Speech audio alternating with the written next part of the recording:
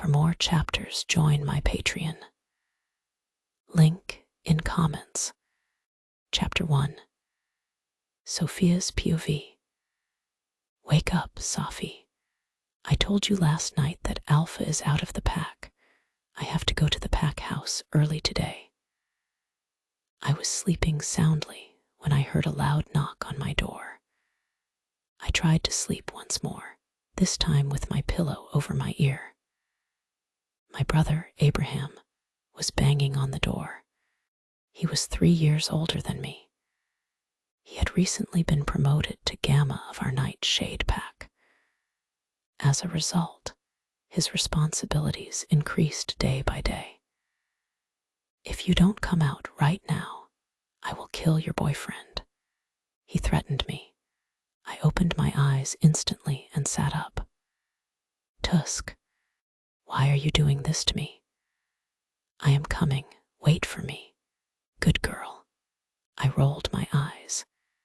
He was well aware of my weakness, which was my boyfriend, Bruce Morrison. It was a blessing to have a man like him in my life. He loved me. I had complete faith in him. He was the younger brother of our alpha, Brian Morrison. Despite sharing the same blood, they were totally different in nature. Bruce was a calm, collected person. He could get along with everyone. On the other hand, his big brother, Brian, was a really cold-hearted man. Everyone in our pack was frightened of him. Don't miss out. Visit it now. They said that with a gaze as sharp as a dagger. He exuded an air of danger that sent shivers down the spines of those who dared to cross his path. His every move was calculated, and his every action was deliberate in the realms of wolves. His deadly demeanor had the ability to kill any alpha at any time. He was not only the strongest alpha, but also a business tycoon who catapulted our pack to the top of the world's richest packs. Well, that's what I had heard about him. I had seen him once. On Bruce's last birthday, I caught a glimpse of him. I was relieved that Bruce was not cold like him. Bruce was a gentleman, and most importantly, he cared about me. I went to have a shower, dressed in a simple blue long dress, and put on a pair of sneakers. I quickly grabbed my phone and bag, then dashed downstairs. See, she is seldom on time. I overheard my brother complaining about me to my mother. Mom, don't listen to him. He and his alpha are both just getting on my nerves. He informed me last night that we would be leaving early. But at what time? He never said that. I can't even get a proper sleep because of him. My mother laughed. She was used to this bickering. Abraham and I said our goodbyes to our mother and left our house. We got into his car and he began driving. Mom assigned me the duty of sending you to your university every day, otherwise you would have gone there by foot. Okay, you don't have to drop me then. I will tell Brew. Don't even think about it. I'll drop you off every day. I don't like that guy. Of course you can't like him, because he is not your boyfriend, but mine. I know him better than anyone. He loves me. In fact, he promised me that he would come to have a conversation with Mom about us after my 18th birthday. I replied in a mocking tone. When every pack member reached the age of 18, they found their mates. A lot of people today would rather have the person they chose than their fated mate, so they could reject their mate if they wanted. However, there was a different law that only applied to the head alpha. Our pack's head alpha could not reject his fated mate. If he did, his mate would die. Additionally, other alphas would degrade his position as the leader of the Night Shade Pack, which was worse than death. Which is tomorrow. It's your birthday tomorrow, Sophia. My brother reminded me. Then he will come the day after tomorrow. I will keep an eye on him first, then I will let you be his mate. Bruce was the same age as my brother. I did not know why, but my brother was not fond of him at all. However, he assumed Bruce might be my mate, so he had to accept us together. Okay, my brother. As you wish, I remarked sarcastically. He lightly hit my head with his knuckles, which made me laugh. He dropped me off at the main entrance of my university. University of Night Shade, it was my ideal university. I had to put in a lot of effort to get here. I was in my freshman year. After attending a few classes, I was feeling bored. My best friend, Louisa, was not with me. She did not show up today. Where is she? I thought about it and dialed her number. She did not answer my call. I was missing Bruce as well. He did not come either. I dialed his phone number. He received the phone call after 2 rings. Hello. Where are you, Bruce? Baby, I told you. Brother went to the Moon Valley Pack to bring my sister-in-law here. He is returning today. Their engagement is tomorrow, so I am at the pack house right now. Oh, yes. How did I forget about Big Brother-in-law's engagement ceremony? I think because of this, my brother went there early today. He also informed me that we were invited to the ceremony. Don't worry, baby. If you had forgotten, I would have reminded you, so there's no need to worry. I am currently quite busy. I wish you were here, but it's okay. You should be in your class. I will call you later. Okay, bye. Bye, I sighed as Bruce hung up the phone. He was doing the right thing by helping his family. Suddenly, an idea popped into my mind.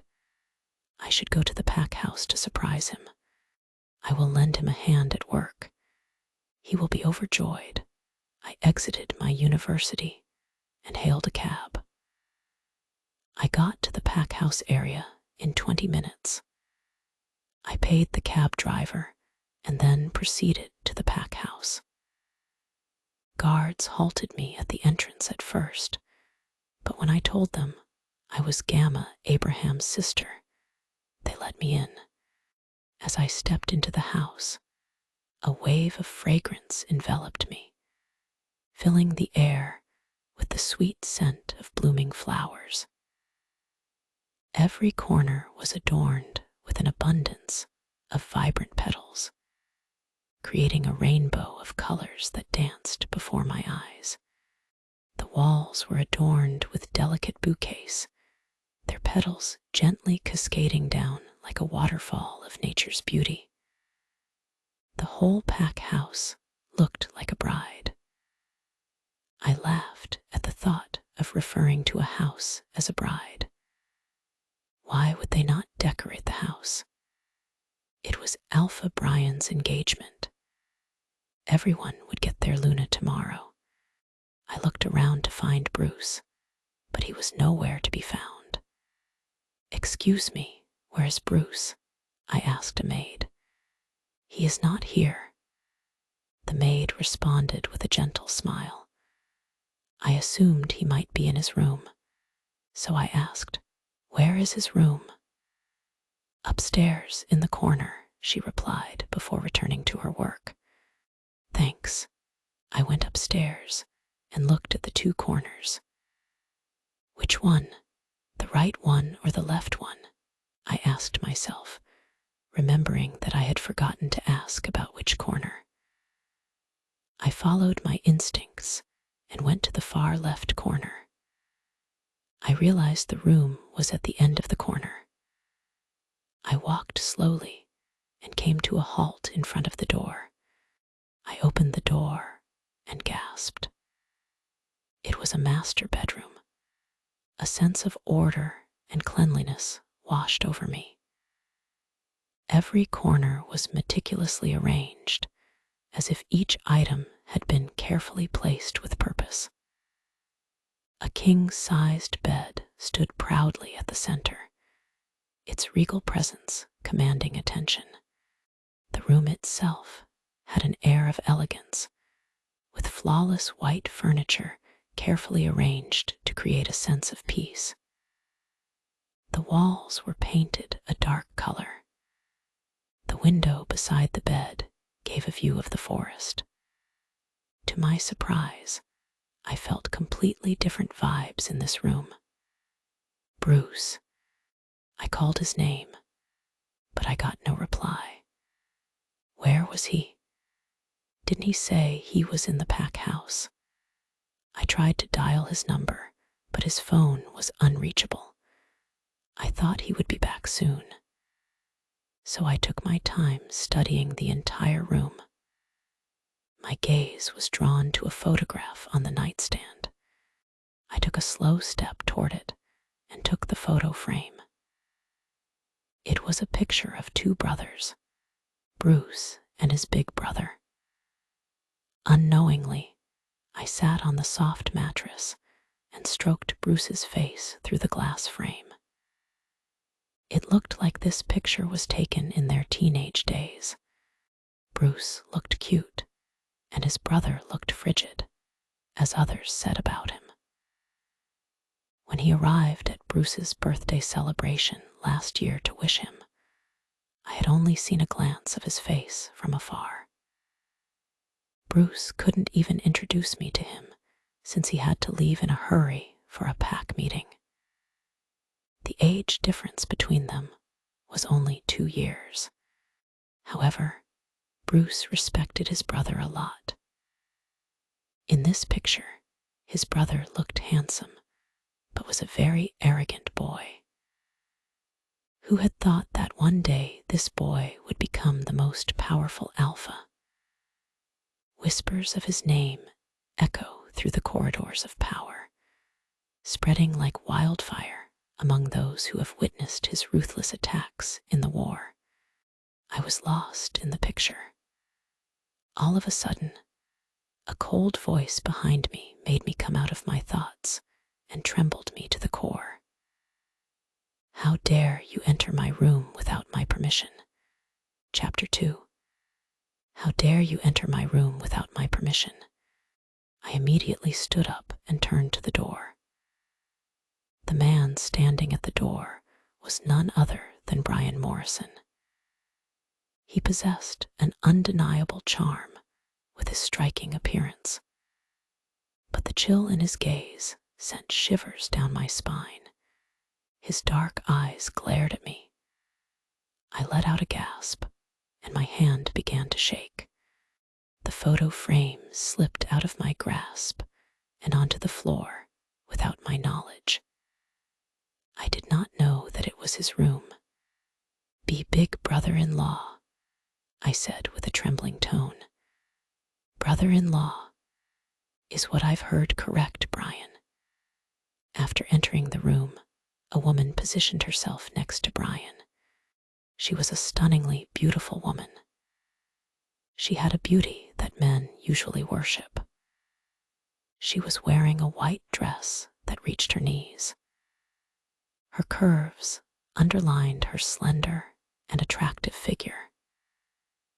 After giving me an in-depth look from head to toe, she turned her attention to him.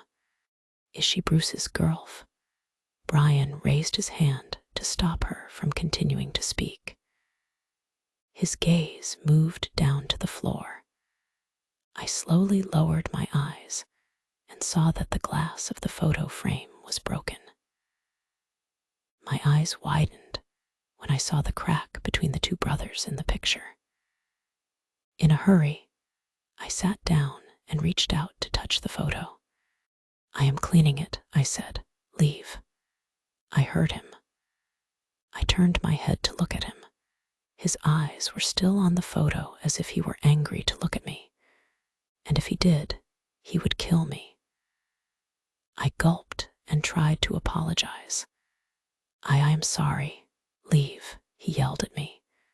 I flinched at his cold tone, and a shard of glass pierced my finger. I lowered my head and stood up. I rushed out of his room while trying to control my tears. The moment I came out of his room, tears began to stream down my cheeks. I stopped and bit my bottom lip to prevent myself from crying. No one had ever talked to me like that. I sobbed and was about to move when I heard the woman talking to him. Brian, she is so cheap. Did you see her dressing sense? I looked down at my clothes. What was wrong with my clothes? I was wearing a decent dress. What's wrong with our Bruce? Does he really like that girl? I can't believe this. He has such a bad choice. I frowned and made my way to the stairs. I did not want to stay a single second here. I did not come here to take any humiliation. I climbed down the stairs and directly headed to the main door. Sophia, I heard someone calling me from behind. As I turned around, I saw Bruce's mother, Juliana Morrison. She tilted her head and smiled at me. Hey, how come you are here? And why are you leaving? In an effort to get myself back under control, I smiled at her back. I had seen her last year at Bruce's birthday party, just like his big brother. But the difference was that Bruce could introduce me to his parents. They knew me. His mother was a very nice lady. Luna, how are you? I asked and walked to her. She held my hands and told me to sit on the couch with her. She glanced at the maids who were working there. They bowed to her and left the living hall. She chuckled and shook her head in reply. I am not your Luna anymore. Mila will be your Luna very soon, she said. Mila, I thought about this name. She was talking about Brian's fiancée, the woman I had just seen in his room. Considering that his brother was going to marry her in the near future, Bruce always referred to her as his sister-in-law. In fact, it was Bruce who told me to call Brian brother-in-law. He said calling him Alpha would sound awkward since we would become a family soon. Why, yeah, I said while recalling the humiliations. She is the daughter of the head alpha of the Moon Valley Pack. She is the best choice for my son. She is an eligible woman. She will treat the whole pack well. At least, I hope so. She described her soon-to-be daughter-in-law with a very bright face. I experienced a sense of unease. I would be her daughter-in-law too. But I was not from any different pack with any high status. I belonged to a very average family. My father was not an alpha of any pack, but a fighter wolf. He died in an accident, leaving my mother and us alone. To raise my brother and me, my mother had to work very hard. For the sake of achieving the rank of Gamma, my brother worked with his blood, sweat, and tears. For the purpose of getting into the best university so that I could graduate and make my mother proud, I studied hard. That was what we had. We had self-respect, but no higher reputation. As if she understood my thoughts, she placed her hand on my head. Don't think that I am not happy with you just because I am talking about my big daughter-in-law. Every time Bruce speaks, he mentions you. When I met you at the party, I felt that he had made a wise decision. You are a pretty girl. Does he behave well with you? I looked at her. The anxiety that had been nagging at my head vanished swiftly. With a smile on my face, I gave her a nod. He is really good with me. I am very lucky to have him. I received a nod from her. Her smile never left her face. She was happy that both of her sons were settling down with good women. A few maids arrived with snacks and arranged them on the tea table. Where is Bruce, Auntie? I heard him having a conversation with a girl named Louisa. Maybe he has some work outside. Oh, Louisa. What was Bruce talking about with her? Then it hit my mind. Tomorrow was my birthday. So, were they planning something for me? I stood up and said, Auntie, give me permission to leave now. I have some work. She raised her brows. You didn't eat anything. Next time, Auntie. I am in a hurry right now. You are coming tomorrow with Abraham, right? Yeah. Bring your mother with you. I lowered my head shyly and nodded my head. I left the pack house. I dialed Lewis's number. She did not receive my call again.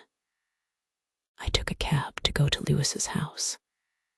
You both are planning a surprise for me, and thought I would never know that, I thought with a chuckle. But in my mind, I did not want to ruin their surprise. I was just going to her house to see if she was okay, because she did not come to the university today. I had no idea where Bruce was. But since he lied to me, he was really up to something. I reached Lewis's house. It was her maid who opened the door. Hello? Where is Louisa? She is in her bedroom. Okay, I am going there. I told her and made my way upstairs to Lewis's bedroom. I was pleased today. Why not? I had the opportunity to listen to compliments from my future mother-in-law. I stood in front of Lewis's door. I was surprised when I opened the door. She was using her phone. Didn't I call her many times?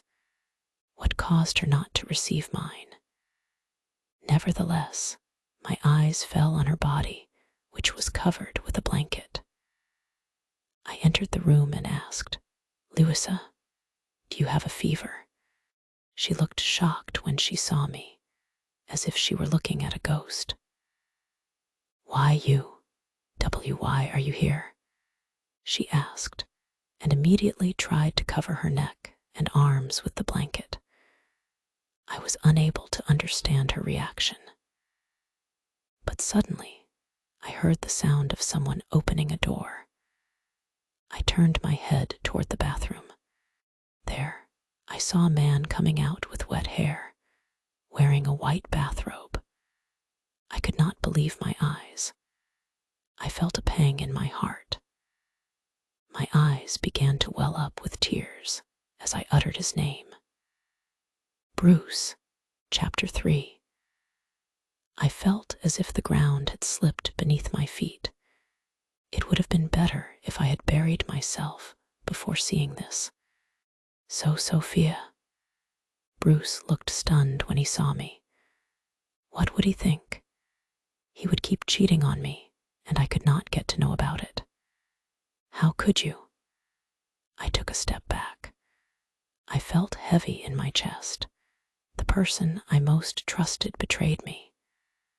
I had always wished to spend the rest of my life with him. I thought I was a lucky girl to have him.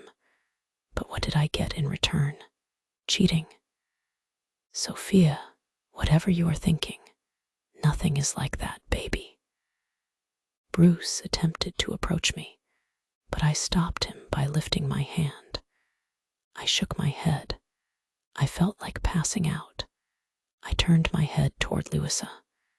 Her head was down. How could she have done that? Wasn't she my best friend? And you, I I muttered to her. She looked at me and shook her head. She forgot she was wrapped in a blanket. Her blanket had fallen from her chest. A few marks on her naked body became visible in front of my eyes. When I saw that, I almost fell to the floor. I was speechless. How could they play dirty with me? Sophia, I am sorry. Please forgive me, baby. Bruce came close and held my hand. I felt disgusted when he touched me. I yanked my hand out of his grasp and slapped him. How long? I asked. He was silent. Why was he so quiet right now? It had been 2 years since we had been in a relationship. He promised me to be a loyal man. He vowed to me that he would mark me and make me his mate. A few years ago, I went to the pack house with my brother when he wasn't yet the Gamma. That time, I met Bruce. He began to show up at my school to meet me. We began dating a few months later. He had already rejected his mate at that time. He told me that he had rejected his mate because she had cheated on him. But what exactly was he doing now? I asked how long. I yelled at him. He remained silent, not even making eye contact. I went to Louisa. You tell me, how long have you been doing this behind my back with him? I wanted to hear for myself how long they had made a fool out of me. Oh, 1 year, she replied as she turned away from me. I bit my lips, almost bleeding. I could not take more stabs in my heart. I didn't want to do that, Sophia. I only love you, I heard Bruce. Did he still have the courage to speak? I scoffed at him. After what he did, he had the audacity to say that. Why did you cheat on me? You never let me touch you. I am an alpha. I have some desires that I need to fulfill, so I had to go another route. I was waiting to turn 18. I wanted to become your mate and wife. Before doing anything, I wanted to give our relationship a name. I have never considered another man. I was saving myself just for you, but couldn't you wait for me? Not even another year. You started cheating on me after only 1 year of our relationship. I tightened my fists to stop crying. I took a deep breath. Everything is over. The relationship between us is over, I told Bruce. I looked at Louisa, whom I used to call my best friend. Don't come in front of me again. She did not try to justify herself, as if she had nothing to say. I turned around to leave. I ran downstairs while crying. Sophia, Bruce rushed down the stairs and grabbed my arm. Don't touch me. How dare you say that you broke up with me? You can't go anyway. No one will accept you. Everyone knows that you are my girlfriend. You are a weak omega. No one will make you his wife, but a plaything. You should be relieved that I am still in love with you. So just forget everything and pretend you haven't seen anything. I stared at him. How could a man be so shameless? I wanted to slap myself for falling for him. His words made me even more despised. I pushed him hard. You don't have to think about me. Go play with your Louisa like you have been doing all these times. Saying that, I walked out of the house. My legs felt shaky. I had no idea where to go. What should I do now? What would I do with this betrayal in my life? How would I explain Bruce to my mother and brother? I promised to introduce him to them soon. My brother appeared to be very knowledgeable about people.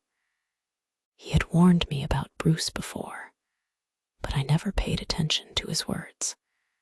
How stupid I was. I made my way to the road. I didn't have the strength to wait for a cab. My thoughts were jumbled. Tomorrow was my 18th birthday. Fate really gave me a great present. I thought they were preparing something for my birthday, but little did I know they had been cheating on me for a long time. Why did all of this happen to me? I was a simple girl who was happy with her small family. Why did he come and break me so badly? He called me a weak omega. He thought about me like this all the time. I walked like a crazy woman to the road. I had no idea where I was or how long I had been walking. My steps became slower as I began to feel the sun, and its intensity nearly drove me insane. I was sweating, crying, and depressed. I could hear horns behind me. Hey, girl, go die somewhere else. Get out of our path. Our alpha is getting late. I was so occupied in my messed up mind that I could not hear the driver clearly. When I turned around, I was astounded to see a long line of black cars behind me. A bulky man emerged from a car that was in the middle of the other cars. Then he opened the back door for someone. A man in a black suit came out and made his way towards me. Because of the sunlight and my glossy eyes, I could not see his face. He took a slow stride forward and came to a halt in front of me.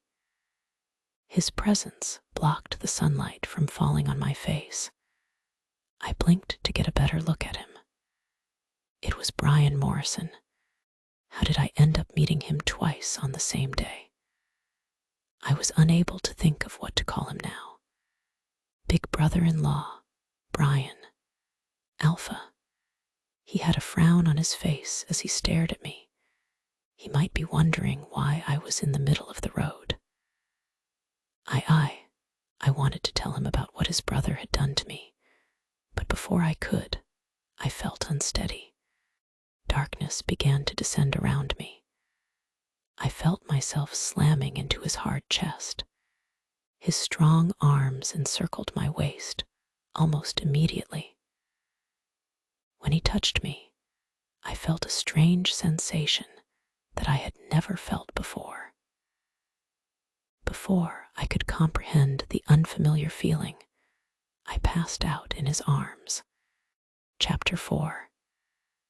When I opened my eyes, it was already evening. A few times I blinked my eyes. I could see the ceiling of my room. I sat up and rubbed my forehead. For a minute, I could not understand what had happened. My thoughts immediately went to the scenario in which Bruce was with Louisa. At first, I was under the impression that it was a nightmare.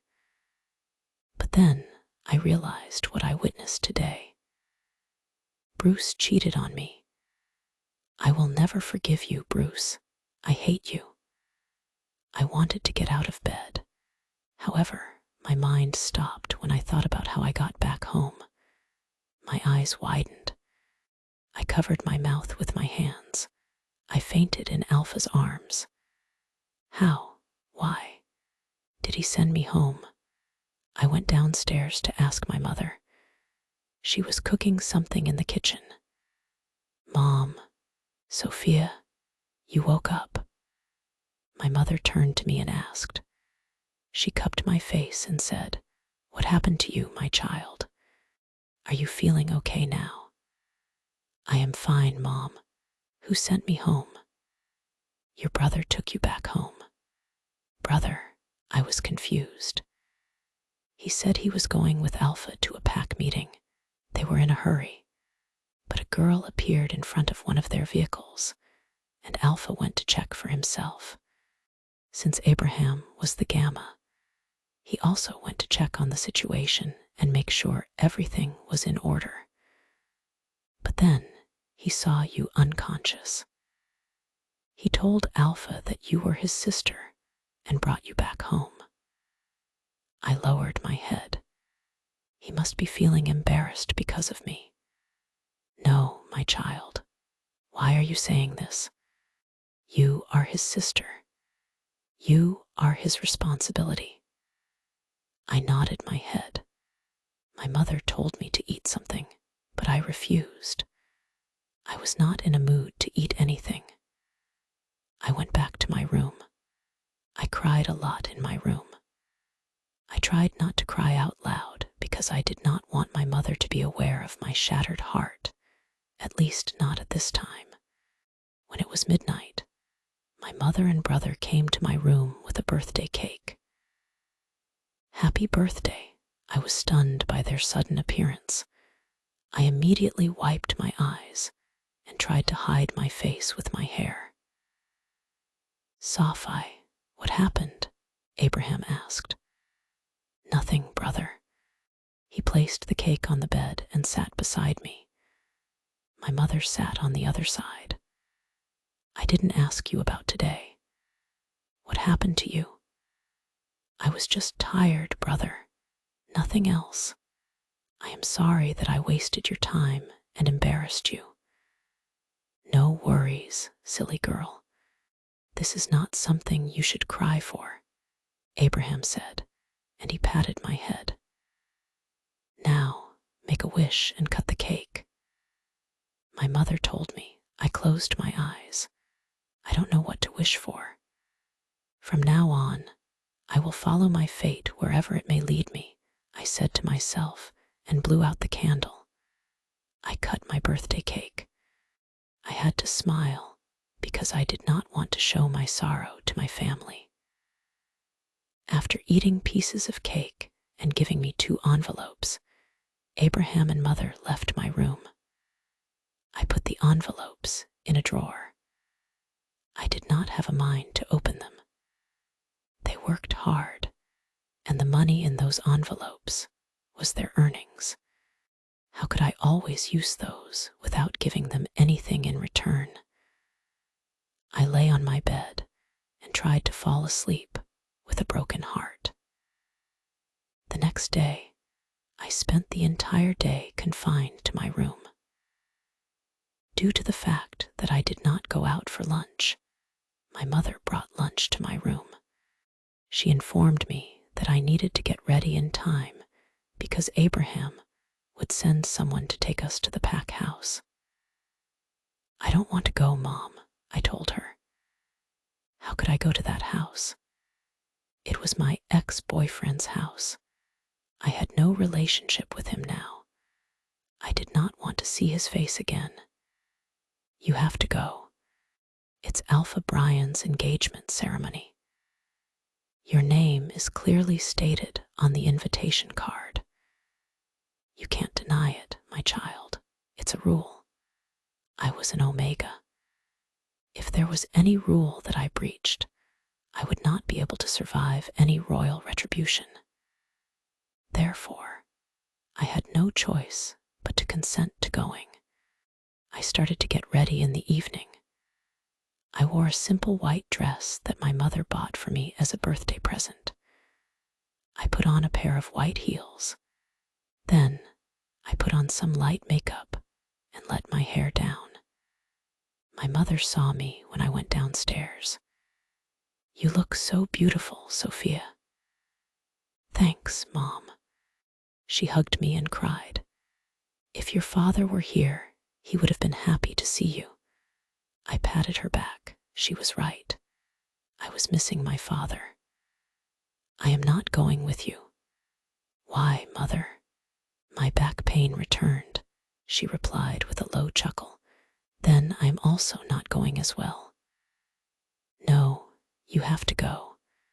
We talked about this before. I sighed and told her to take care of herself. Then I left my house. A car was parked outside. The driver came out and opened the back door for me. As soon as I got in, he returned to his seat and started the car. The car reached the pack house. I got down and called my brother. He came out to take me inside the house. He held my hand and headed to the other side. Not this side. No, this is the residential area. We are going to the next building, which is a massive hall. That is used for all kinds of events. I gave him a slight nod and continued going. I was praying not to see Bruce. I did not want to see him and lose my sanity there. I entered the hall. It was large. The hall was decorated beautifully, just like the pack house I had seen yesterday. Stay here and enjoy the party. I have to go somewhere now. I will be back in half an hour. Call me if you get bored, Abraham said to me. I turned to him. What are you saying? What would I do here alone? Just enjoy the engagement ceremony. Your boyfriend is here too, so I don't think you'll need me here. But don't get too close before our confirmation, okay? I lowered my head and nodded my head.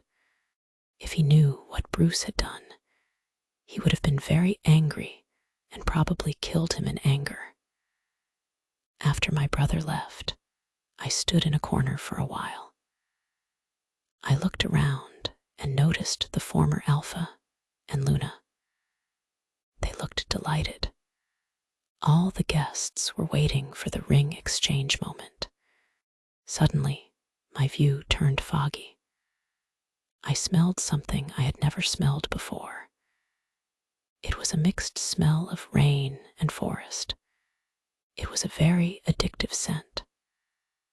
I turned my head left and right, then sniffed the air to smell the scent more and more.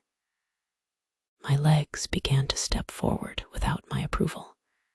People started to gather around someone or a family. They said now Alpha and the future Luna would exchange rings. But who could control my wolf? She disagreed to stop my steps and tried to take over me. I felt like I would pass out if I could not reach the owner of the scent. I took another whiff of the air and then proceeded to the direction where the scent was coming from. I pushed the crowd and took long strides in front of the royal family. They turned their heads toward me. I could sense Bruce's eyes on me. However, my eyes were not on him, but on someone else. Someone that I could not believe it was his scent that pulled me here.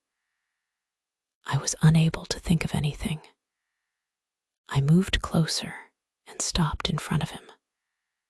Everyone started to whisper about why I suddenly went to the couple at the moment of their engagement.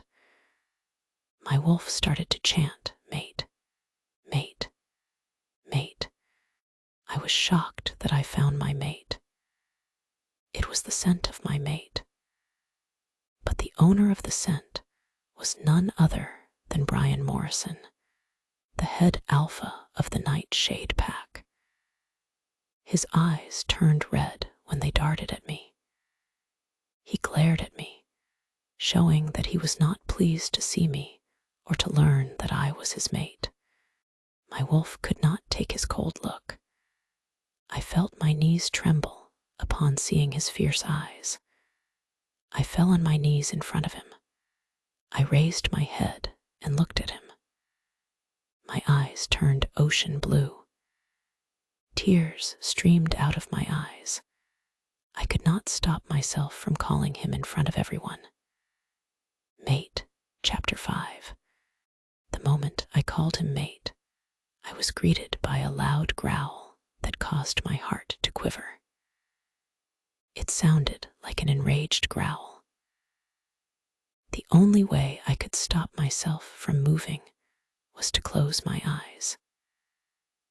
Many members of the pack who did not hold a very powerful rank began to fall to their knees. They could not take Alpha's growl. It was not something that they were able to withstand with their strength. It was Brian's cold voice that prompted me to open my eyes when he said, "Raise."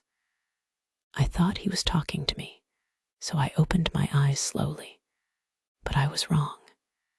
He was looking at other people, because when he growled, every pack member submitted to him. My fear prevented me from getting to my feet. I had no idea what to do as I was lost in my situation. As soon as they heard his command, everyone stood straight. They were so afraid to let out a word. I always heard about Alpha Brian's dominance over other alphas, but today I actually was witnessing it. Brian, his fiancée Mila, murmured as she grabbed his arm. What this crazy girl is saying. She is lying, right? I could tell that her eyes were filled with desperation. I hunched my head down and bit my bottom lip. I was able to comprehend the fear that she was experiencing at the possibility of losing her beloved person. Brian's beta looked at everyone and announced, "Ladies and gentlemen, there is a confusion here.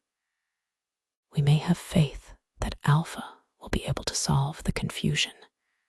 We regret to inform you that the engagement ceremony can't proceed from this point forward. Don't miss out. Visit it now. In the future, we will provide you with information regarding it. The royal family will handle the situation from here on out, so you can all leave now." Every guest, except Mila's parents, left the pack house. When Brian's mother saw everyone had left, she spoke out. "Sophia, what are you saying? Tell us that you are just kidding, right?"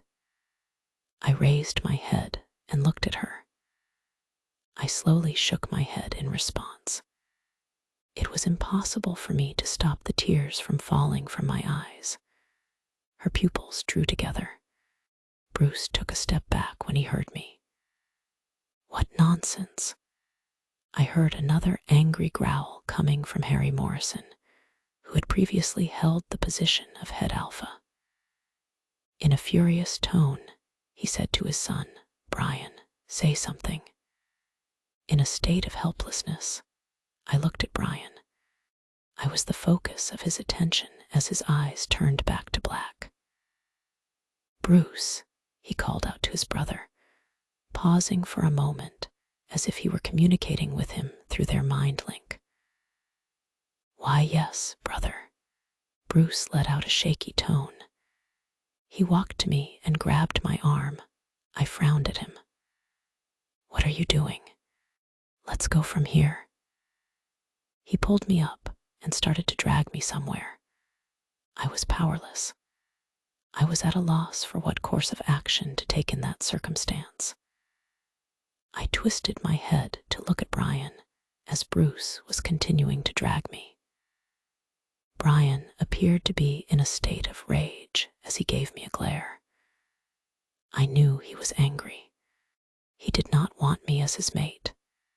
In fact, we were not even familiar with one another. Only twice did we meet, and both times it was in an awkward position. Furthermore, he was in a relationship with a woman whom he was planning to marry in the near future. But I was his mate, and he could not deny that. Was he still planning to continue the engagement? I could see a middle-aged couple, which I assumed was Mila's parents. They were shooting gazes at me. I tried to ignore them. "Where are you taking me?" I asked Bruce. He did not answer me. I was having a hard time releasing his firm hold on me. He took me to the residential area. He pulled me to the pack house and headed upstairs. Upon seeing us, the maids were taken aback. "Where are you going? Leave me." He took me to the last room on the left corner. "It is My brother's room, he replied and shoved me inside. I recognized that this was the room I had entered yesterday. Bruce closed the door behind me and did not lock it, which relieved me. "Why did you take me here?" I asked him. "My brother told me to do that." "He did?" I asked in a lower voice. Bruce rushed near me and grabbed my arms. He held on with a firm grasp. "He was hurting me." "Is he really your mate?" "You were lying, right? You just want to destroy my family's reputation to get revenge on me, isn't it?" I pushed him. "What are you saying?" "What you said in the hall was not true," he said to me with a confused face. "Of course, it was true. Do you think I am like you? I can't step down so low like you." "No," he yelled at me. "This is impossible. You are lying. How can my brother be your mate?" "I don't know," I mumbled. I looked around as if I was trying to find the answer within myself. He grabbed me again. "This is not true. You are mine." That time my mind came back to its senses. I looked at him. In this bewilderment, I almost forgot about his betrayal. What he did to me was unforgettable. How could I forget about it in just a moment? He was a vicious man. "Let me go." I tried to push him again, but he was an alpha. Not every time I could push him on my own. I did not have that strength. Suddenly, the door burst open, and I heard a deep voice. "Leave her." Chapter 6. Bruce's hands froze at the voice. I slowly turned my head to look at the door. Here was my mate, Alpha Brian Morrison, standing at the door. I had never considered any other man to be my mate, since I had always believed that Bruce would be my mate. The fact that his brother, whom I had always referred to as my brother-in-law, would end up becoming my mate was something I never imagined in my life. With a single glance, my heart began to race fast. Due to the fact that her mate was there, my wolf was delighted. Having to only look at him was enough to ignite my emotions. I closed my eyes to take a deep breath. I knew I was feeling like that because of the mate bond. I could not help but feel a twinge of guilt for feeling like this towards him. "Bruce," when I heard his voice again, I felt a chill run down my spine. Almost instantly, Bruce left my arms and turned to his brother. At that time, their parents also entered the room. Aunt Juliana closed the door. She looked worried about the situation. Meanwhile, Alpha Harry looked furious. "In such a short amount of time, my reputation has been completely ruined. I can't believe it. Did I work hard all of my life to see this day?" Harry Morrison yelled out to express his rage. "Harry, just calm down. Let Brian handle it."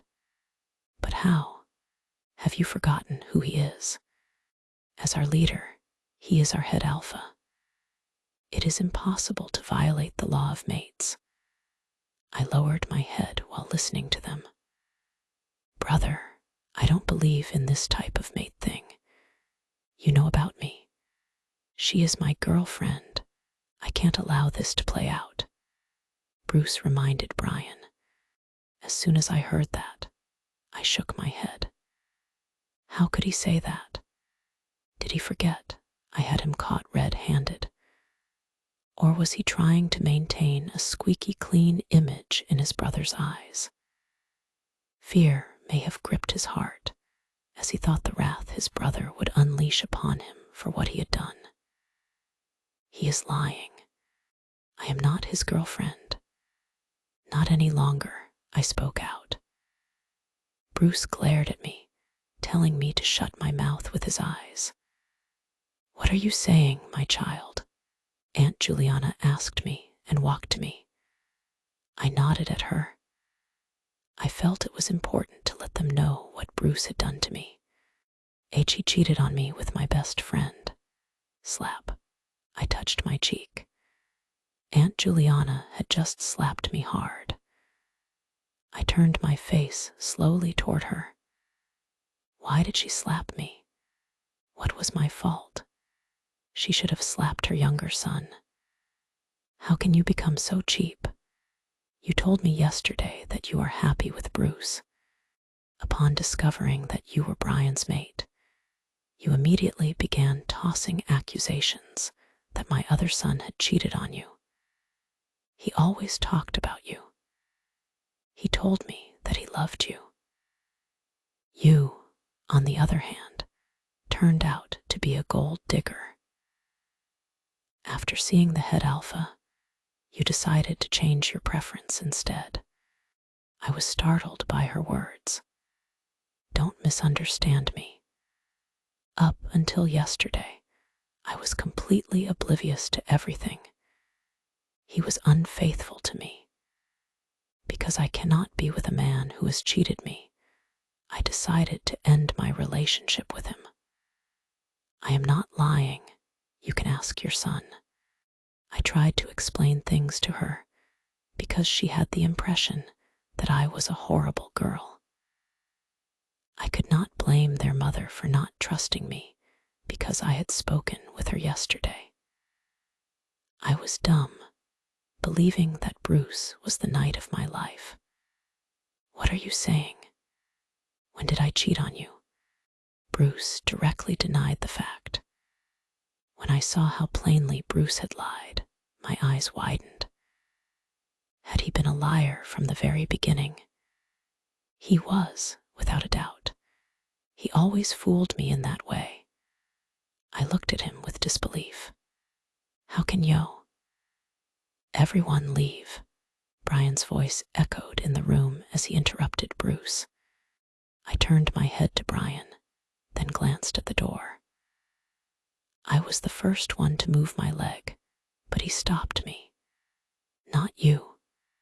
His voice made my legs freeze where they were. Brian, what are you saying? It is not the time to talk. It is time to make a decision. Harry Morrison told his son, though he was angry that he had lost his face in front of the guests. He was concerned about his son's position too. Leave, Dad. His voice was still cold. It seemed like he did not obey his father either. It came as a complete surprise to me that he did not even have any fear of his father. His words were like commands that others would have to obey.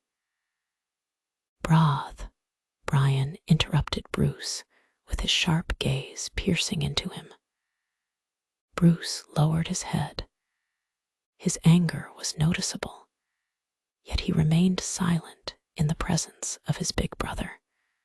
Reluctance filled his eyes as he did not want to leave this room, yet the weight of his brother's authority compelled him to comply. He glanced at me and then left the room first. His parents followed him behind. Brian made his way to the door and locked it. His actions made me feel nervous. In the blink of an eye, he came in front of me. It was an instantaneous speed. Before I could understand anything, he grabbed my throat and asked, "So what were you calling me in the hallroom?" I gazed upon his striking face, which left me feeling captivated. However, I felt almost breathless in his firm grip around my neck. I held his hand and tried to pull it away from my neck. But when I heard his next sentence, my hand trembled. "I will kill you before accepting you as my mate." Chapter 7. My eyes began to well up with tears. I was unable to take a breath. I gave him a pat on the hand, but he did not appear to be willing to let me go. I felt like it was time for my death. He would really kill me before accepting me. I was not greedy. I was aware that he had feelings for someone else. She was with him in the hall, and maybe he had already worn the ring of her name. I took a brief glance at his left hand. There was no ring on the ring finger. Did he cancel the engagement? As for me, I did not want to be the home wrecker either. I cursed my fate for making me stand in that situation where death was my only way. If he rejected me, I would die anyway. I closed my eyes and waited to embrace my death. At that time, he removed his hand from my neck. I felt like a rush of air pushed into my mouth as I breathed. I started to cough and fell to the ground. I carefully raised my gaze to look at him. He was glaring at me. "You are lucky that you are my Gamma's sister," he said. Did my brother tell him? Or Bruce? How did he get to know about it? Then I remembered, when I fainted yesterday, my brother took me home. He might get to know at that time. I was taking long breaths. I looked around to find water, but was unable to get a glass of water. He bent down and grabbed my jaw. "You dared to destroy what my father earned all his life." I stared at him in a helpless manner. I had no other choice but to go to YU. I tried to make him understand that it was not in my hand. His grip almost broke my jaw. He tilted his head. "That's why you planned to come in front of the whole guests of my pack. Because you thought it was the right time to conquer everything. Don't miss out. Visit it now. And no, you could have waited. You could have come to me, not in front of everyone. But you chose the opposite. By claiming the mate thing, you grabbed everyone's attention so that I cannot reject you." I stared at him. Did he mean he would have rejected me if I had not said that in front of others? What would have happened after that? I will die if he rejects me, right? I thought. I nodded at him. Reject me. He loosened his grip. He looked stunned by my words, but then his eyes turned dark. "What a pretentious woman you are. You would never have entered the hall in the first place if you truly wanted a rejection." He released his grip on my jaw and stood up. He proceeded to the door and opened it. "I don't want you either. Just reject me." I spoke out.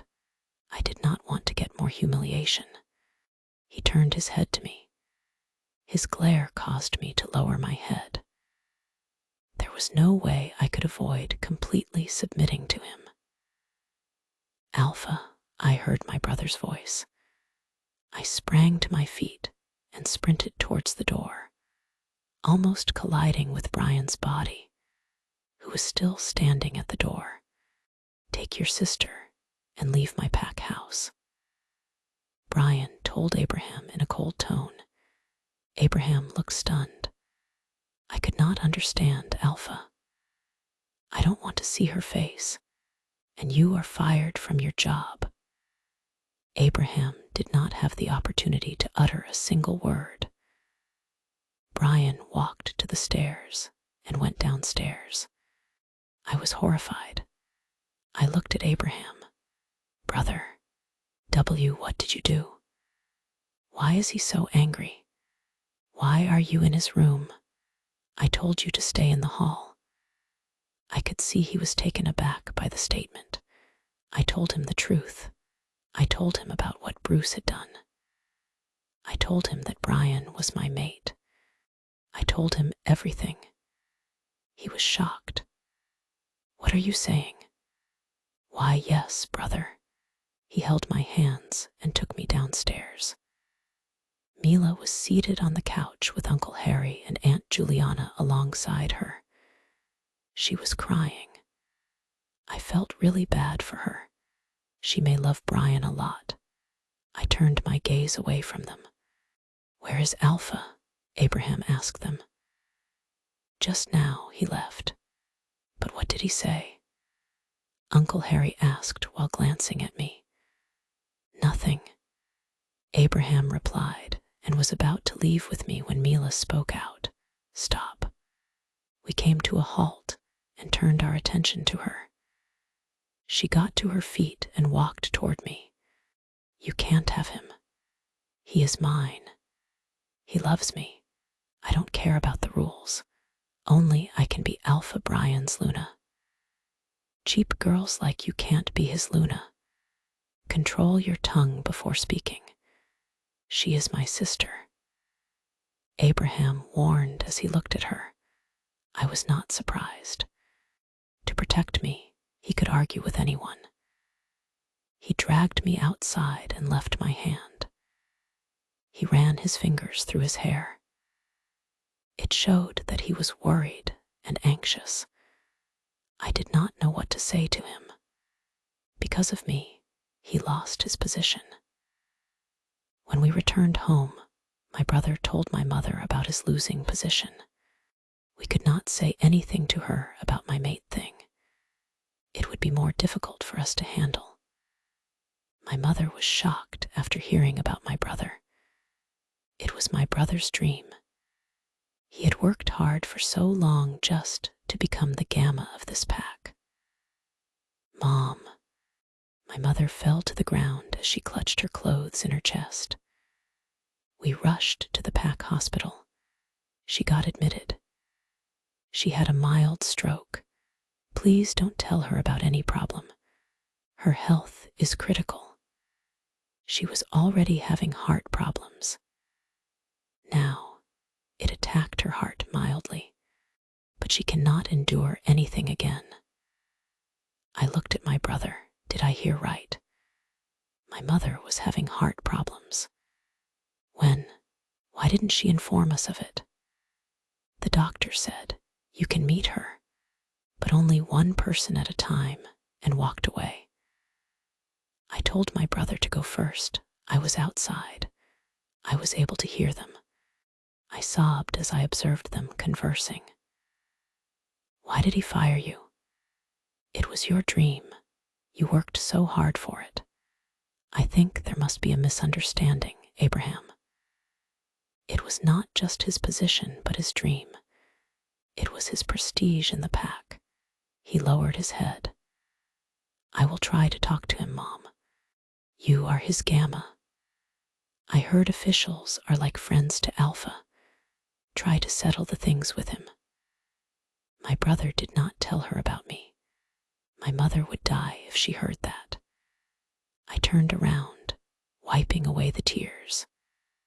I could not allow this to occur. It was all my fault that things were going wrong. After leaving the pack hospital, I took a cab to go to the pack house. When I reached the pack house, it was late at night. The whole pack house area was empty, as if all the guests had left. I tried to enter the house, but the guards stopped me. "I need to talk to Alpha. We can't let you enter. I am Gamma, Abraham's sister. Tell him I need to talk to him." After going inside for a minute, one of them returned outside. He said Gamma, Abraham, and his family are not allowed in the pack house. "You can go back." I refused to go. I stood outside. I requested the guards, and I almost begged them. But they said it was Alpha's order, so I would have to leave. "Tell him that I will not leave until he talks to me." I decided to stand outside the pack house. A lot of time passed, but there was no sight of Alpha Brian. I felt my legs wobble. I forgot to take my phone with me. Mother and Abraham must be worried for me. 4 hours had passed since I had stood there. I could not feel my legs anymore. They were numb. The sun was rising at the moment. From outside, my gaze went to the second story. I gasped when I saw Brian standing at the window. He was staring at me. At that time, a guard hurried over to me and said, "Alpha is calling you inside." Chapter 8. Third POV. At the moment that Sophia entered the pack house, Brian diverted his gaze away from her. The look in his eyes was deadly. He was calm. It was silent before the storm. There was no doubt in his mind that she was plotting something. If that was not the case, how did she manage to get in front of his cars? She even acted as if she were going to pass out in front of him. If her brother had not come to take her, he would have thrown her somewhere in the road. He knew these types of girls really well. Whenever he walked past girls, they only wanted to grab his attention. Just like she tried to do yesterday. He was angry about how she accused his brother just because she saw she became the head alpha's mate. He assumed she was up to Luna's position now. "Brian, what are you thinking?" His father, Harry Morrison, asked. He was walking back and forth in the room. "Dad, relax. Relax. How can I relax? You brought the daughter of Moon Valley's alpha here. What should we do now? What do you plan to do to deal with the situation?" He frowned at his father. "Do you think I am afraid of the alpha of the Moon Valley pack?" "What? I never said that." "Dad, maybe you can be afraid of these types of things, but I don't. Brian, I am a businessman. I only know the business. He was the one who proposed the marriage 1 year ago. In order to fulfill the terms of the alliance contract, I agreed to marry his daughter. So now you will cancel the deal." "Never." Harry was about to say something, but a knock on the door interrupted him. "Come in," Brian ordered. A few maids entered the room. They were holding Sophia. "What happened to her?" With a grimace on his face, Harry questioned. "She was standing outside the whole night, so her legs became numb." One of the maids replied. "Sophia told them so." The maids bowed their heads and left the room. Sophia leaned against the wall for support so that she could stand up straight. She lowered her head in response to the realization that Harry was also present there. She did not want to face anyone. "Brian, what do you want to do now?" Harry asked his son. "Dad, I will let you know. You should go and take a rest now. It's already morning." Harry wanted to stay and see what his son would do, but his son was very stubborn. However, he was mature enough to do anything. So Harry left the room, leaving Brian and Sophia alone. Sophia glanced at the closed door and then at Brian. After turning around from her, Brian went to the nightstand and grabbed a packet of cigarettes along with a lighter. He took out a cigarette and lit it up. Then he walked to the window. Sophia looked at his strong back. Even from behind, he looked powerful. There was no doubt that he was the head alpha. Brian puffed on the cigarette and said, "You have 5 minutes." Sophia blinked a few times. 5 minutes. Was I supposed to give a presentation at a meeting? She asked herself, but then shoved the thoughts away. Then, she could not afford to waste her time. She cleared her throat. Alpha, he reminded her with a chilly tone. Alpha, I came here for my brother. What about him? You fired him from his job. It's not an office, but a pack. He is your Gamma. Taking away his position from him was not fair. He turned around to interrupt her. So now you will tell me what is fair and unfair. Sophia tightened her fists. She had no choice but to speak up for her brother. She could not remain silent. He is innocent. Your problem should be with me. I am your mate, he scoffed at her. Looks like you are over the moon. She shook her head. I am not pleased either. You have your own life. I am no one to destroy it. If you want, you can reject me and live your life with your girlfriend. He nodded his head. You are stupid, like your words. He turned around and let out. The head alpha of the Nightshade pack can't reject his mate. It will take away his position. Then, what can I do now? Just take the punishment for being someone's mate whom you are not worthy of. It was a terrible feeling for her when she heard him. Unexpectedly, it caused her heart to hurt. She did not know why she started to feel that way toward him. But because of the mate bond, she started to feel strange around him. At least her wolf felt it. I am sorry that the engagement ceremony that you had planned did not go as planned. I can apologize to anyone you want. Nevertheless, I beg you not to remove my brother from his position. He worked hard for that. And why would I do that? What will I get? You can make me do anything. With a raised eyebrow, he turned his head to look at her. Anything you said. She had no other choice but to comply with his demand, even though she had no idea what he would want her to do. Consequently, she slowly nodded her head.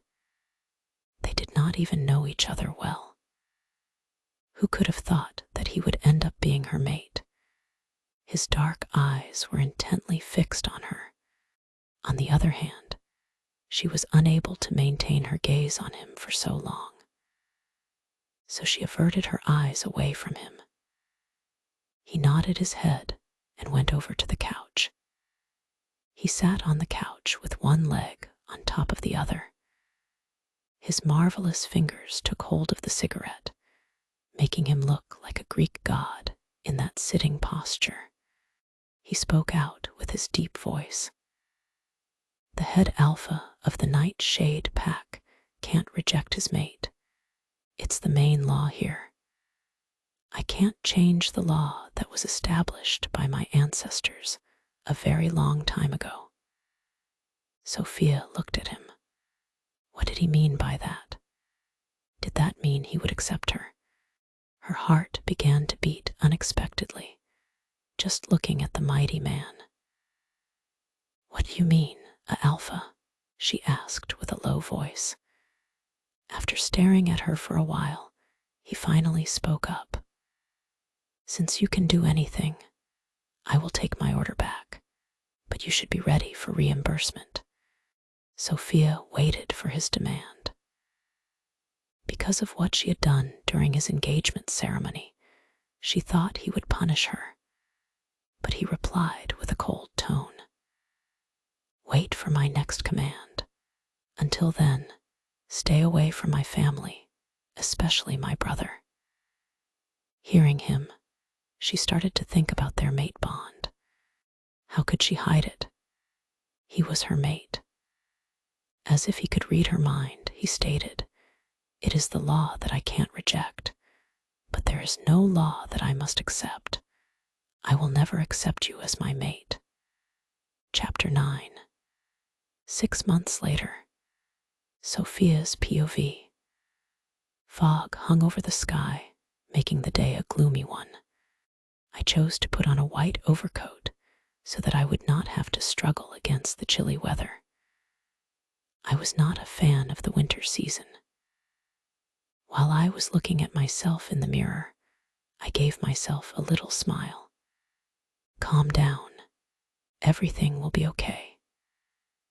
After taking a deep breath, I whispered this to myself as I tried to look confident. Today was a presentation day at my university, and I had been working hard for it all month. The result of the freshman year had been published, and I topped the score.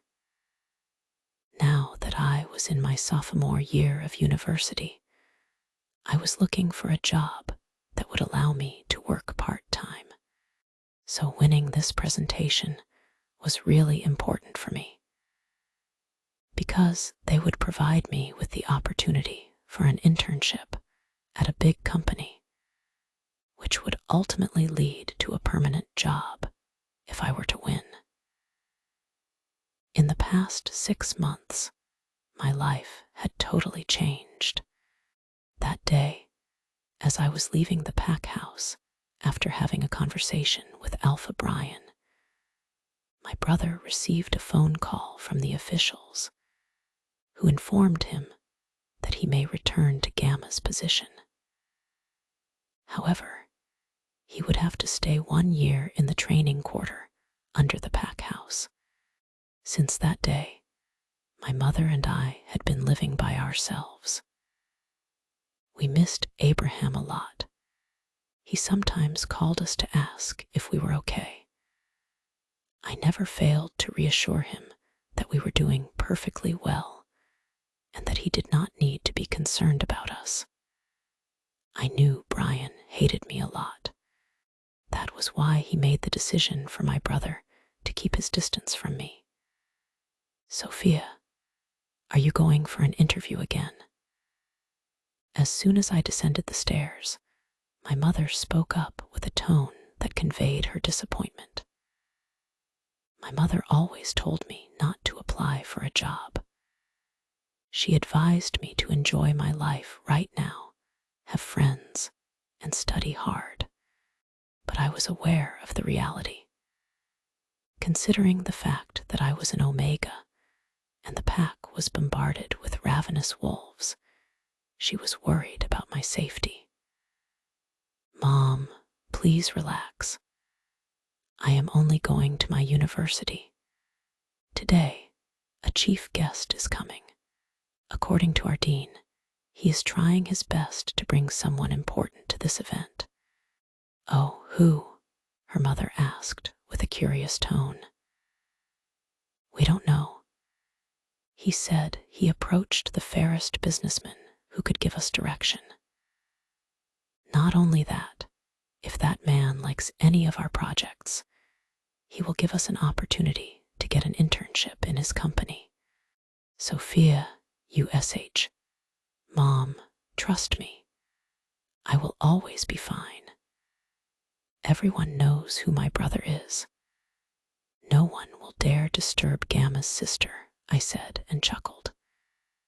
In order to alleviate her anxiety, I gave her a hug while smiling confidently. But I lied to my mother, due to the fact that I was in a relationship with Bruce. I never disclosed the fact that my brother was the Gamma of this pack. In that case, people might fall into the trap of believing that Bruce was the one who assisted my brother in obtaining the position, which is not true.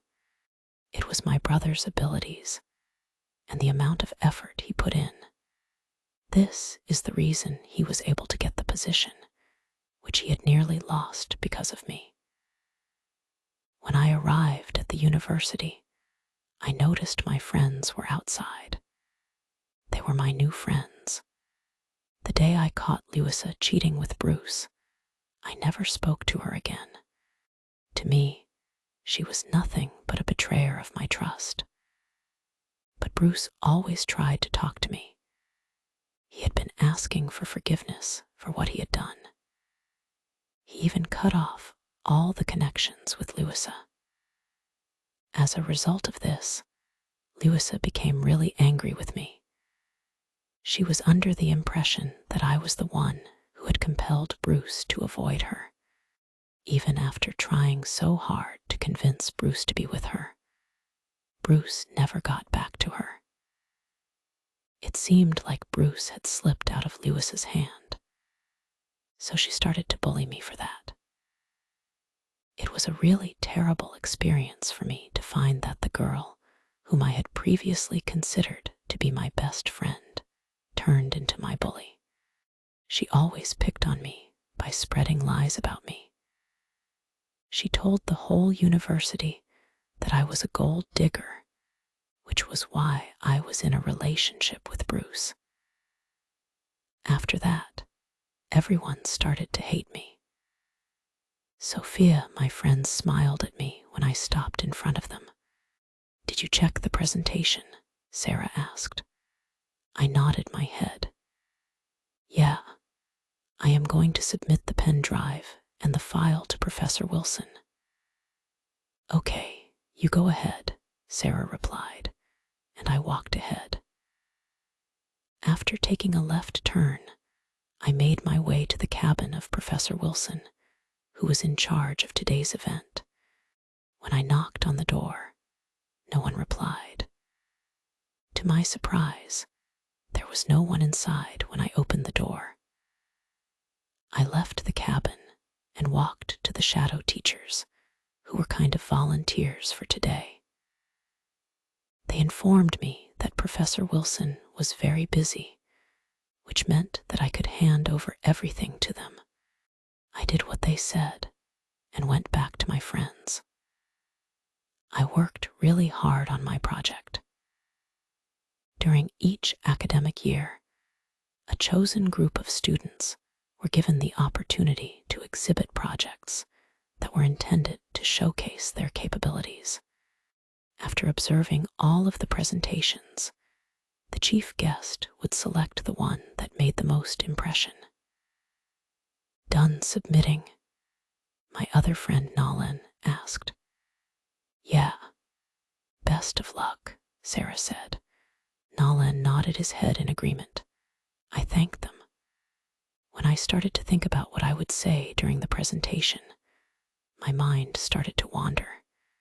There was only 1 hour left before the event was scheduled to begin. Right then, this was my life. I studied hard so that I could have a happy future with my mother. When it was time for the exhibition, everyone started to go to the auditorium. It was a place that was approximately 50 square meters across. There was enough for close to 500 students to sit there. The auditorium had a superb layout and decor.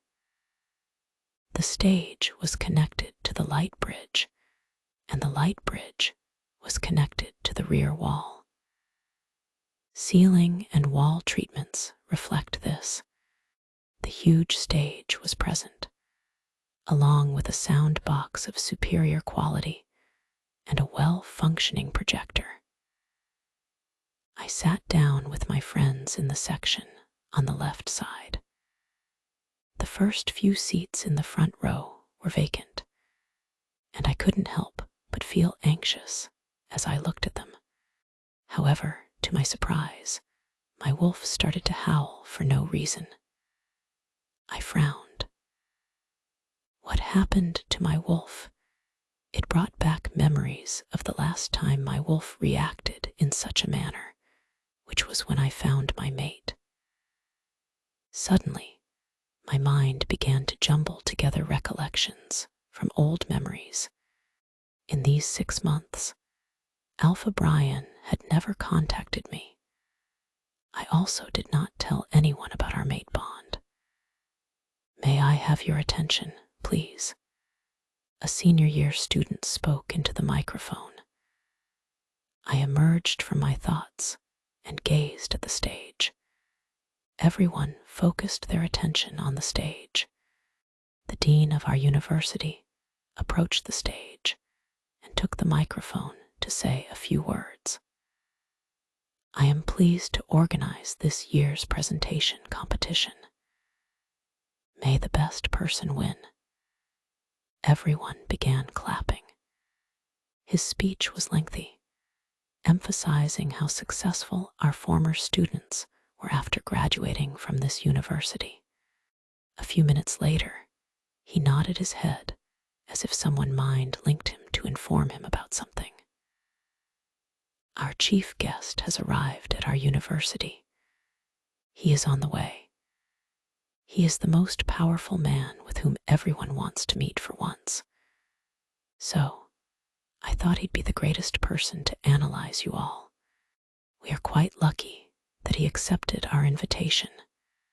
We'll be blessed to meet him."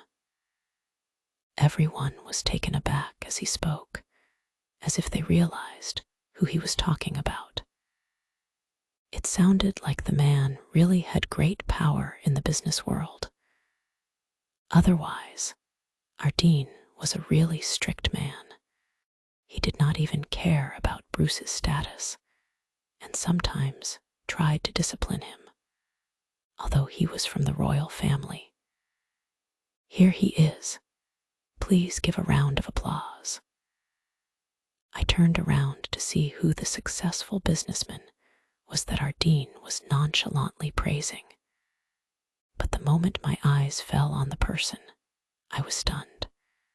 Our dean spoke out once again, but this time with a shaky tone.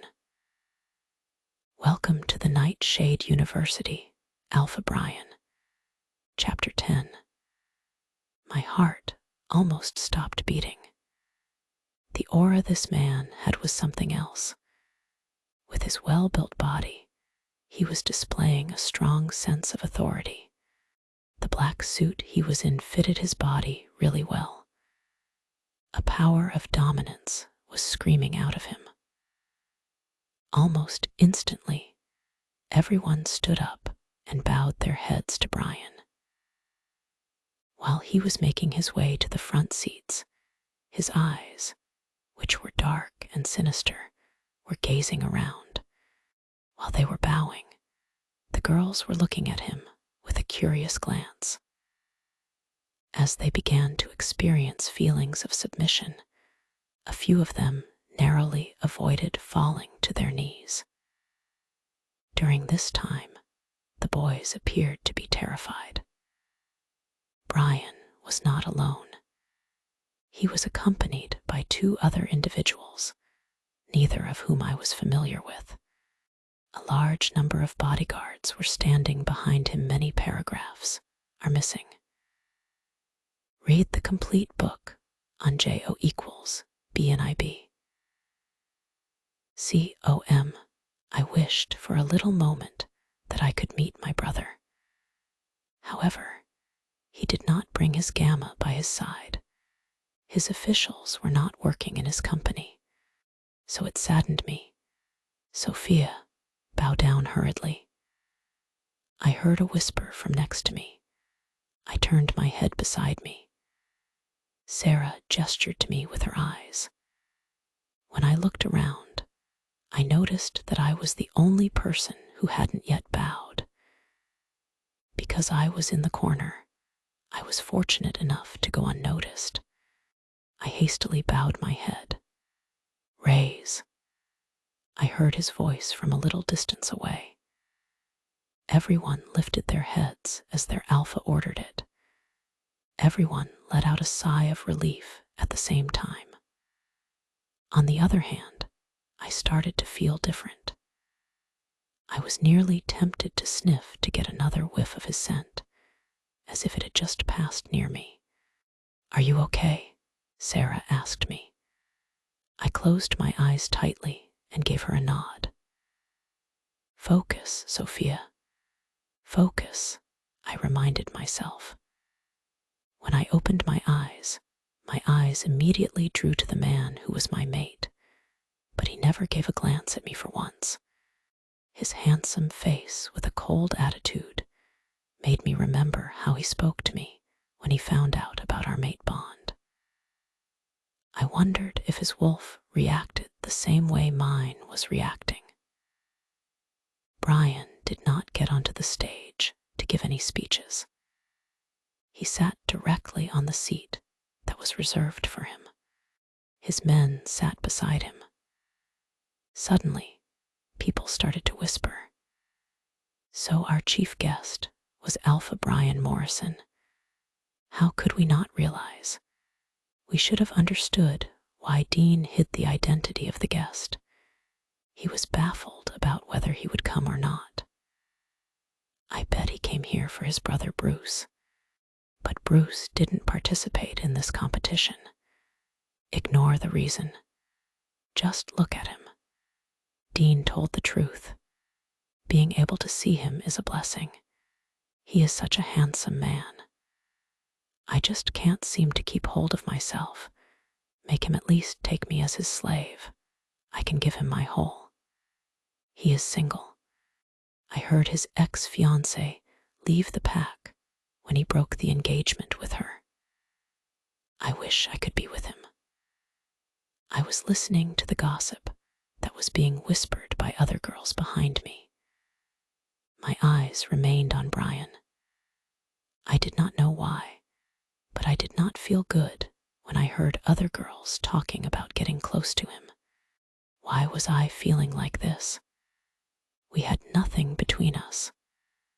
I used to date his younger brother. For what reason would I ever feel this way? For me, it was not a good thing. Let's get started with our presentations, Professor Wilson announced on the microphone.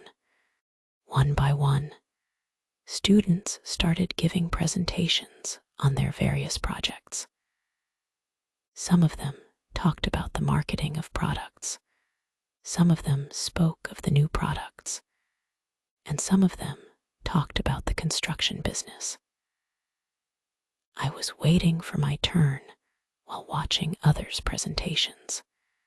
Even though several of them had good projects, they were unable to maintain their self-confidence while they were in front of Brian Morrison.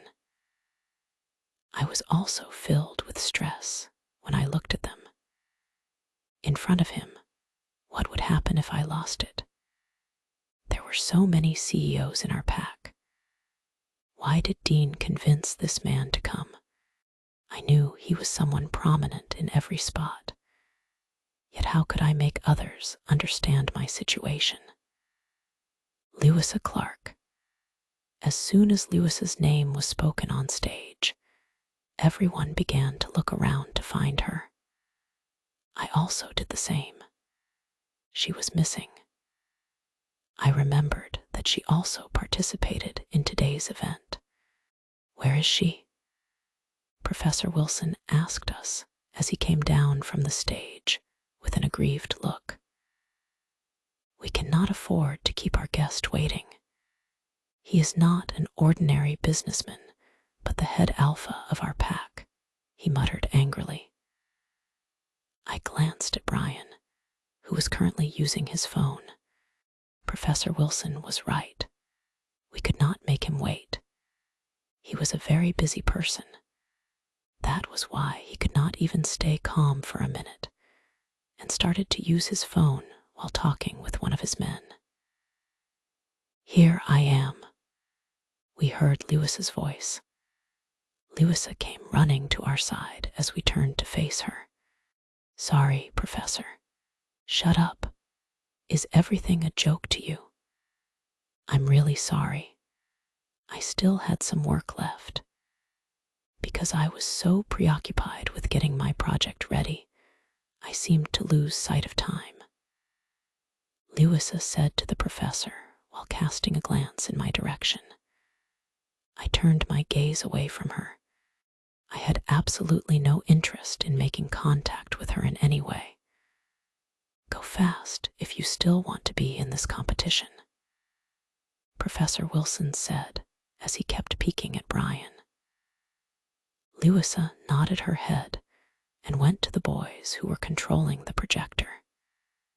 She signed her name, went on to the stage, and then halted in the middle of the stage. She looked at Brian and and smiled at him.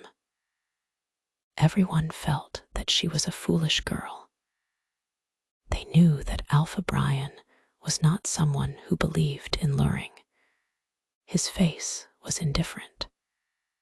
He was only looking at the projector, ignoring her completely. Louisa started to speak. Today, I'm going to discuss the cash cows. A precise sales rate at which we are able to generate a profit that is more than the amount we utilize funds. I was confused when I heard her. I tried to focus on her presentation. Here is my project, Louisa said, switching her attention to the projector. Everyone looked at the slides that were playing in front of them. However, my eyes widened when I saw the slides. I immediately stood up as my whole body shook in anger, and tears shuffled in my eyes. I mumbled under my breath, "That's my project. She stole my hard work." Chapter 11. My gaze was fixed on the stage. Louisa was talking about my project without any shame. I now comprehend the reason for her late arrival, because she was preparing speeches for my project. But how did she do that? Who supported her? Nolan pulled my hand to make me sit down. "Hey, what's wrong?" he asked. "That's my project," I replied with an angry tone. "What the hell?" Sarah muttered. "We should complain about it," Nolan said to me as he was about to stand up. But I stopped him by grabbing his wrist. "We can't do anything now. No one will believe us," I told him while looking at the floor to hide my emotion. What could I do now? I worked with my blood, sweat, and tears. Although I never entertained the idea of winning the competition, I did want to demonstrate that I am capable of doing it. I took a glance at the volunteers to whom I had given my pen drive and everything else that I had brought with me. Out of nowhere, one of their eyes locked with mine. Without delay, he avoided making eye contact. That time, I realized that he helped Louisa. I clenched my hands and stood up from my seat. "Where are you going?" Sarah asked me. "I'm coming in a minute," I replied, and I approached the volunteer who was looking at the stage. "How can you do that to me, sir?" I asked him in a tone that was filled with rage. After turning his head in my direction, he frowned at me. "What are you talking about?" "What am I talking about? You are the one to whom I submitted my things. How could you give them to Louisa? Why did you help her? I don't know what you are trying to say." "Stop talking with me and go back to your seat," he said to me, then went away from the spot where he had been sitting. It was just as I was going to follow him, but I stopped when I heard my name. "Sophia, please come on the stage." Professor Wilson spoke out. I was confused. If Louisa had stolen my work, then what would I present there? Why was my name still there? Attempting to keep my tears from falling, I made my way to the stage. In preparation for my appearance on stage, I signed my name. My goal was to avoid making eye contact with the man who was sitting in front of me. When I heard the music coming from behind me, I took a deep breath. Many paragraphs are missing. Read the complete book on JO equals BNIB. COM. I thought Louisa exchanged her project with me. There were a few occasions when I saw her in order to discuss her project with her new friends. So I tried to control myself and thought, "Sophia, it's okay. You can't bluff at this moment. You can just see the project and try to discuss it. At least it will save you from the humiliation of doing nothing. I just tried to convince myself. However, my eyes fell on the other people. They appeared to be in a state of shock, as if something was wrong. My gaze drew to the man in front of me. His eyes darkened as he continued to look at the screen. I felt breathless because of his fierce look. What could happen if he behaved like this? I slowly turned around to look at the screen. With a loud gasp, I took a step back. There were some texts displayed with bold characters. "I love you, Bruce. I can't live without you. Please come back to me." Following the delivery of the sentence, Bruce and my photographs began to slide with gradual momentum. The shocked look on people's faces changed, and it turned into a mockery. Suddenly, they started laughing at me. "Such a loser. Didn't I tell you? Bruce broke up with her. Yeah, how cheap she is. No, she is a mastermind. In front of Bruce's brother, she wanted to gain sympathy so that Alpha would persuade Bruce to get back with her." Heading their remarks, I just couldn't hold back the tears. They rolled down my cheeks. I felt numb. I could not be in shock. In a hurry, Professor Wilson made his way to the stage and grabbed my arm. "How can you be so irresponsible, Sophia? I thought you were a brighter student. In front of Alpha, you made fun of us and this event." As soon as I heard that, my eyes sprang wide. Then I switched my attention to Brian. His gaze remained fixed on the screen, which was in the process of presenting photographs of both Bruce and me. Those were the pictures we took when we were in a relationship. I cast a quick glance over the crowd, and my eyes fell upon a smirking face. There was a wicked sneer on Lewis's face as she looked at me, indicating that she had done everything in her power to embarrass me in front of everyone.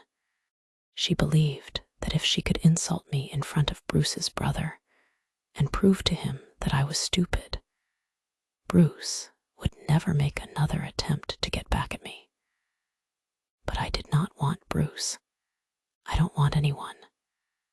I just wanted a peaceful life with my family. "How dare you do such a nonsense thing?" Ardeen spoke out with an angry tone. I took one last look at Brian, who was completely silent during the entire time and never once looked directly into my eyes. Next, I left the stage hurriedly with tears in my eyes. I tried to leave the hall, but my friends Sarah and Nolan stopped me. "Sophia, calm down. We will talk to the professors." I shook my head. "Please leave me alone for some time," I pleaded with them, and dashed out of the auditorium. I kept running in the hallways. I had no idea where I wanted to go right now. In no corner would I find peace.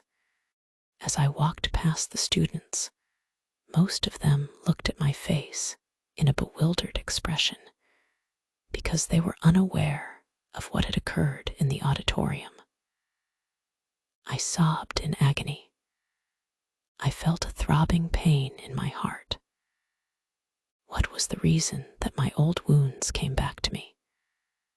I wanted to move on and try to start a new life. How come everything seemed to be dragging me back? Why couldn't I have a normal life like others? I was about to go to the entrance area, but suddenly, a hand grabbed my wrist and pulled me to a hard chest. Chapter 12. I knew who was behind me. I had spent 2 years with this boy. I was so mad at him that I turned around and pushed him hard. "I hate you, Bruce," I said while giving him a hostile look. The force of my push nearly caused him to lose control of his movement. He frowned at me as if he were bewildered by my reaction. "I heard what happened in the auditorium. You did not have to worry about us. I was waiting for a signal from you." "Baby, I have always been yours," he said in a convincing tone. A sense of relief that had been absent for the past few months could be seen in his handsome face. As if he had finally obtained something that he had been seeking, his eyes lit up with excitement. I scoffed at him while wiping my tears. "If you think I was the one who did something like that, then you are mistaken. Am I a fool in your eyes? Never in my life will I want you back. That was a scam." His brows shot up after hearing me. However, his eyes became frantic when he heard about me not wanting him again. He stepped toward me and grabbed my arms. "How can you say that? I love you, and you know that well. You want me, but you are just mad at me. I know you still love me." I tried to remove his hands from my arms. I began to feel disgusted by his touch. A thought came to my mind about the things that he had done with Louisa behind my back. I could not help but shrink from those thoughts. I shut my eyes and clenched my jaw in outrage. "Leave me. Everything is happening because of you," I muttered in a low tone. "Because of me? Did I make that project? Why can't you accept that you still have feelings for me?" I opened my eyes. My eyes are digging, glaring at him. "I hate you from the bottom of my heart, Bruce Morrison. You betrayed me by sleeping with the girl I once considered my best friend. She was my close friend from childhood. You both are the same, traitors." His grip loosened. He appeared to be upset when looking at the hatred in my eyes for him. He deserved that. "I will in no way interact with that girl again. She used to tell me how I should not control myself and all. I tried to resist, but as a man, I couldn't.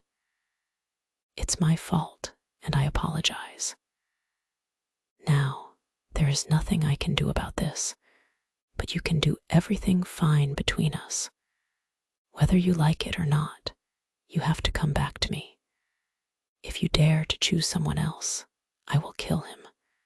His words were bitter. Why would he choose to destroy my life in such a manner? He could cheat on me, but after the breakup, I could not be with someone else. Why? Your Louisa is doing everything to humiliate me every day. Go and ask her why she stole my project and did all these things. Didn't I set you free for her? Bruce let out an angry growl. I am not a thing that you can give anyone. If she dares to hurt you, I will hurt her back. But you can't hate me. Always remember that. I had nothing to say. He was a dominating man. He wanted to cage me with him. Why was he doing that? Girls were head over heels for him. Why could he not go to them? I did not believe that he loved me. Because if he had loved me, he would have never cheated on me. He was about to leave, but stopped and turned his head to me.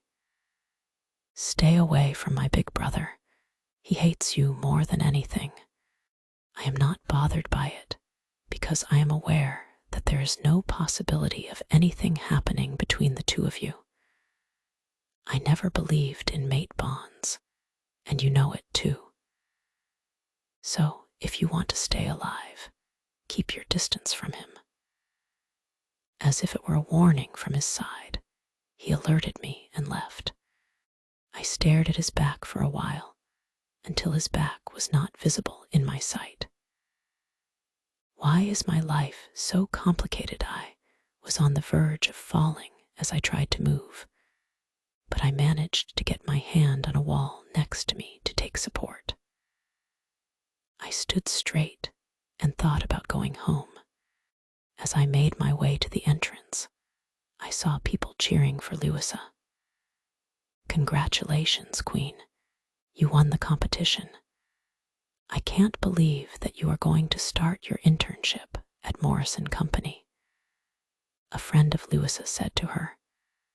My steps halted as I watched her smiley face. How cheap this girl is. I spoke out and walked to her. "I wonder how you got such an idea so suddenly," I asked, folding my arms across my chest. She turned to me and raised a brow.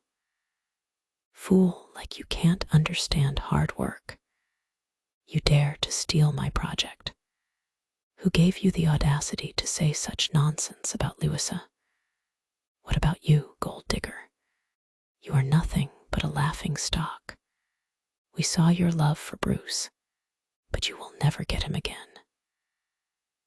Louisa's other friend said to me with a loud tone, so that they could gather a crowd to humiliate me again. I saw how others were looking at me with judgmental eyes. They started to laugh at me, which broke me from the inside.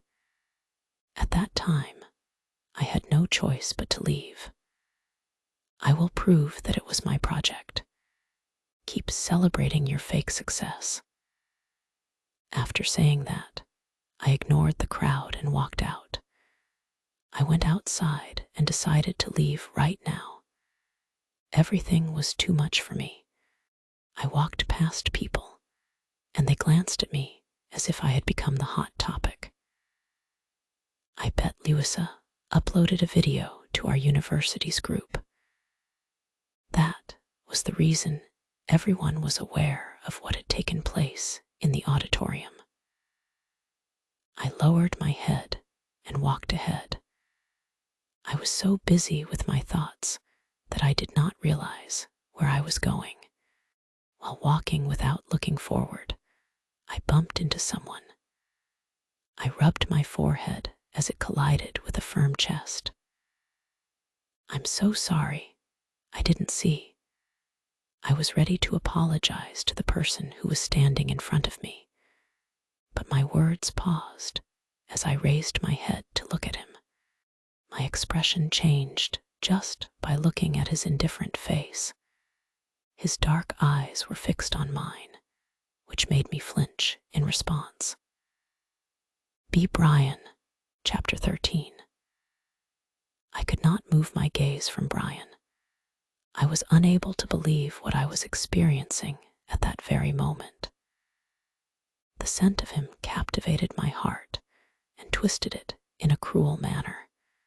It was like I was being pulled toward him without even being aware of it, or it was like I was addicted to him. I was under his control. He looked more handsome in this close-up. I could see his face clearly. He had a sharp jaw that might cut anyone's skin if they were to caress it.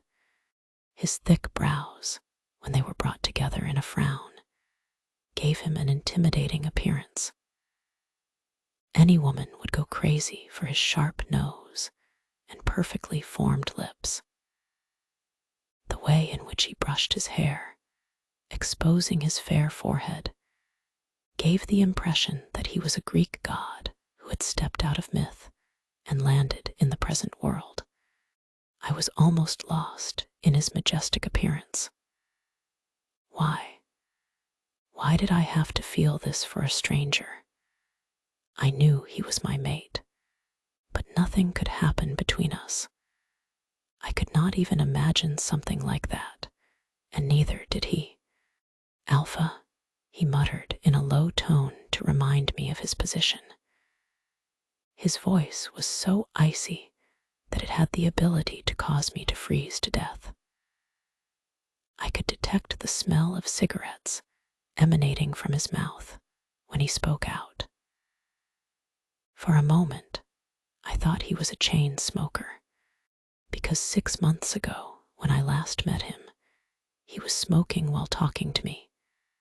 Thinking about that day, I remembered his every word. It brought my senses back to me. I took a step back from him. I averted my gaze and apologized. I'm sorry, Alpha. I cursed myself for stammering in front of him. He thought of me as a weak omega, so it would only make him give closure that he was right. I glanced around and was stunned. People around us stopped what they were doing and stared at us. I felt embarrassed. Suddenly, I realized that Brian had seen the fake project that I had never created. I should tell him the truth, I thought, and cleared my throat. Alpha, the thing you saw in the hall. I paused and looked at him. I didn't create that project.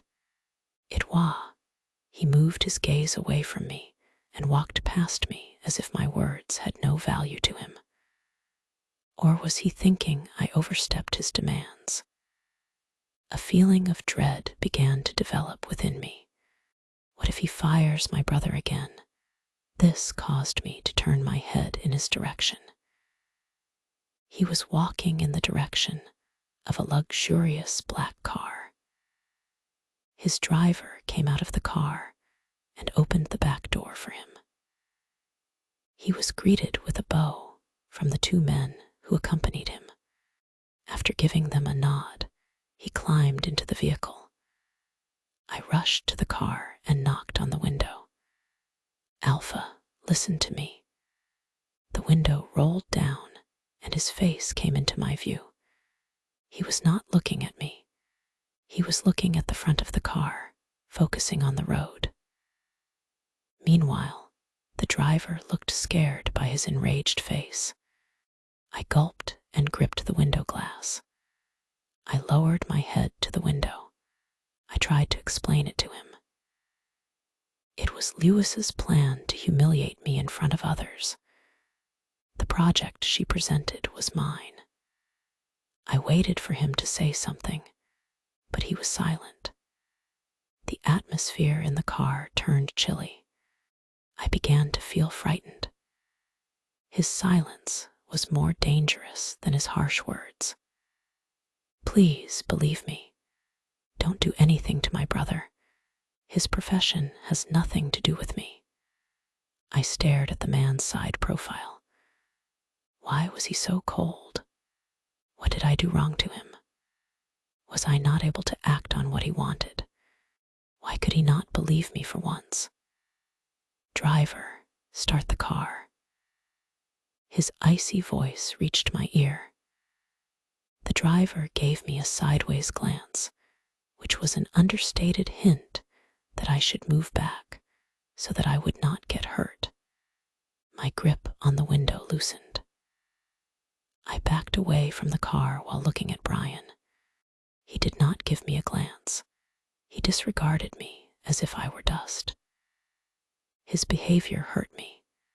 How could someone hurt me so much who I didn't even know personally? I saw his car driving out of the university area. Sophia. Upon turning around, I noticed that Nolan and Sarah were approaching me. We saw what you were doing. What are you hiding? Sarah asked. We were friends for more than 5 months. They never cheated on me or tried to embarrass me like Louisa. So I felt that they deserved to know the truth. However, it was not the right time. Maybe when I got a solution, I could tell them the bitter truth of my fate.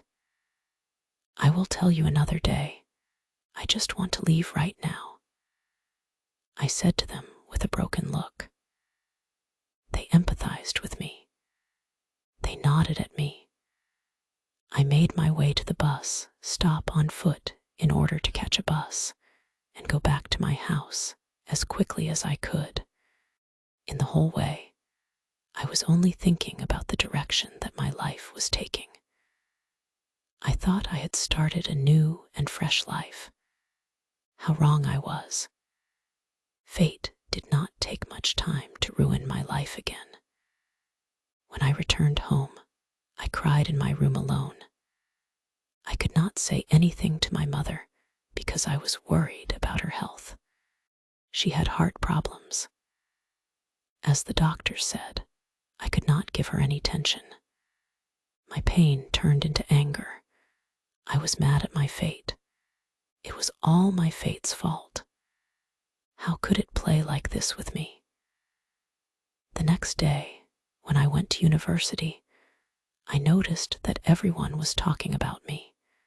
Some pictures of me and Brian went viral on the social media of our university group.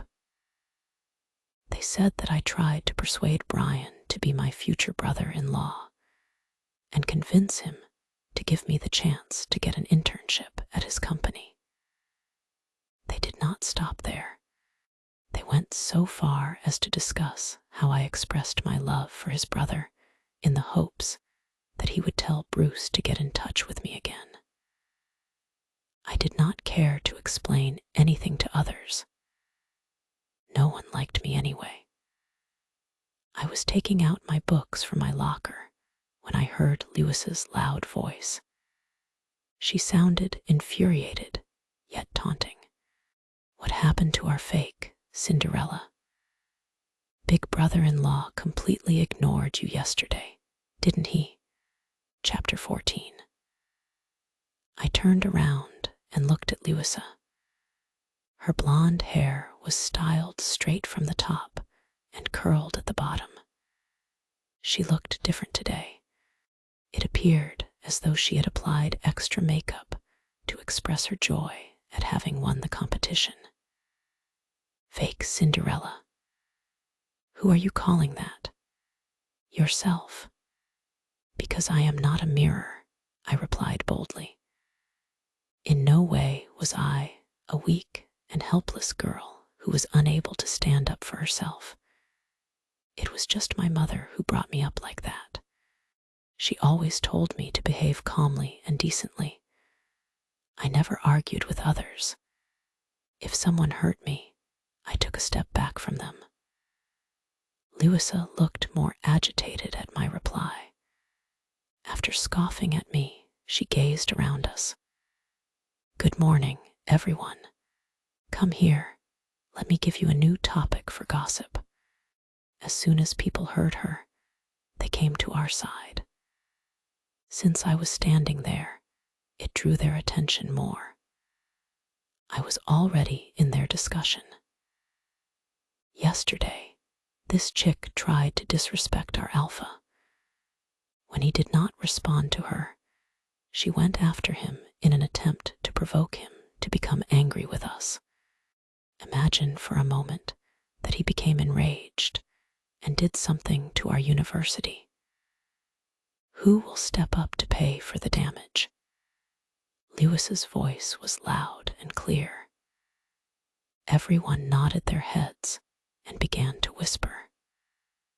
I looked at Louisa with a set of annoyed eyes and glared at her. The fact that she was a part of the people who destroyed my life made me even more miserable than I already was. Now, what was it that she desired more than anything else? Louisa walked to me while swaying her waist, which could capture any man's gaze. She was in red high heels, which gave her a tall appearance. She looked taller than me with it. I was wondering what you talked about with him, complaining about me. It's your luck that he didn't take action. If that were not the case, who would believe you? She said in a lower tone so that only I could hear her. What I realized was that she was unaware of the fact that Brian was my mate. Bruce did not disclose any information to her. It was good for me.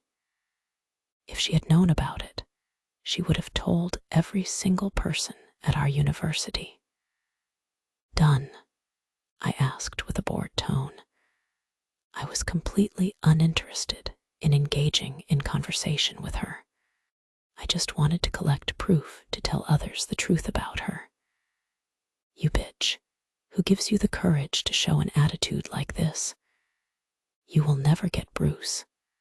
Always remember that, she spoke out and grabbed my neck. I was shocked by her words. Right then, I lost my temper. I pulled her hair back in anger. How dare you call me that? I screamed at her in anger. The situation turned messed up. We started to fight. I did not have any intention to get into a physical fight. But she started it first.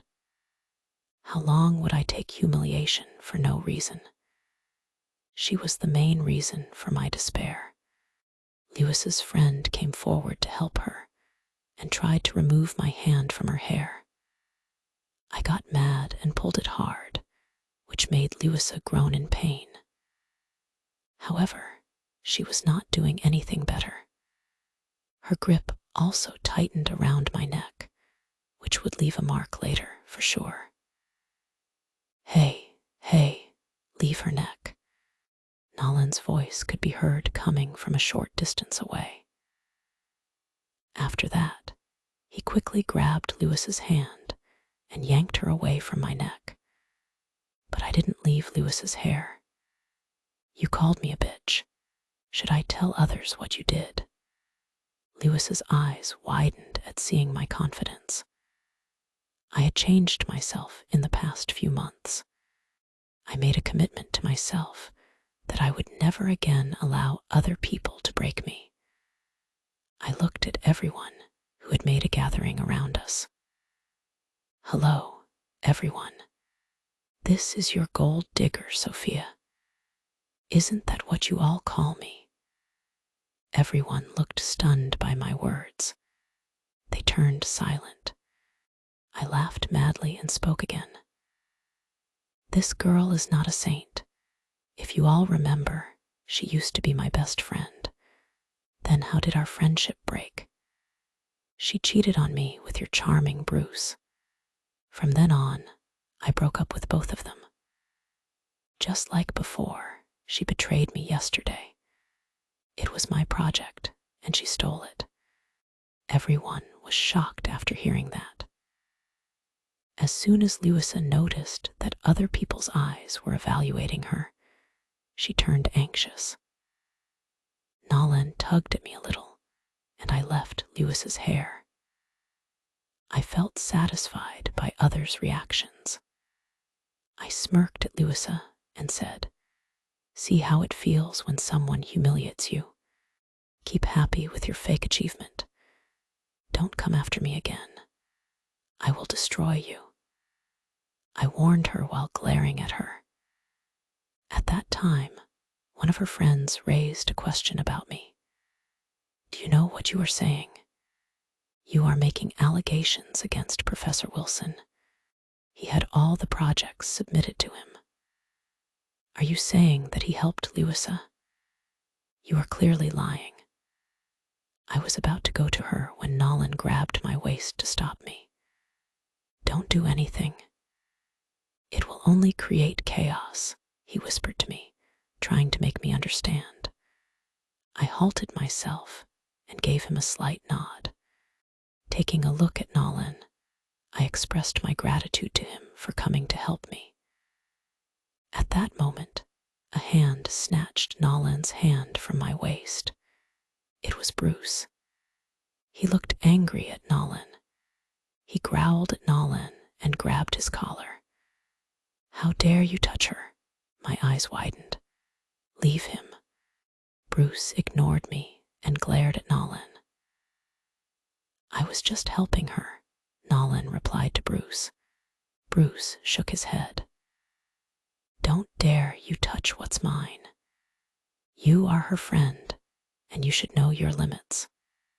His remarks caused everyone to shake. It was obvious to everyone what Bruce was striving to convey. They guessed that Bruce still had feelings for me. "Bruce, leave him," I yelled at him while pulling his hand away from Nolan's collar. As he moved away from Nolan, he turned his head to look at me. I did not let anything turn against me. It was the right time to expose Louisa in front of others. I caught a glimpse of Louisa, who was looking at Bruce with hope in her eyes. I withdrew my gaze from her and refocused on Bruce. "Tell your lover to stay away from me." Bruce shook his head. "She is not my lover." "Why, didn't I catch you cheating with her?" This caused everyone to let out a gasp when they saw me asking Bruce this question.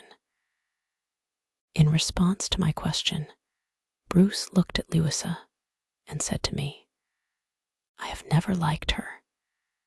It was always you who was in my mind." His gaze went back to me, pleading with me to give me another chance. I remembered what he told me yesterday. It reminded me of his brother's words, too. They both wanted me to stay away from each other. Because of these Morrison brothers, I found myself in a trap. They were the kings of their lives, and I became a side character who could act in any manner they chose.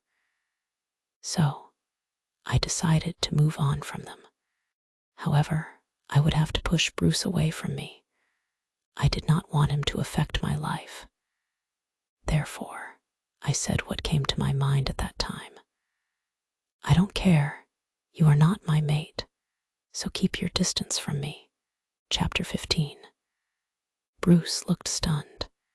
His desperate look turned hazy. "Did you just talk about mate?" he asked me and tried to come to charge at me. But Nolan held my hand and pulled me behind him. "Bruce, you have lost your mind. In one moment, you declare that you love her, and in the next moment, you behave rudely toward her. You can't win her heart like that. Be a gentleman and let her live her life on her own." The bravery that Nolan showed amazed me. At our university, Bruce had a reputation. He was popular and admired throughout our campus. No one could talk over him. Bruce stared at me without replying to Nolan.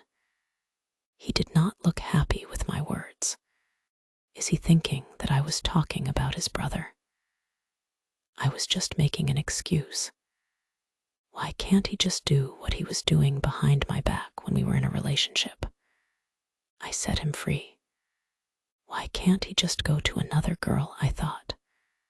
I walked past Bruce. Nolan followed me. I caught a glimpse of Louisa, who seemed upset about how Bruce talked about her in front of others. "You deserve it," I said it in my head and walked through the crowd with Nolan. I could not attend the class for which I went to take our books from the locker. Bruce and Louisa ruined my mood. I sat on a bench outside my faculty building.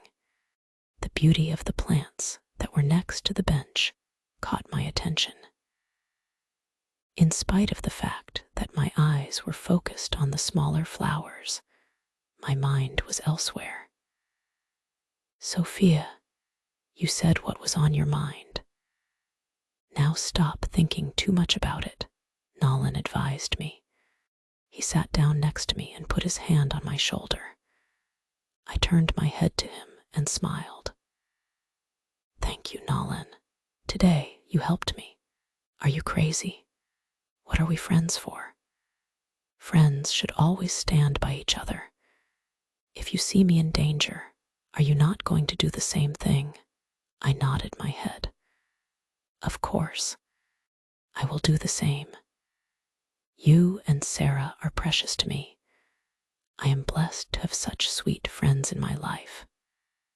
Sarah was in her class, so she was not with me, but I did not want her to know about it either. Tomorrow was her birthday, so I wanted to be happy, though I knew she would hear the gossip from others. After talking with Nolan, I tried to set my mind to studying and went to attend my classes. When it was time for a break, I spoke with Sarah. Today, she appeared to be in a very good mood. It brought a smile to my face. "Advance happy birthday to you, Sarah." I said that and hugged her, because it was not possible for me to meet and wish her later tonight. She embraced me back. Tomorrow was her 18th birthday. The day was filled with joy for each and every werewolf's life. Many paragraphs are missing. Read the complete book on JO equals BNIB. COM. But not everyone's life will prosper after this time. I was an example of them. "Tell me what it is that you want," I asked her. Yesterday, I was so stressed that I could not make a choice about what to get her for her birthday. On the other hand, I considered giving her a good present. Jewelry would be a good idea. There is nothing more than a promise that you will never leave my side. This is all I ask for. I know that, after Louisa, it's hard to trust your friends. But believe me, I am not like her. Her words captivated my heart. It made me emotional. I hugged her tightly. "Thank you, Sarah." Sarah patted my back and whispered, "I am not that good. You are obligated to fulfill my one demand because you have asked what it is that I want." I pulled away from the hug and cupped her cheeks. "Just tell me what your demand is." "I am throwing a birthday party in a club tonight. You have to come." I slowly moved my hand from her cheeks. My mother would never agree. She would never allow me to go to a club. In fact, I had never before visited a club in my entire life. All of my life, I was under my brother's restrictions. When Bruce and I were in a relationship, he asked me so many times to accompany him to a club, but I could never go with him. I was always afraid that my brother would see me. Getting him upset was the last thing I wanted to happen. Though my brother was not with us, my mother would deny me for sure. "Sarah, you know I can't," she interrupted me by holding my hands. "Pretty please. I promise I won't invite those two people you hate." I understood that she got to know about what had happened this morning. "I know, but my mom, don't worry about her. I will come today to your house and convince her." Sarah was so successful in persuading me that I was unable to break her heart by denying her request. Moreover, she had no other friends except me and Nolan. If we were not with her at her birthday party, it would be upsetting. After all the classes, I left my university and went to a shopping mall. I bought earrings for Sarah to give her a birthday present. It was expensive, but I used my savings. She was my friend. If she was giving me priority and caring for me, I should do the same. Later, I went home. I did not say anything to my mother since Sarah said she would come to convince her.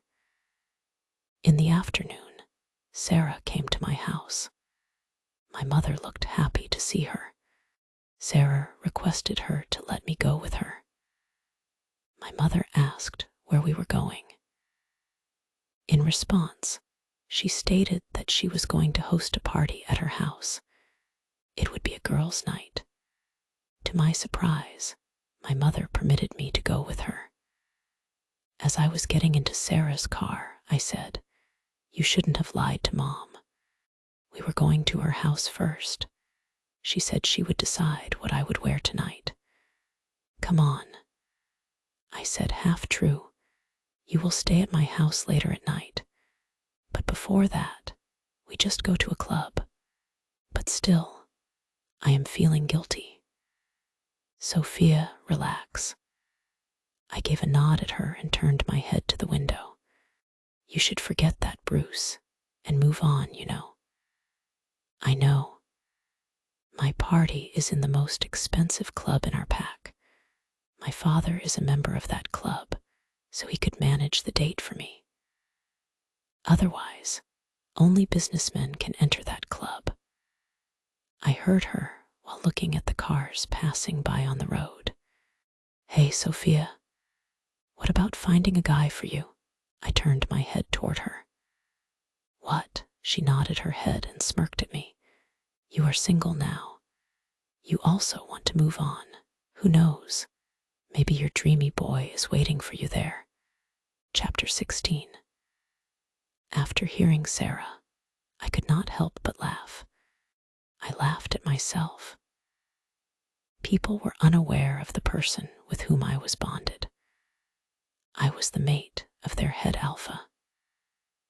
Due to the fact that my life had become so complicated, even if I wanted to be with another person, it would only end up in a series of new problems. But I did not say anything about it to Sarah. I kept listening to her. When we arrived at her home, I met her parents. Such a beautiful girl you are, her mother said to me as she lightly stroked my hair. Yeah, she looks decent. Our daughter is with good people. The statement was made by her father. Hearing compliments caused me to flush. When we went to Sarah's room, she said, My parents like you a lot. If I had a big brother, I believe that they would have attempted to get your hand in marriage. While thinking about it, we both laughed out loud. Sarah was a rich kid. In spite of the fact that she was the daughter of a well-known businessman, she never displayed any signs of arrogance toward me and was always very kind to me. Sarah went to her closet. This one, she said, as she retrieved a dress from there. This one will suit you well. I never wear it. My father brought me some dresses 2 days ago when he returned from abroad. This dress is one of them. Carefully, I examined the outfit in question. The dress was a black one with a turtleneck, however. It did not have any sleeves. It was a body-fitting, stretchy dress. It will show my curves. I thought and shook my head. What? You don't like it? Sarah asked. Let's try something else. She gave me a nod and pulled out another one. This one was a hot and short dress. I realized that the black one was more decent than this one. Sarah gave me a sly grin. Guess who will look hotter today? I grabbed the black dress hurriedly before she could put it back in the closet and replied, Black dress is fine. Sarah looked at me with a surprised expression on her face. Girls want to show their beautiful bodies, and you want to hide it. The black dress will show it too. Okay, as you wish. She showed me a stunning blue dress that she had chosen to wear to the party that was being held today. It was a pretty hot dress.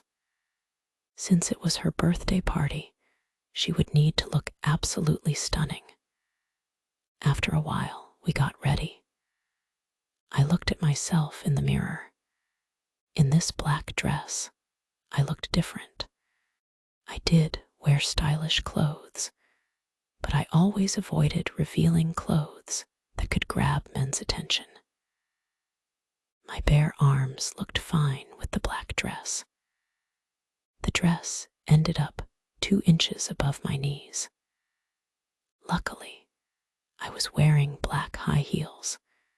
so I did not have to borrow any shoes from Sarah. I glanced at Sarah. Our birthday girl is so pretty. She smiled at me. Thank you, Sophia. For what? Because of you, I can call someone my best friend.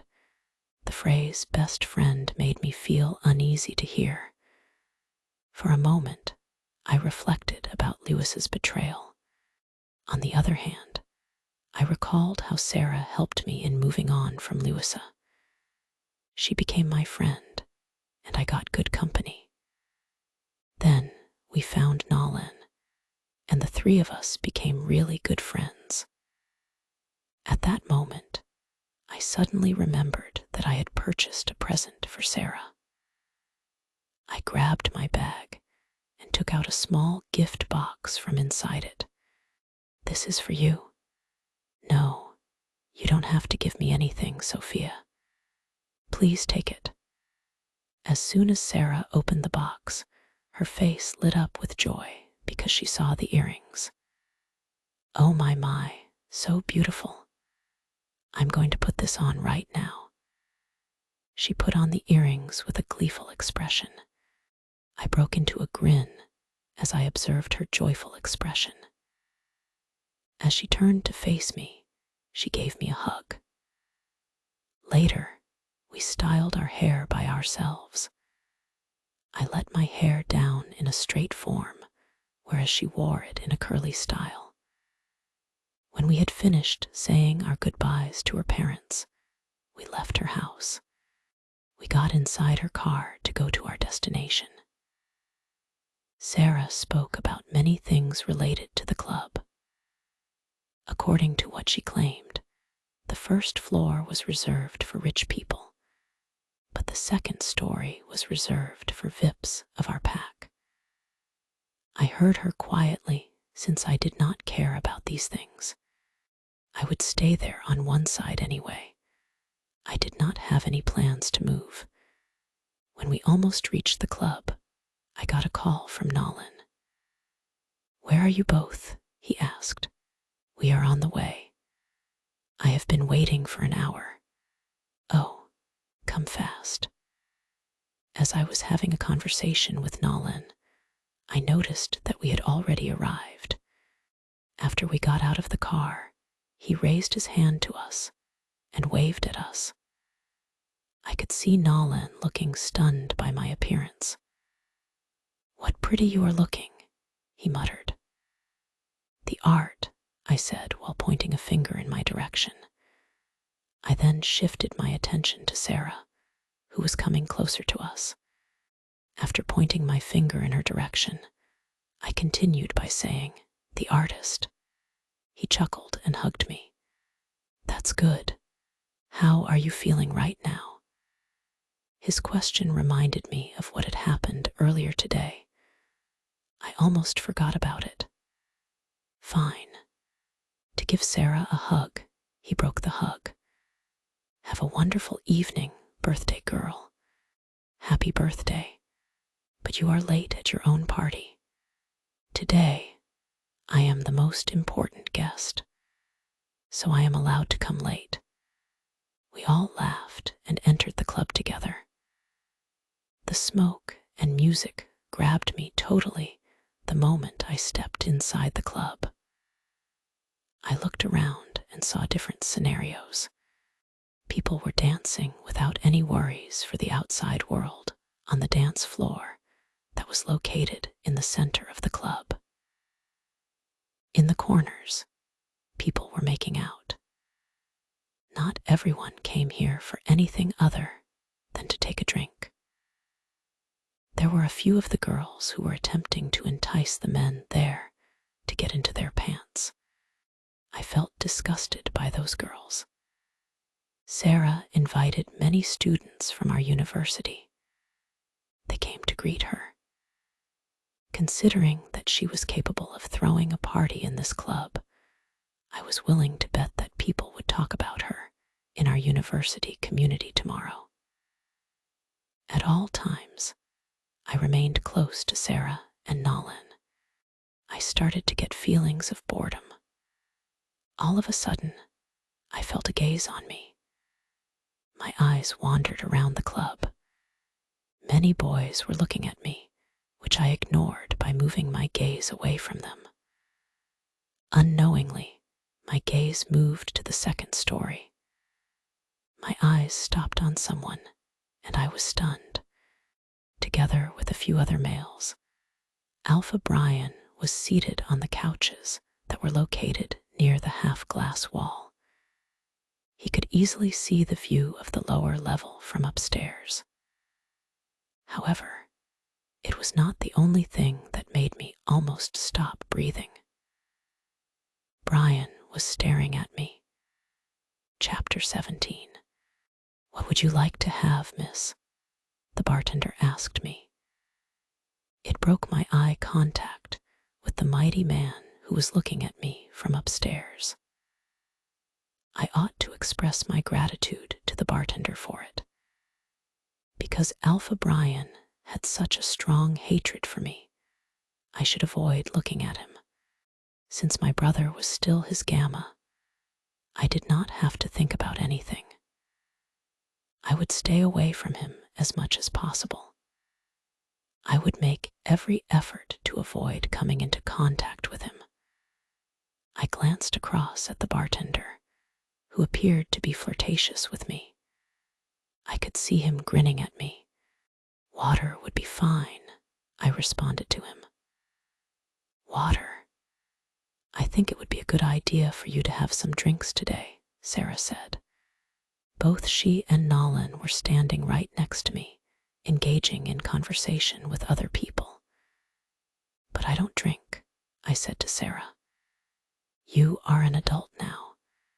You can have fun in your life. Put all of your suffering behind you and take pleasure in the night. Let's have something to drink, shall we? Then we will dance," Sarah declared with a delighted face. Nolan nodded his head. "I will drop you off at home. Don't worry," he assured me. "No, I got Auntie's permission. We will go to my house directly." Sarah said it with a proud face. "Not bad." Nolan gave a thumbs up to Sarah. At first, I did not want to drink, but then my thoughts wandered to everything that had occurred in my life up to that point. The blaring music was making my head even more messy. "Okay," I replied to them. While I was striving to keep my eyes from gazing upstairs, Sarah placed an order for drinks for us to enjoy. The bartender placed drinks on the counter. I reached for a glass and tried to chug it down. A sour grimace appeared on my face. "It's burning my throat. It will ease soon." "Try it again," Nolan said. I nodded my head and tried to drink it again. My throat became accustomed to the flavor after I took some gulps. It came as a complete surprise to me that I drank a few glasses. The club around me started to look different to me. When I first entered the club, I was not a fan of the smoke or the music, but as time went on, I had a change of heart. "Let's dance," Sarah said and grabbed my hands. "Hey, what about me?" Nolan asked. "Do I need to invite you?" It was Sarah who inquired. The expression on Nolan's face made me laugh. Each and every person who had been invited by Sarah made their way to the dance floor. A few girls were frowning at me. On the other hand, some boys were glancing at me. I assumed people did not like me. Who cared? Because I didn't. As if the drinks had truly taken control of my mind, I started moving in time with the beat of the music. At this very moment, all I wanted to do was dance. I tried to forget everything around me. I wanted the alcohol to make me forget my every pain. Sometime later, a big cake appeared in a corner. After leaving the dance floor, We gathered in that corner. From 10, we were counting backward, one by one. It would be midnight in a few seconds. At the exact moment that we reached 0, the lights in the club were turned off. Then we heard an announcement from the DJ. "Let's celebrate the birthday of our birthday girl, Sarah." We all applauded in the darkness. As the lights came back on, everyone turned their attention to Sarah. Her expression was one of disbelief, as if she had witnessed a ghost. I shifted my sight to the direction in which she was staring. She was looking at Nolan. Her gaze brought back memories of my birthday. I understood what was happening to Sarah. She found her mate. There was a slight blurriness in my eyes as I clapped for Sarah. I gave her a hug. "Congratulations." "Huh?" She looked stunned. Nolan shifted his gaze from Sarah to me. My expression was one of bewilderment. It seemed as though he was trying to communicate with me in some way. I reached out and took his hand, and then I gently pushed him toward Sarah. After looking at him for a moment, Sarah whispered, "Mate."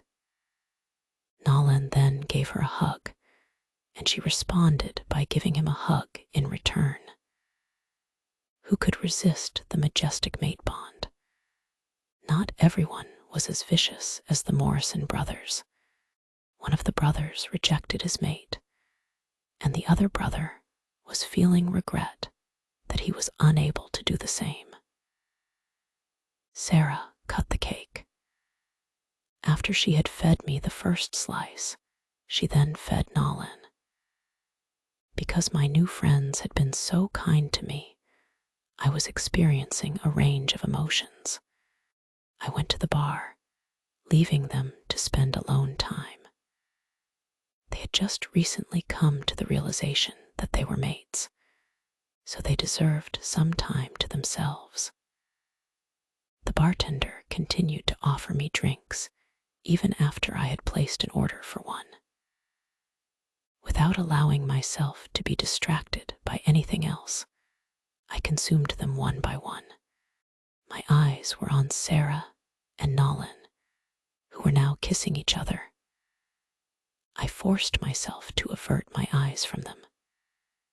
It reminded me of the times when Bruce and I were in a relationship.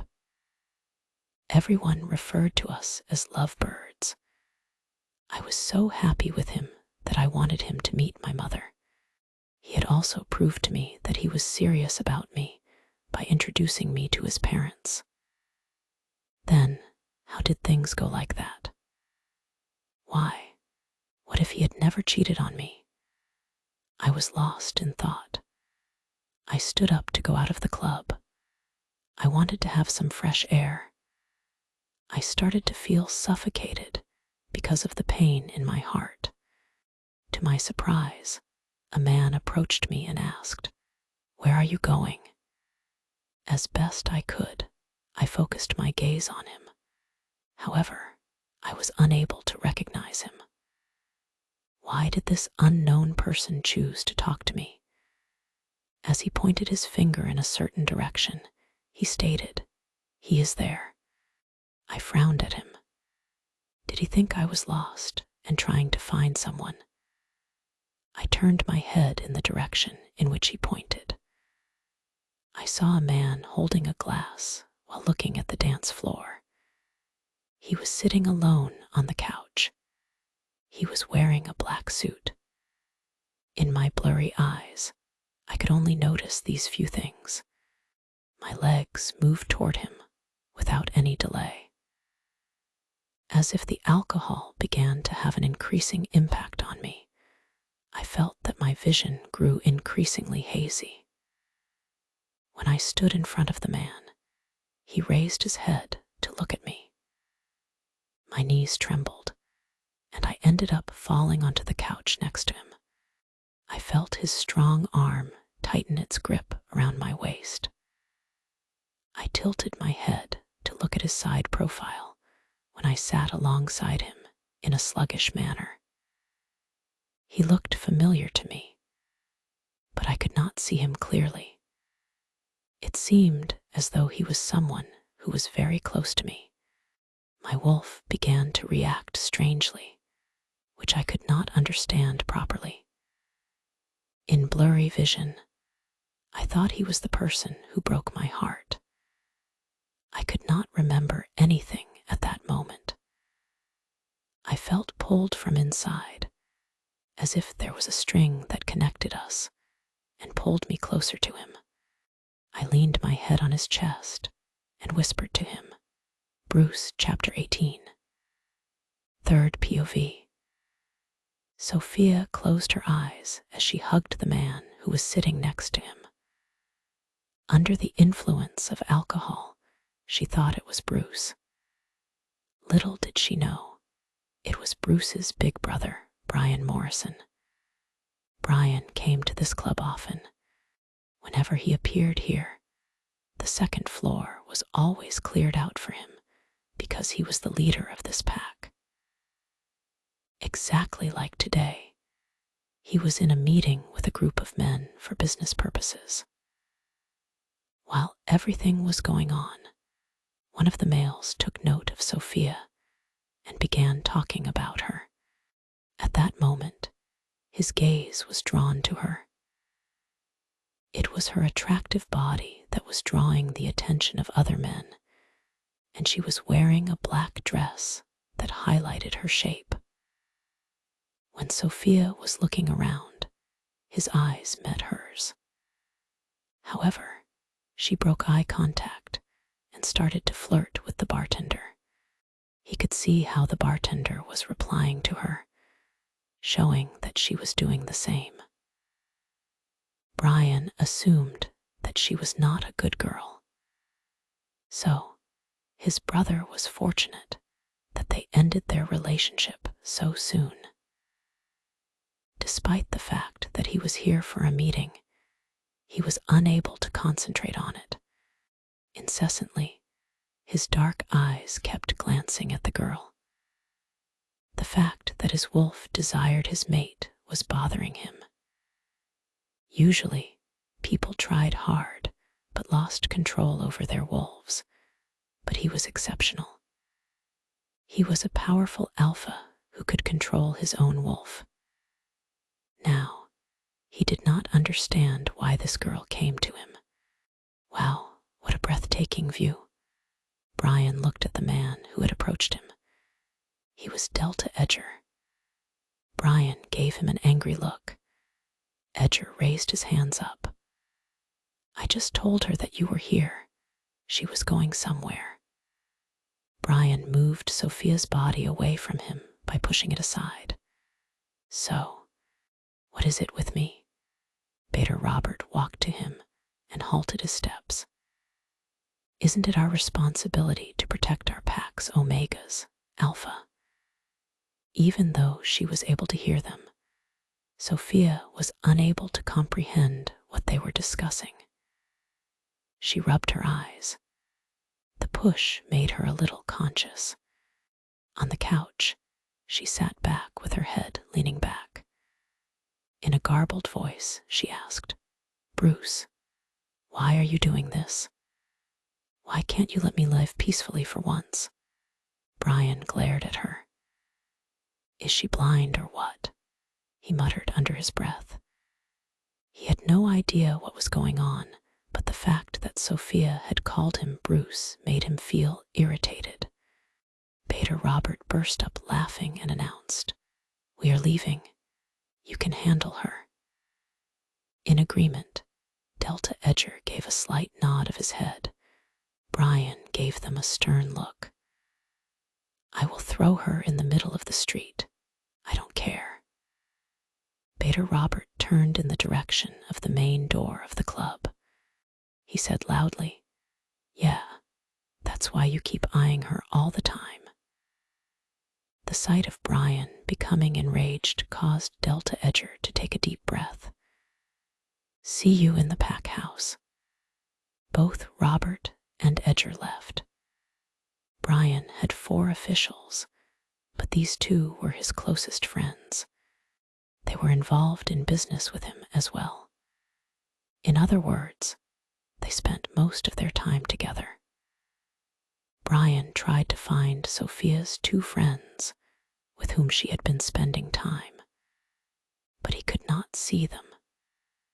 As he turned his head to gaze at Sophia, who appeared to be sleeping on the couch, he let out a sigh.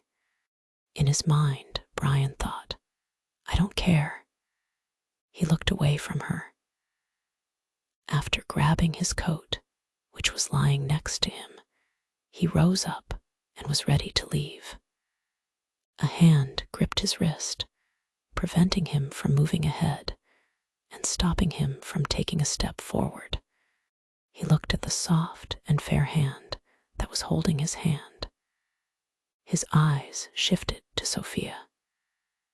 She stood up with shaky legs. It looked like she grabbed his hand to get support for standing up. "Where are you going?" she asked him. He could smell liquor in her mouth, yet the scent of her body made him feel addicted. He assumed he was feeling that way towards her due to the alcohol that he had drunk. He yanked his hand out of her grasp and glared at her.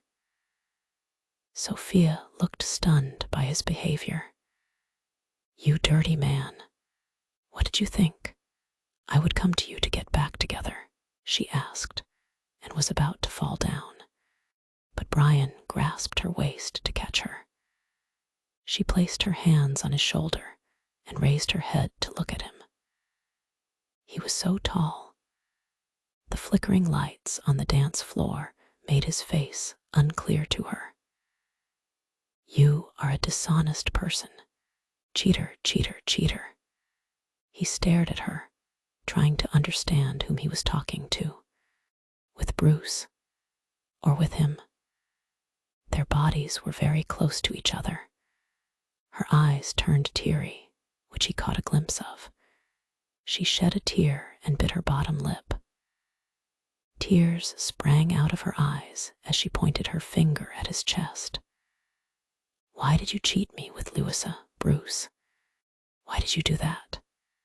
Because of you, I have to bear so many things now." It was brought to Brian's attention that she had told everyone that Bruce had cheated on her, but at that time, no one believed her. "I broke up with you that day. We are done. Why can't you let me live peacefully now? Why do you come every single day to win my heart again?" Brian's eyes were fixed on her. Although he was silent, he was listening to her. The loud music was not able to prevent him from paying attention to every word that she said. They were so close that he could hear her very clearly. Sophia had no idea what she was doing or what she was saying. She started to feel that her head was spinning. "Don't follow me again, Bruce." When she turned around to leave, she felt a coat draped around her shoulder. Before she could understand anything, Brian lifted her. She was not in a condition to let out a scream. She felt him holding her in his arms. He started to walk to the entrance. "I don't want to go with you," she mumbled with a broken voice. Brian walked out of the club while carrying her in his arms. There was no expression on his face. He was receiving a bow from the guards. He walked to his car directly. The driver rushed out of the car and opened the back door for him. He looked surprised to see Brian carrying a girl. Brian had never done that to any other girl, as far as he could recall. After forcing Sophia to sit in the car, he then got himself into the car. The driver was terrified, but he started the car nonetheless, even though he had no idea where to go. Meanwhile, Sophia hugged Brian and kept muttering things. "Is this your first time drinking?" he asked with a cold tone while looking out the window at the outside world. But why are you talking so coldly like your big brother?" "Big brother," he muttered. She nodded her head and replied, "Your brother."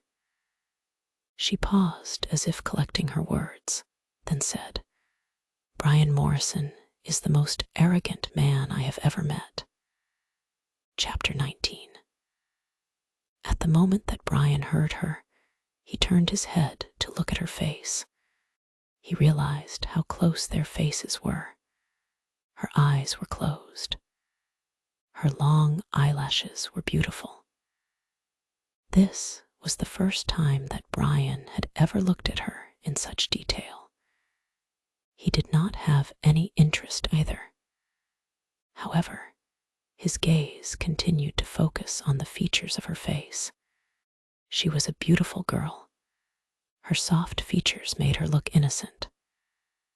However, Brian did not fall for her innocent look. He believed she was a pretentious woman. "Did you just call me arrogant?" he asked while gritting his teeth. It came out as a whisper. Sophia opened her eyes, and they met with his eyes. She could not reply to him. She thought she was dreaming, and everything she was saying was just a dream. Suddenly, she saw Brian instead of Bruce in her vision. "Why do you hate me? It's not my fault that I am your mate." Brian raised an eyebrow and shoved her away from himself. "I should have known this. You were acting all the time," he said in anger. When he saw that Sophia recognized him, he assumed that Sophia knew it was him from the beginning. She was just acting like a drunk girl. It was the shove that brought Sophia to a momentary state of consciousness. Despite the fact that she wanted to inquire about her whereabouts, the motion of the car made her feel nauseous. "Stop the car," she said to the driver. Brian narrowed his eyes on her. The driver did not stop the car since it was not Brian's order. Sophia yelled at the driver, "I said stop the car." Almost instantly, the driver pulled the car to a stop on the side of the road and turned his head toward her. Upon opening the car door, Sophia knelt down and threw up. She was feeling dizzy. As she threw up, tears appeared to be streaming down her face. All the liquor came out of her mouth, and she started to feel conscious. The driver got out of the car. He brought a bottle of water and a box of tissues with him when he went to see Sophia. "Thank you." Sophia thanked him and then used the tissue to wipe her mouth. She took a drink of water while holding the bottle. She leaned against her seat after closing her eyes. After closing the door, the driver entered the car.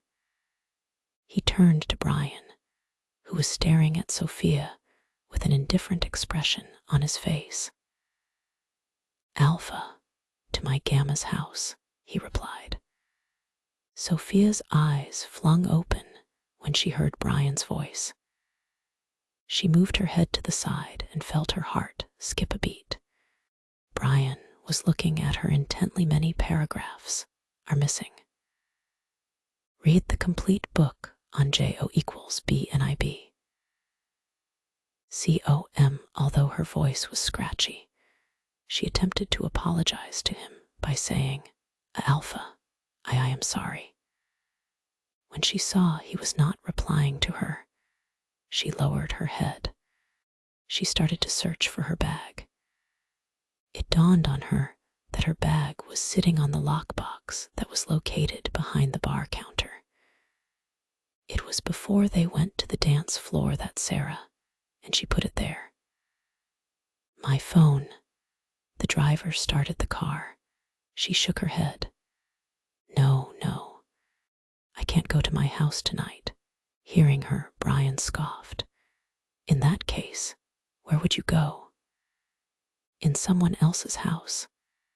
He was sarcastic, but she was so naive that she failed to comprehend his sarcasm. She nodded her head.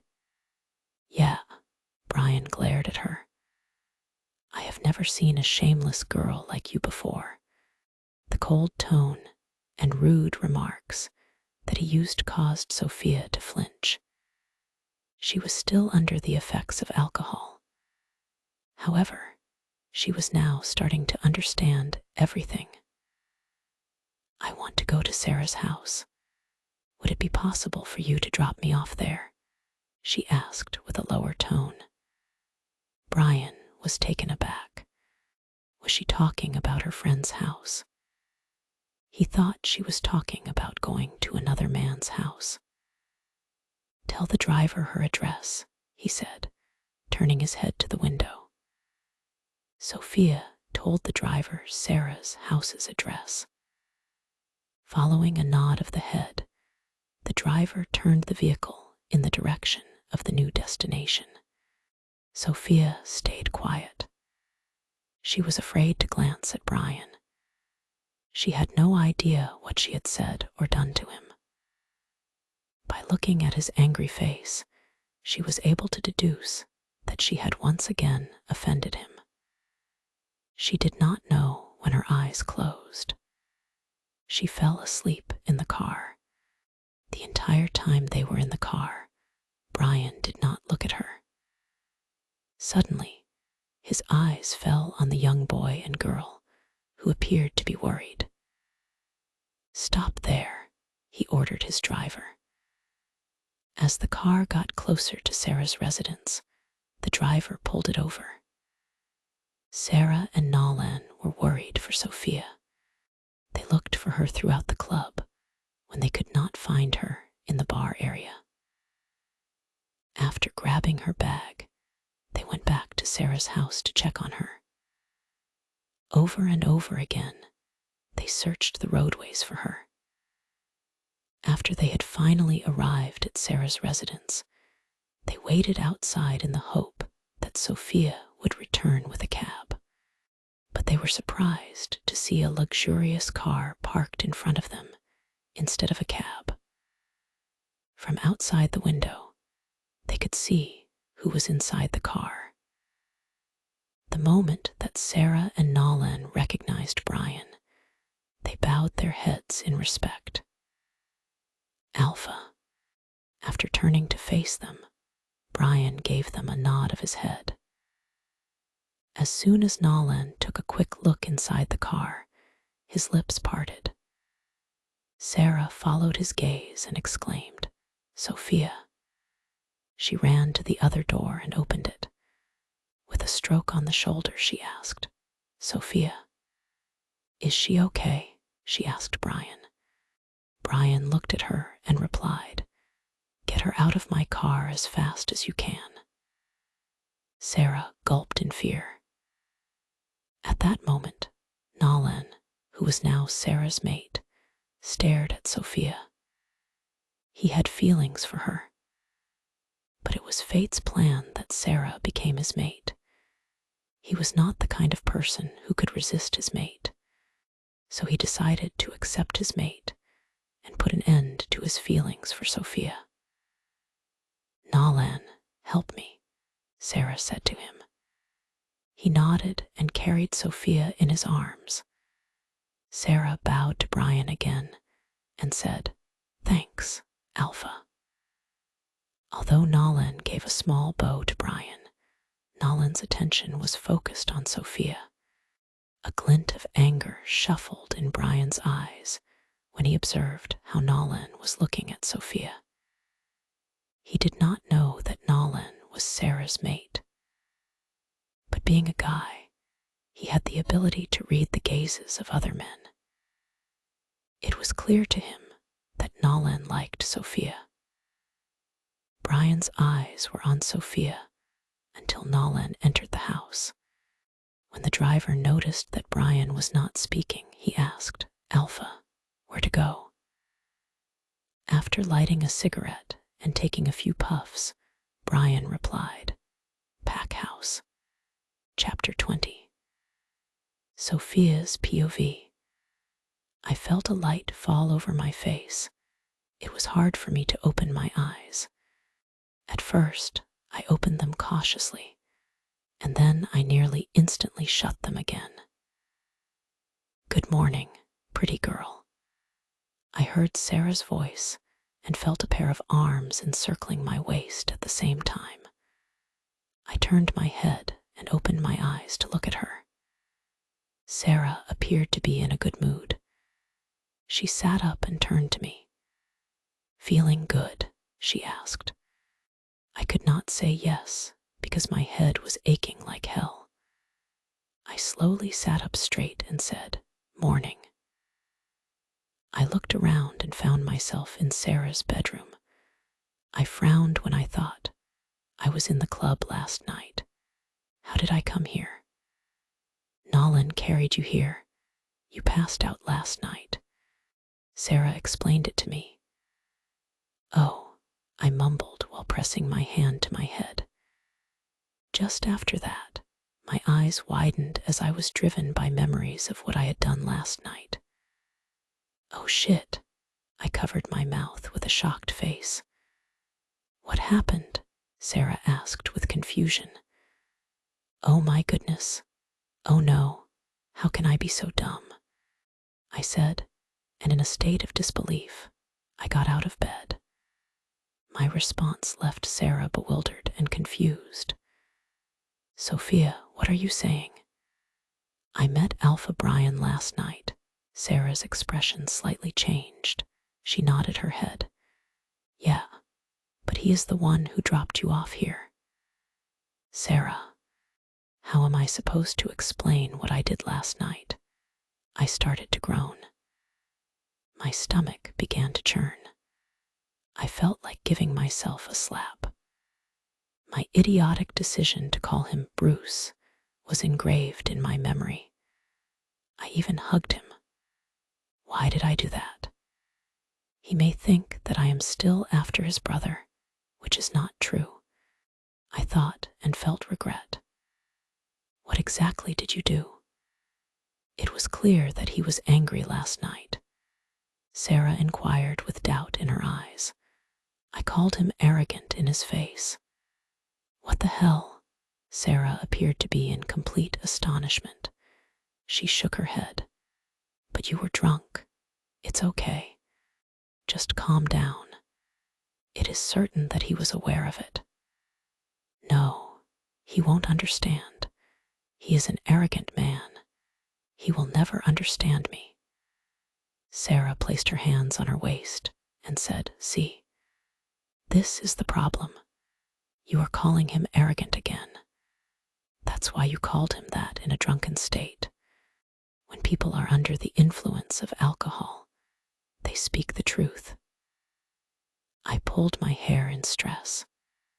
The memory of him pushing me once and then shoving me again in his car kept repeating over and over in my head. I was feeling embarrassed. How could I push myself toward a man? I could remember that he called me shameless.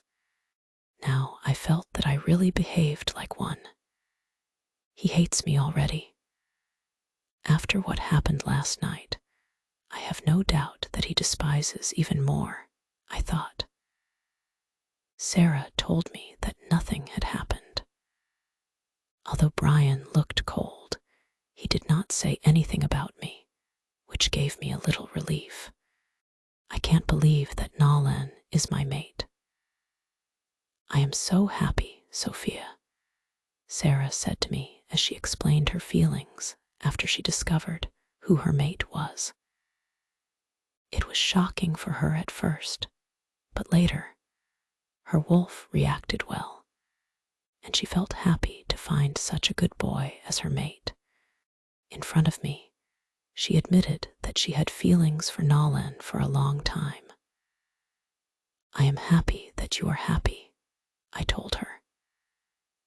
After talking with her, I took a shower.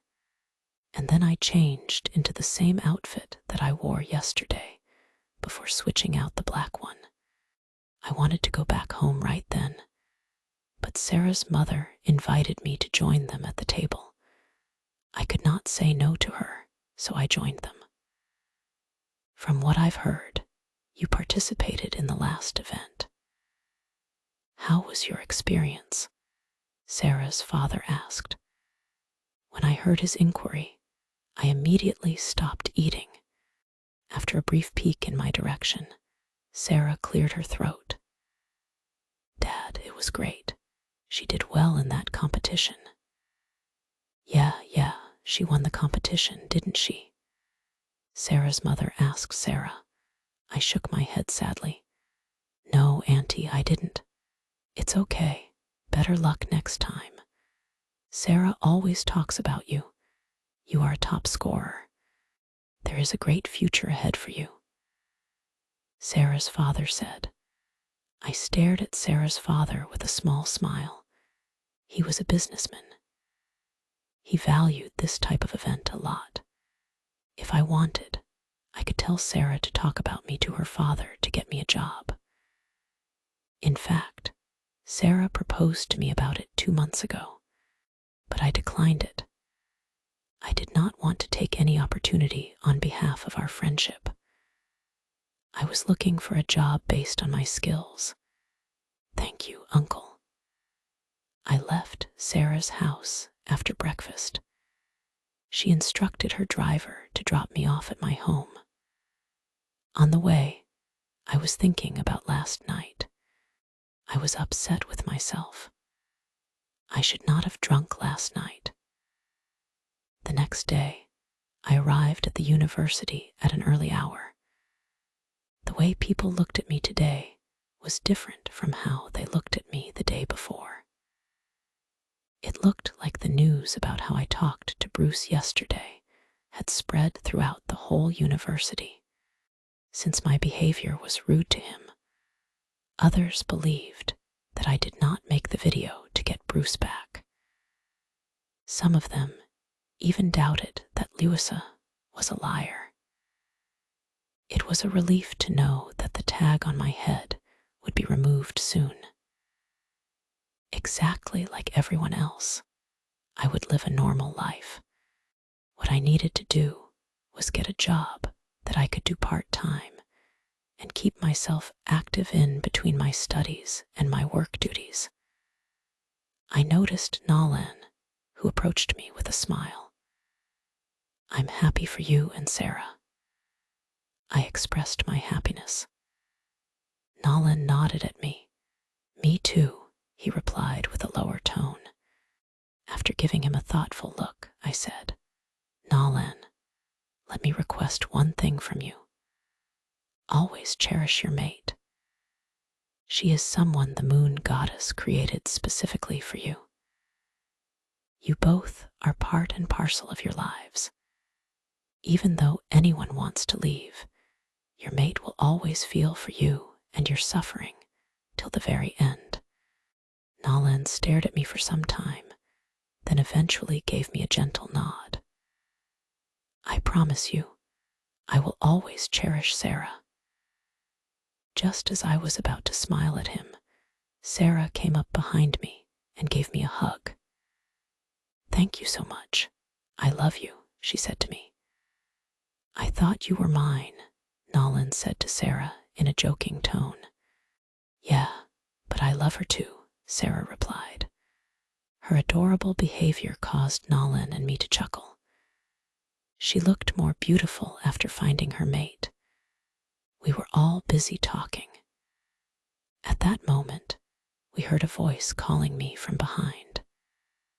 Sophia Burge, Chapter 21. I turned around and saw a boy. Professor Wilson is calling you in his office right now, he said, and left. Why did he call me? I muttered in a worried tone. Everything will be okay, Nalan assured me.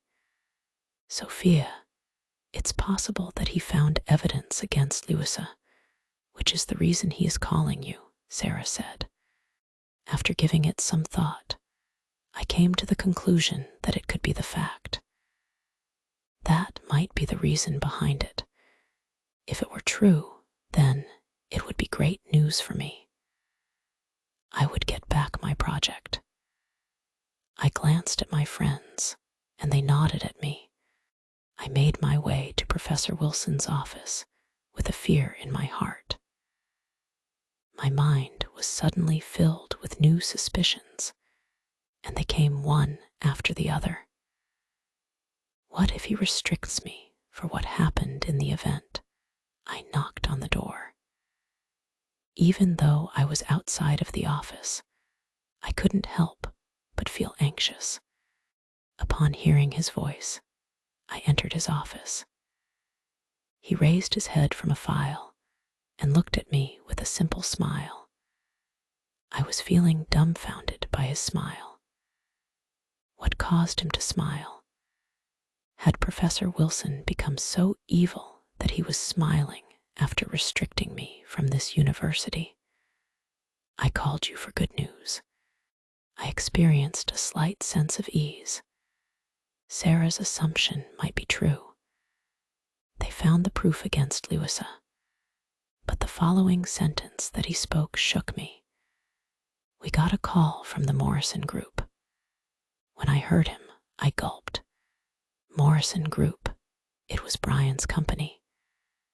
Yeah, they called you for an interview, Sophia. I was stunned. W what? Why did that company want to interview me? Professor, I can't understand what you are trying to say. He took off his glasses and set them down on the desk in front of him. He looked relieved when he started to speak. You are very fortunate that you are still enrolled in this university. In that event, Dean wanted to restrict you, but Alpha Brian stopped him. Many paragraphs are missing. Read the complete book on JO equals B and IB.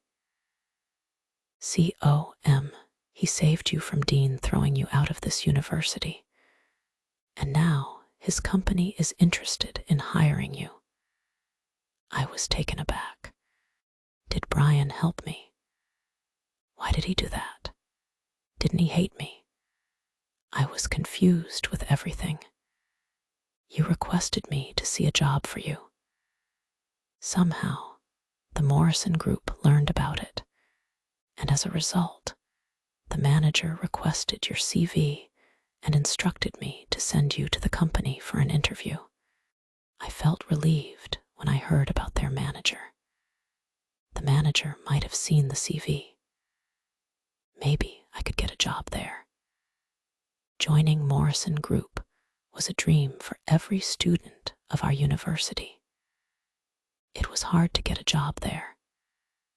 Everyone put in a lot of effort over the course of several months in order to increase their chances of getting an internship there. So getting a job there was a shock for me. Are you okay? Yes, sir. I am totally okay. When am I scheduled to go for the interview? I asked with a smile. Tomorrow at 8 in the morning. Don't be late. It is a great opportunity for you. Thanks a lot, sir. I left his office and went to my next class. I had various thoughts. Even the people who worked in Morrison Group could not get a chance to meet Brian. So it was good for me. It was not like we would see each other often. When I was walking, I wondered to myself, does he know that his company has offered me a job? Once I had finished my classes, I met my friends again. I shared the news with my friends. Oh, wow. I am over the moon. The Morrison Group has offered you a job. A scream of excitement nearly escaped Sarah's lips. I covered her mouth with my hand. SSHH. I don't want anyone to know about it. She is right. If Bruce gets to know about it, he will do something to make her lose the job before getting it. Nolan alerted Sarah. He was right. I did not want Bruce to know about it. I needed a job, and they would give it to me based on my qualifications. So I should stay quiet for now. As I made my way back to my home, I noticed that my mother was in the kitchen preparing lunch. I approached her on my tiptoes and hugged her from behind. "Mom, there's good news." "What, my baby?" "I am going for an interview tomorrow." Turning around to face me, she gave me a shake of the head. "Again?" "Mom, the Morrison Group's manager called my professor himself. He wants to see my CV. He will offer me a suitable job after watching my qualifications." I tried to persuade my mother. I did not want to hurt her and go to get a job. I wanted her to smile at me and tell me the best of luck. "Morrison Group, isn't it the company that Alpha owns?" she asked. I was amazed that almost everyone was aware of it. Oh, what a fool I was. The name Morrison was the reason everyone knew about it. "Yes, Mom." Then I can feel relief. Alpha Brian is a man who is known to be quite strict. There is no one who can harm you there. "Where did you hear that from?" "My friends told me." When it comes to matters of work, they stated that Alpha is quite tough. No one in his company is capable of committing any kind of wrongdoing. My friend's son works there. "Oh," I mumbled after hearing her. She was praising Brian, which made me feel awkward. She did not know how her head Alpha behaved with me. Throughout the entire day, I thought about what would happen tomorrow. For the purpose of practicing how I would introduce myself to the person being interviewed, I tried to talk in front of the mirror. After getting into my bed, I tried to sleep. But the excitement and anxiousness prevented me from falling asleep. Suddenly, a thought came to my mind. What if I come across Alpha Brian tomorrow? How will I face him? Chapter 22. Taking a glance at myself in the mirror that was attached to my dressing table, I was evaluating my appearance. I wore a black skirt that reached my knees and a white silk top. I did a high ponytail and removed 2 strands of hair from each side of my head, then curled them from the lower side. I used light makeup. I didn't look like a pancake. I intended to give myself a pleasant look. I would have to go to my university after the interview. I could not roam around there in what I was wearing right now. The dress was too professional for a university. After getting out of my room, I went downstairs. To locate my mother, I looked around the living room. I took a quick look at the door to her bedroom. Today, I woke up in the early morning. So, I assumed that my mother had not yet awoken. I mumbled to myself under my breath. I should not disturb her, and then I left my house. As I stepped out of my home, I was greeted by a brisk breeze that brushed against my body. I should have taken a jacket with me. To get to the bus stop, I started walking on foot. In order to wait for a bus, I sat down on a bench. I was feeling sleepy. I could not get proper sleep last night, only that one person was on my mind throughout the entire night. I had no idea why our fates were bound together, but I believed that he was a formidable alpha, and that very soon he would find a way to break this bond in a way that would not be harmful to any of us. But when? What if I died in the process? I yawned as I was thinking about a great deal of different things. I noticed that a bus was coming to a stop at the stand. People who had been waiting on the benches stood up and hurried to the bus. Unhurriedly, I boarded the bus. I still had 1 hour in my hand. I took a seat beside a window. The ever-shifting landscape gave me a positive feeling. It would take half an hour to reach the Morrison group. When I saw young children going to school with their fathers, I could not help but smile sadly. I could not even remember my father's face because I had never seen him in my life. He died when I was still in my mother's womb. His death was startling to others because he had died in a car accident. The bus stopped in front of another bus stop. I got off the bus and started to stroll to my destination. I had to walk for 2 minutes to reach the most famous and successful company in our pack, the Morrison Group. I raised my head to look at the building. It was a very tall building. The sun was reflecting on its blue shielded glass. From the outside, the decoration appeared to be of absolutely extraordinary quality. As I entered the building, I noticed a large number of business people, both men and women, with branded clothes, shoes, and bags. They appeared to be wealthy. It was due to the magnitude of their salary. In truth, the Morrison Group provided their workers with a pay rate that was considerably higher than the industry standard. Then, after taking a few deep breaths, I made my way to the checking area. It was as if I had arrived at an airport. Security personnel were inspecting me and my belongings before allowing me to enter the building. The moment I walked through the magnificent entrance, I was immediately greeted by the sight of something that filled me with awe.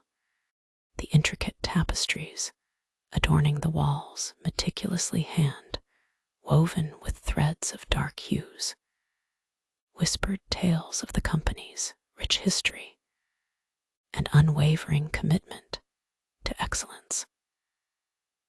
The ornate chandeliers hanging from the lofty ceiling cast a warm, ethereal glow, illuminating the whole area. The company was, in general, adorned with exquisite embellishments, which contributed to the enhancement of its aesthetic appeal. In the moment that I was thinking about the interview, I was overcome with a wave of nervousness. I walked to the reception area. A woman was typing something while sitting on her chair. There were 2 other women who were working in the reception area.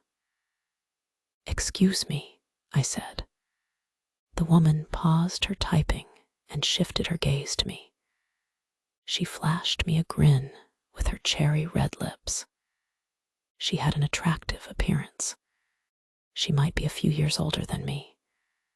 She looked to be in her early 20s. "May I help you, miss?" "Hi, I'm Sophia Burge. Your manager asked me for an interview today. Could you please kindly check it?" "Sure, give me a second." She hurriedly typed something into the computer in front of her. After taking a look at me, she inquired, "You are from the Nightshade University, right?" "Yeah." The woman gave a slight nod. "You are free to take a seat on that couch. I am going to give you a call soon." When I turned my head, I noticed that the couch was located a tad further away from the reception table. I thanked the woman and proceeded to sit down on the couch. When I looked at my watch, I noticed that there were 20 minutes left until 8 o'clock in the morning. I waited there while conducting a check of my folder, which contained all of the certificates that I had prepared to present to the manager. When it was almost time, I glanced at the receptionist. She was talking with someone on her phone. A frown appeared on her face as she glanced at me, but she then nodded her head and hung up the phone. She called out my name. Sophia Burge. I got to my feet and walked to her. Please, come with me, she said politely. I followed her behind. We entered an elevator. Other employees were also with us. I could hear their conversations. Who knows when we will get a chance to meet Alpha? He will come to see around the financial department tomorrow. Can we come there for a few minutes? No way. He is a very strict man. If he sees your ID card and finds that you are not from that department, you are over. Such bad luck. By hearing them, I understood that Brian Morrison had fangirls like celebrities. I caught a glimpse of the ID cards they were holding in their hands and learned that they were from the management department. Those females stepped out on a level. I assumed the receptionist would inform me that it was where I needed to go. To my surprise, once everyone had departed the elevator, she pressed the highest level. I looked at her and asked, "Where are we going?" She turned her head to me and replied, "You are going for your interview." But we left the management level. She shook her head. I was confused by her actions, but when I heard her again, I was shocked. "We are going to the CEO's office. He said he would interview you himself." Chapter 23. I could not believe what the receptionist had just said. "What did you just say?" "Who will take my interview?" I asked her again. "Alpha Brian, the CEO of the Morrison Group." Her reply was very detailed, and she believed that I was unaware of who the CEO was. When I heard that, my eyes widened in shock. Why? I thought it was the manager. Before she could say anything more, the elevator door opened. As soon as she left, I was compelled to follow her out once more. On the other hand, I was more than nervous this time. When I was walking behind the receptionist, I turned my head to look at the office. It appeared to be completely different from the other levels.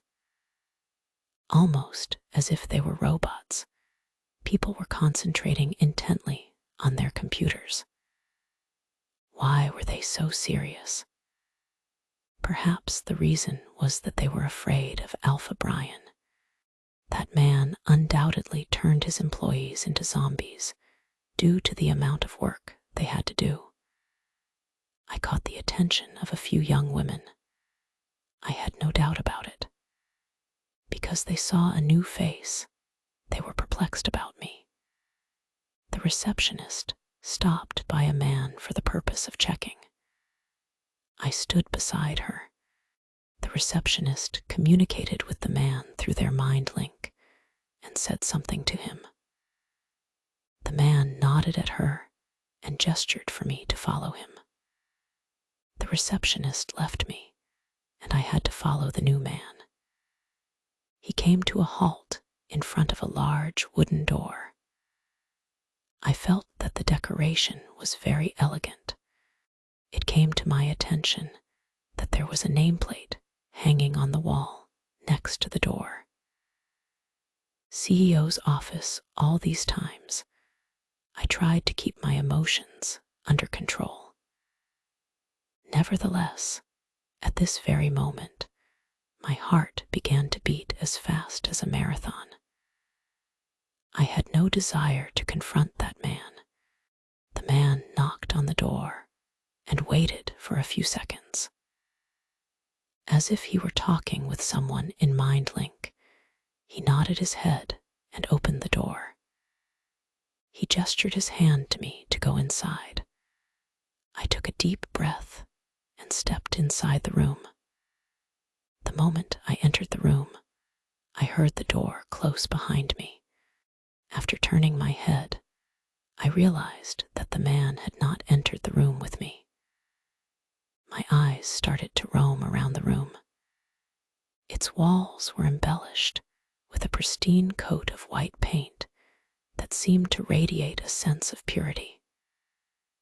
Against this backdrop, the furniture stood in stark contrast, cloaked in a deep, velvety black.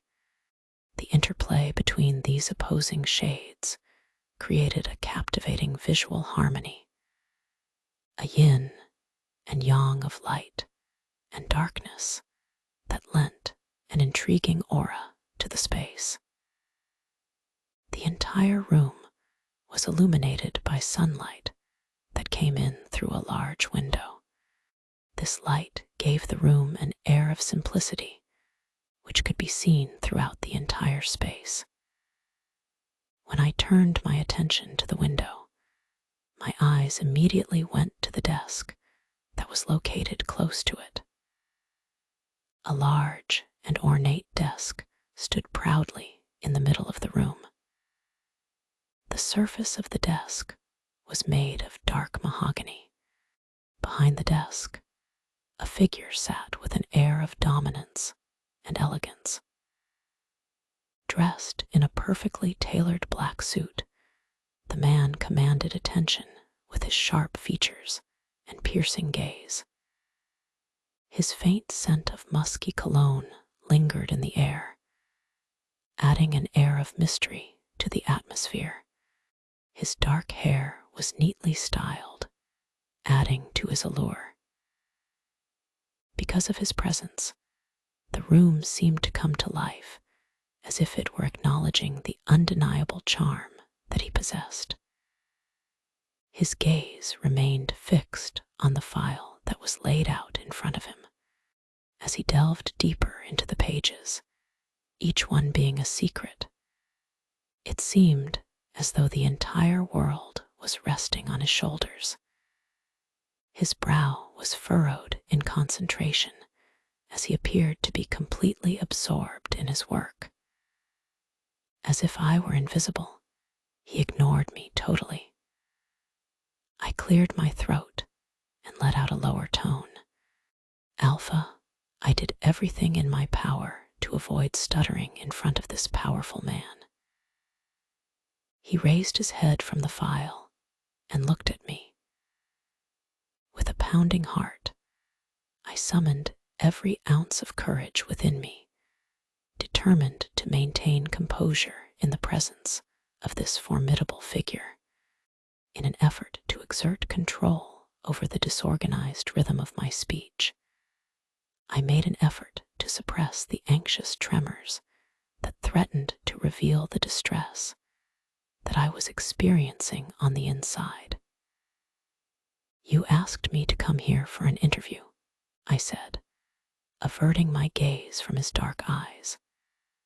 I could not stay in eye contact with him for more than a few seconds.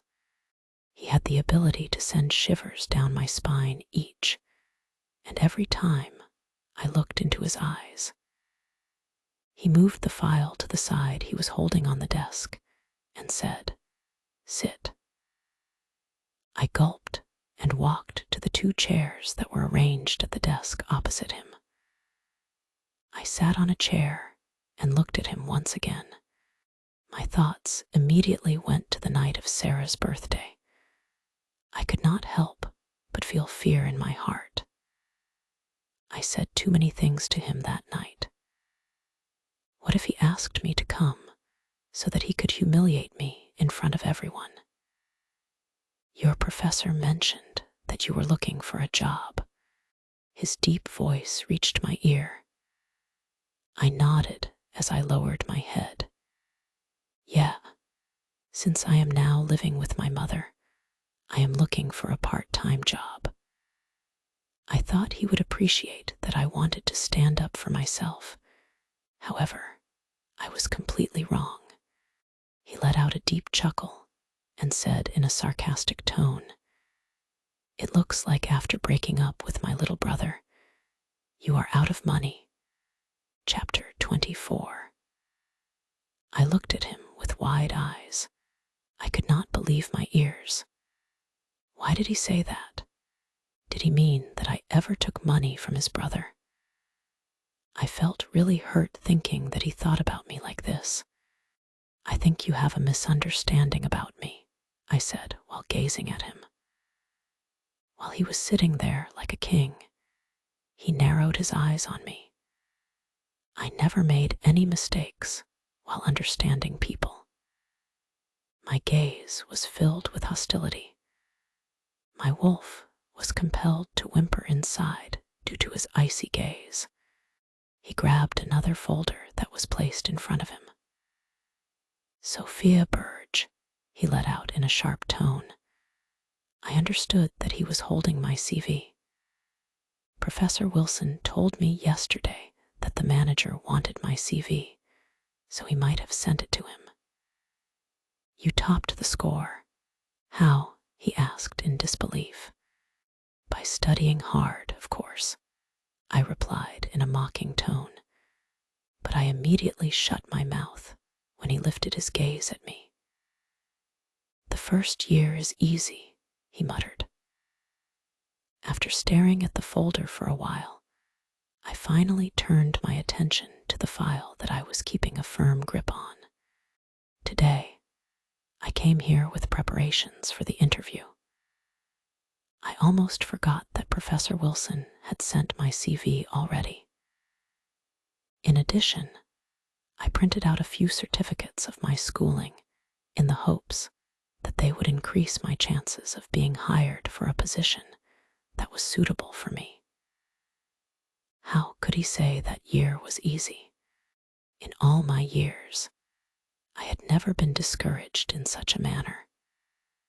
Frustration began to form inside of me. He turned all of my hard work into a joke. I bit my lip to control myself.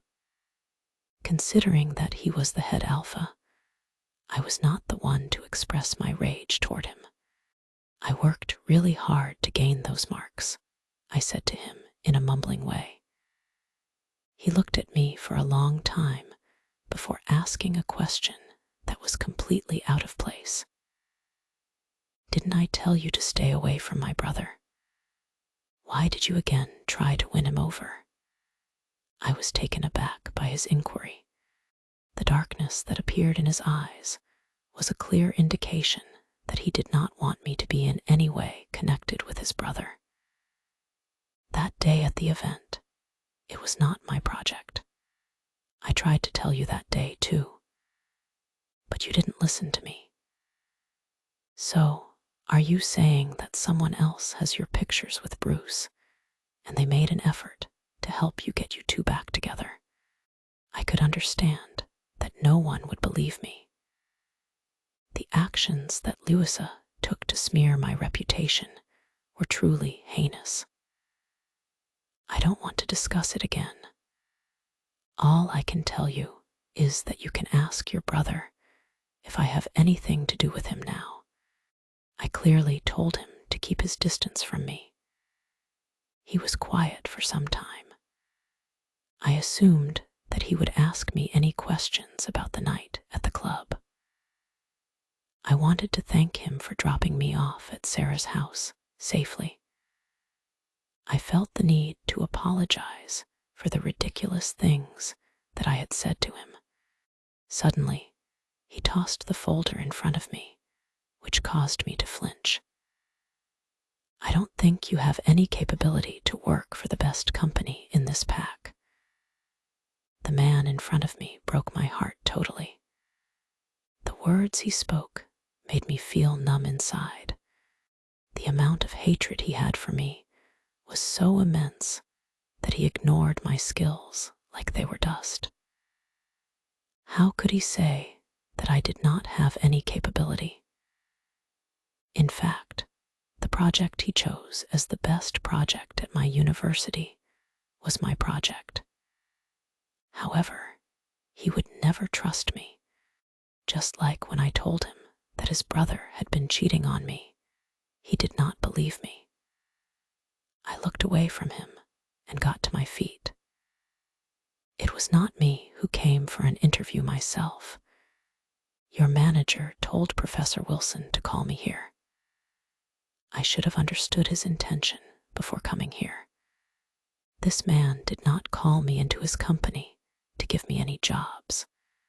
He just wanted to humiliate me for all that had happened on that particular day at the event. He was quiet, so I did not try to start another conversation either. I had already felt humiliated enough. The longer I continued to be close to this man, the greater the risk to my life would be.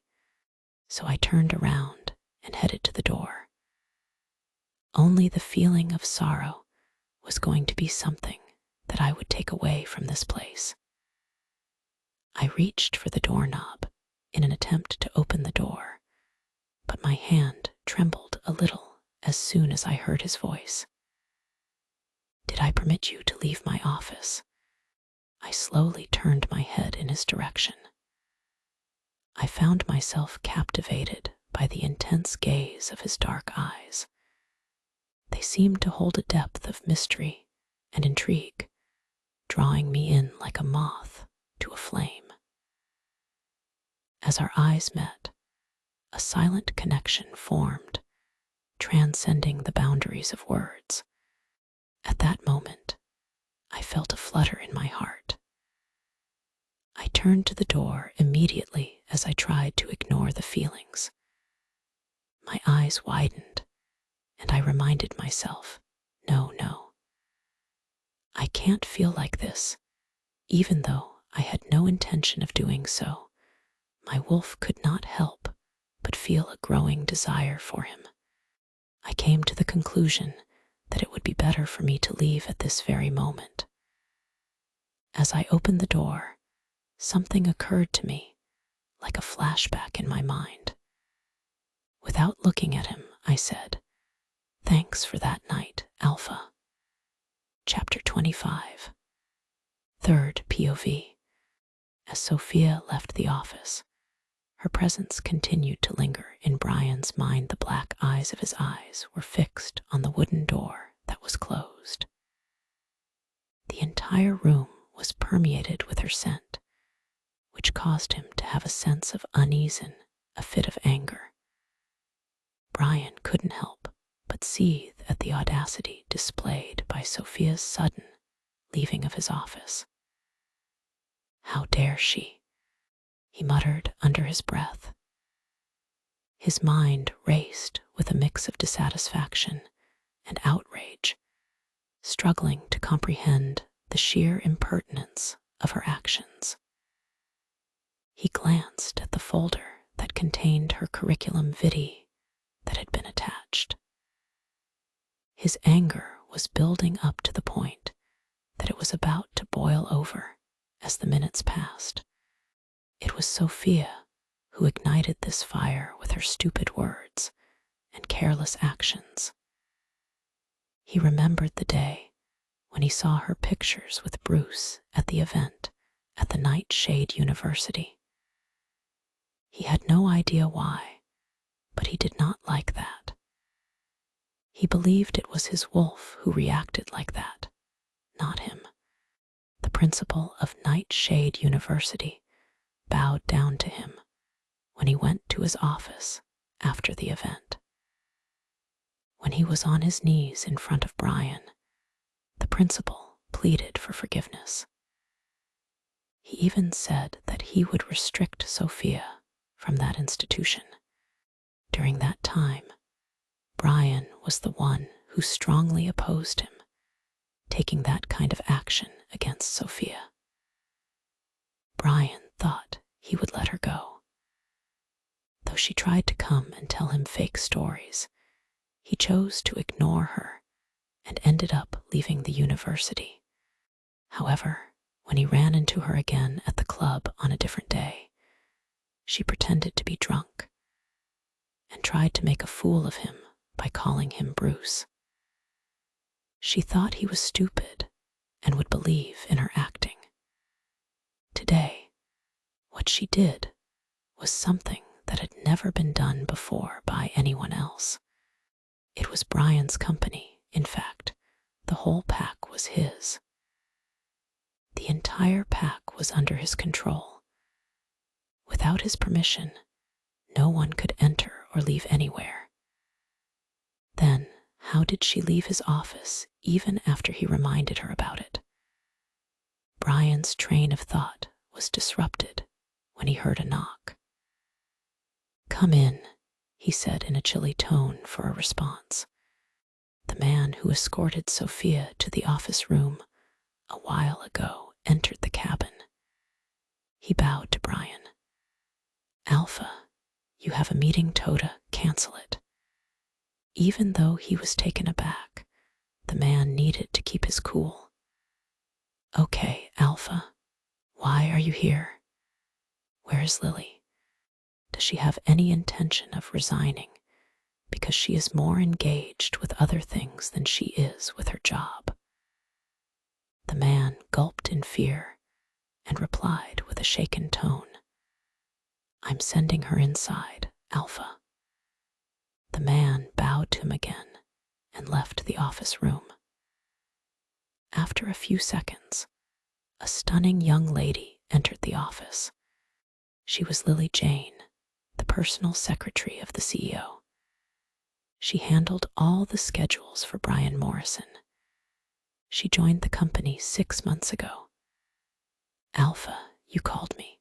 Brian gave her a stern look. "Where were you?" "My apologies, Alpha. Earlier, I was preparing coffee for you." After responding, Lily walked to the desk. Brian's eyes shifted in her hand. She indeed went to make coffee for him. She placed the cup of coffee in front of him on the desk and then stood straight. "Alpha, I heard you interviewed a student. I couldn't meet her. Should I mention her to the Human Resources and Management Department?" Brian held the handle of the cup and sipped on his perfect espresso. The caffeine made his mind calm. His mind was immediately brought back to Sophia's scent as he smelled the dark chocolate flavor in the espresso. Because the thought made him feel irritated, he put the cup in its place on the desk. "What happened, Alpha? You didn't like it?" Lily asked with a curious tone. She believed only she could make the perfect coffee for him. Brian paid no attention to her question and instead looked at her. "Lily, you have a lot of work to do in your role as my secretary. I think it's time to relieve some of the pressure on your shoulder." Sophia was feeling really upset. As soon as she walked out of Brian's office, she instantly began to have a bitter feeling in her heart. Everyone's attention was focused on her. Some of the females were making fun of her because they had come to the conclusion that she would not be able to find a position in their company as an employee. She left the company as soon as she could. From outside the company, she was able to observe the lives of those who worked there. How she wished to be someone like them. But Brian Morrison broke her confidence level today. She walked for a while until she arrived at the bus stop. Taking a bus, she made her way to her university. "It's okay. I will apply to another company," she tried to soothe herself. She thought about her mother. In what way would she respond to her? It was her mother's belief that she would be safe working at Morrison Group, which led her to agree to her daughter's employment there. Now, if Sophia told her that she had not been selected for the position. Would she now be okay with her working for a different company? The bus came to a stop in the vicinity of her university. She walked with a gloomy expression on her face after entering the campus. Some of the other students on her campus were gazing at her as she entered a building. It dawned on her that she had completely forgotten to change her clothes before arriving here. She was considering going to the washroom, but before she could move ahead, her phone began to ring. A call from an unknown number was displayed on her phone when she pulled it out of her bag and looked at it. Answered it by asking, "Hello." She heard a young woman's soft voice. "Am I speaking to Sophia Burge?" "Yes, I am Sophia." Sophia gave her response while looking around at the other people. She could not identify the woman's voice she was speaking with, but she was shocked when she heard the woman's next sentence. "Hi, I'm Lily Jane, Alpha Brian's personal secretary. The reason I am calling you is to let you know that you have been selected for the role of assistant secretary to the CEO." Chapter 26. Sophia's POV. When I heard the woman, I was very shocked. How could that man assign me to such a high level? An assistant secretary was someone who would assist the secretary. It was a position that offered a very high salary. In actuality, it was of great value in the field of employment. In the end, the person would be the assistant secretary of the CEO, not any manager's assistant secretary. "Hello, are you listening, Miss Burge?" I heard Lily's voice again. Yes, I am listening to you, Miss Lily," I replied to her. Nevertheless, my thoughts turned to the remarks made by Alpha Brian. Apparently, he did not believe that I was qualified to work for his company. So, what caused him to change his mind? Was he again planning to insult me? I could not just believe him. Due to the fact that you are a student, it is necessary for us to arrange your schedule, Miss Burge. Join us tomorrow at 9 o'clock in the morning. I will determine the time for you. At the same time, you will be able to participate in a brief training session. That would be best for me. Thank you, Miss Lily. At any time. Have a good day. See you tomorrow." Following her statement, Lily hung up the phone. I was in a state of haze. The tone that woman used struck me as being professional. It was a clear indication that I got the job. What exactly was going on? Did he believe what I said to him in his office today? Is he now able to release me from the misconception that he had about me? I felt someone hugging me from behind. "What are you thinking? How was your interview?" It was Sarah.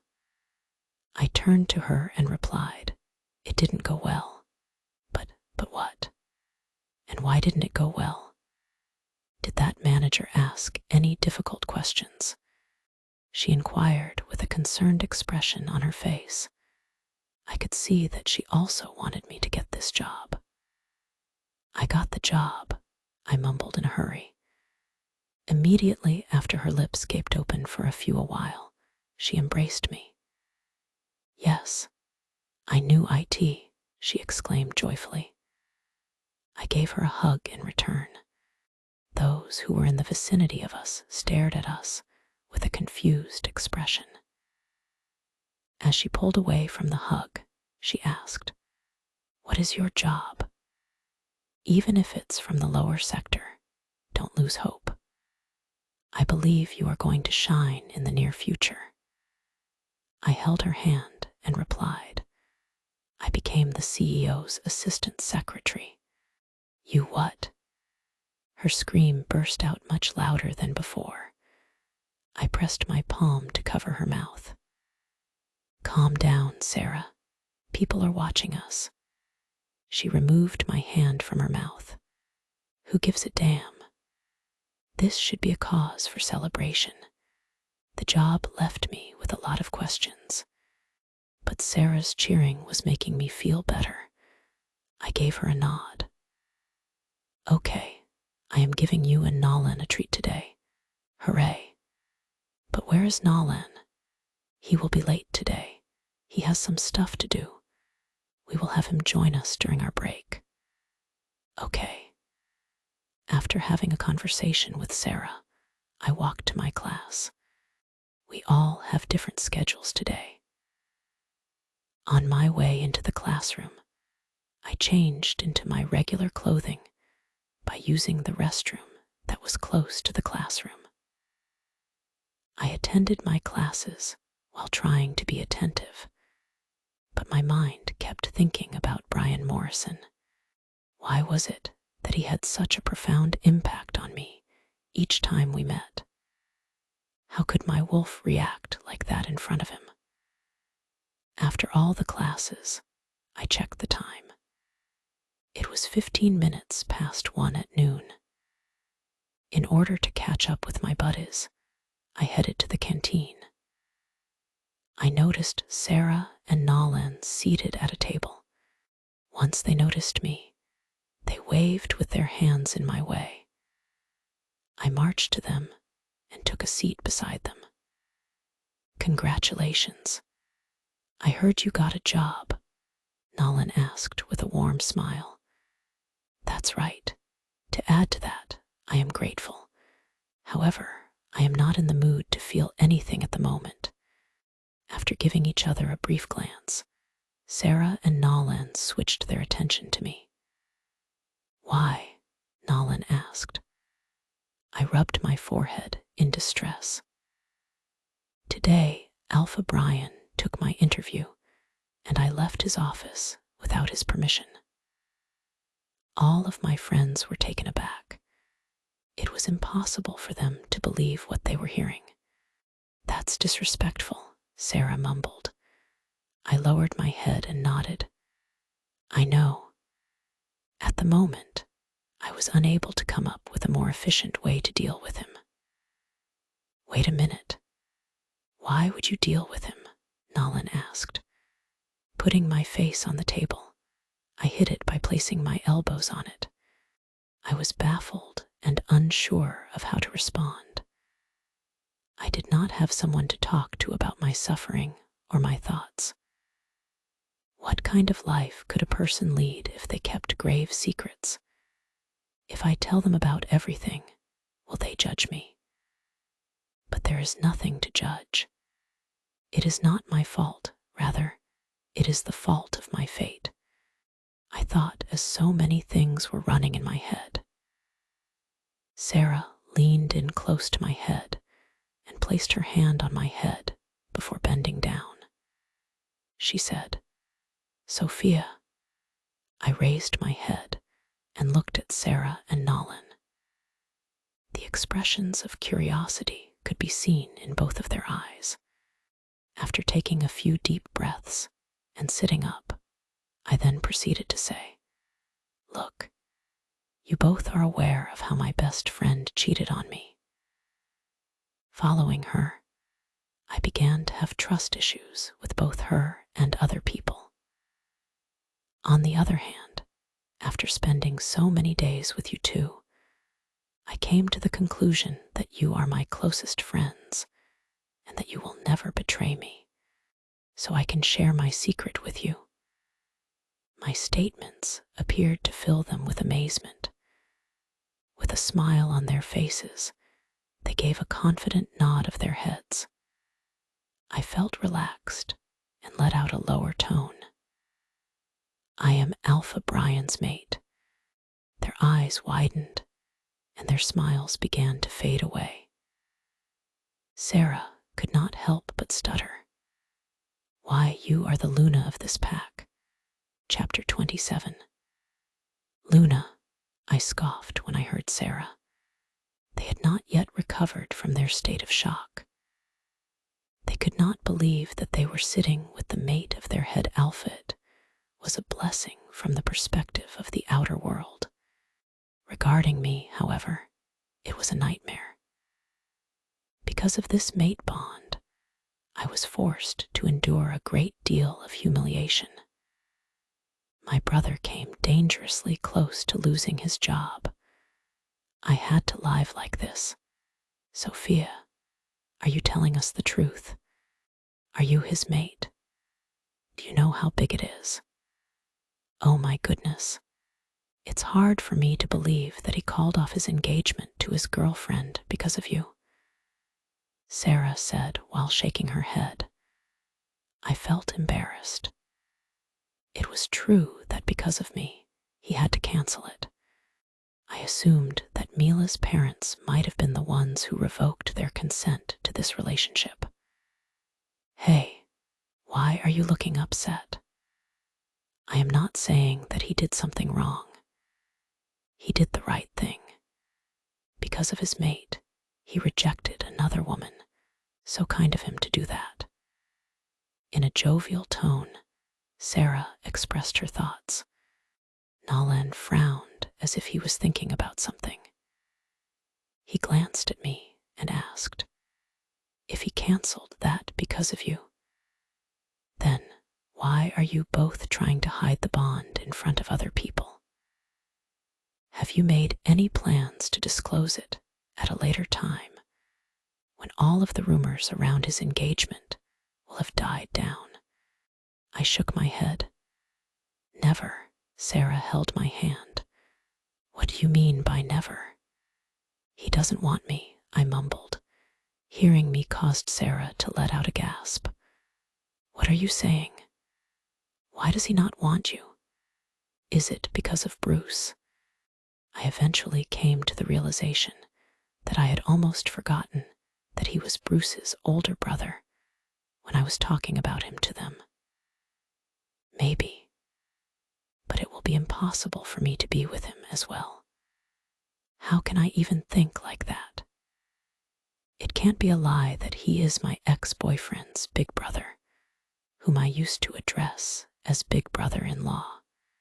It sounds funny, but my fate betrayed me. I elaborated to them about what was going through my mind. Nolan got to his feet and drew the chair closer to mine so that he could sit next to me for the purpose of preventing other people from overhearing our chat. In order to better hear him, Sarah moved closer to me as well. Listen to me, Sophia. It is against the rules for the leader of our pack, the Alpha, to turn down his mate. You are destined to be together. It is impossible for him to resist the mate bond that exists between the two of you, even if he claims that he does not desire you, and even if he wants another woman. I also have a mate. I know the feelings. There are two options: reject or accept. As the head alpha of this pack, he has no choice but to accept you, regardless of whether it is right now or in the future. As soon as I heard Nolan, a collection of peculiar feelings swept through my mind. Exactly what he was trying to convey was clear to me. But how could I really suppose that man would want to accept me? How could I keep up with him? That was why he dropped you at my home that night. It's clear that he cares for you. Otherwise, he could have left you anywhere, Sarah said, while thinking about her birthday night. I turned to her. He cares for me. Do you even know what he said to me today? He said I was not capable of obtaining employment with his company in any way. He always behaves so arrogantly. Sarah chuckled at me. But still, he gives you a job that you have never thought of. His assistant secretary. Imagine One day you will get a promotion and become his personal secretary. Wow, what will happen after that? As Sarah began to think about Brian and me, she placed her chin on her palm and began to daydream. Nalan hit her head lightly. Stop overthinking and try to understand her. That man does not treat her in a good manner. Oh, please, Nalan, what do you expect from him? Since Sophia was his brother's girlfriend, it is only natural that he would have experienced a sense of unease. But now she and Bruce are no longer involved with one another, so there is a bright future waiting for Sophia. I facepalmed myself. Sarah, nothing can be possible between us. Remember my words. He will try to stay close to you. Then you will tell me that I was right. Sarah said and stood up. Where are you going? Nalan asked her. I also looked at her to get the answer. She grinned at us as if something was going on in her head. I am coming back in a minute. I forgot something in the locker, she replied and left the canteen. Nalan looked at me and said, I didn't know that so many things were happening in your life. I tried to forget these things, but everything was coming back to me that I could not control and tell you both everything. As you should. I nodded my head and waited for Sarah. Sophia, if he treats you badly, tell me. I know I am nowhere close to his rank, but as your friend, I can at least confront him. I felt warm in my heart. I missed my brother after hearing him. Abraham reacted like that when he heard about my mate bond. He might be thinking that I was happy in my life since Brian did not talk to him about me again. What if he gets to know about my job? Is he going to back me up, or will he oppose me? A brown paper bag appeared in front of my eyes. Sarah came with a brown clothing paper bag. I looked at her and asked, What is it? It's your man's thing. Look into it. Her words left me confused, so I looked into the bag to see what was inside. While I was bending my head to peek inside, I discovered a black suit jacket that was made of a soft material. Brian's scent still lingered on it. I forgot to give it back to you when you left my house. The moment I laid eyes on it today, I grabbed it and brought it with me so that you might return it to him today. Who knows? You will be close to him from now on. That's nothing, Sar, Sarah interrupted me by saying, Oh, come on. This can be the beginning of a new chapter between the two of you. Chapter 28. You've got the job. Congratulations, my dear. My mother hugged me. After talking with my friends, I went directly back to my home. So when I told my mother about the job, she appreciated me. I could not put into words how delighted I was. My mother was proud of me. I assumed she would warn me about others again, but because of Alpha Brian, she was responding so calmly. She believed in the possession of the head alpha. No one could do anything to me. So she did not have any worries about my safety. Does your brother know? Let me call him, she replied, going to grab her phone, but I grasped her hand. Mom, don't tell brother anything now. Why? I will tell him later. Why not now? He must be busy. I don't want him to know about it right now. He will surely speak with Alpha about it. I don't want anyone to treat me differently. She flashed me a proud smile. She cupped my face and said, I am grateful to have children like you and your brother. You both never let me do anything. You both are sensible children.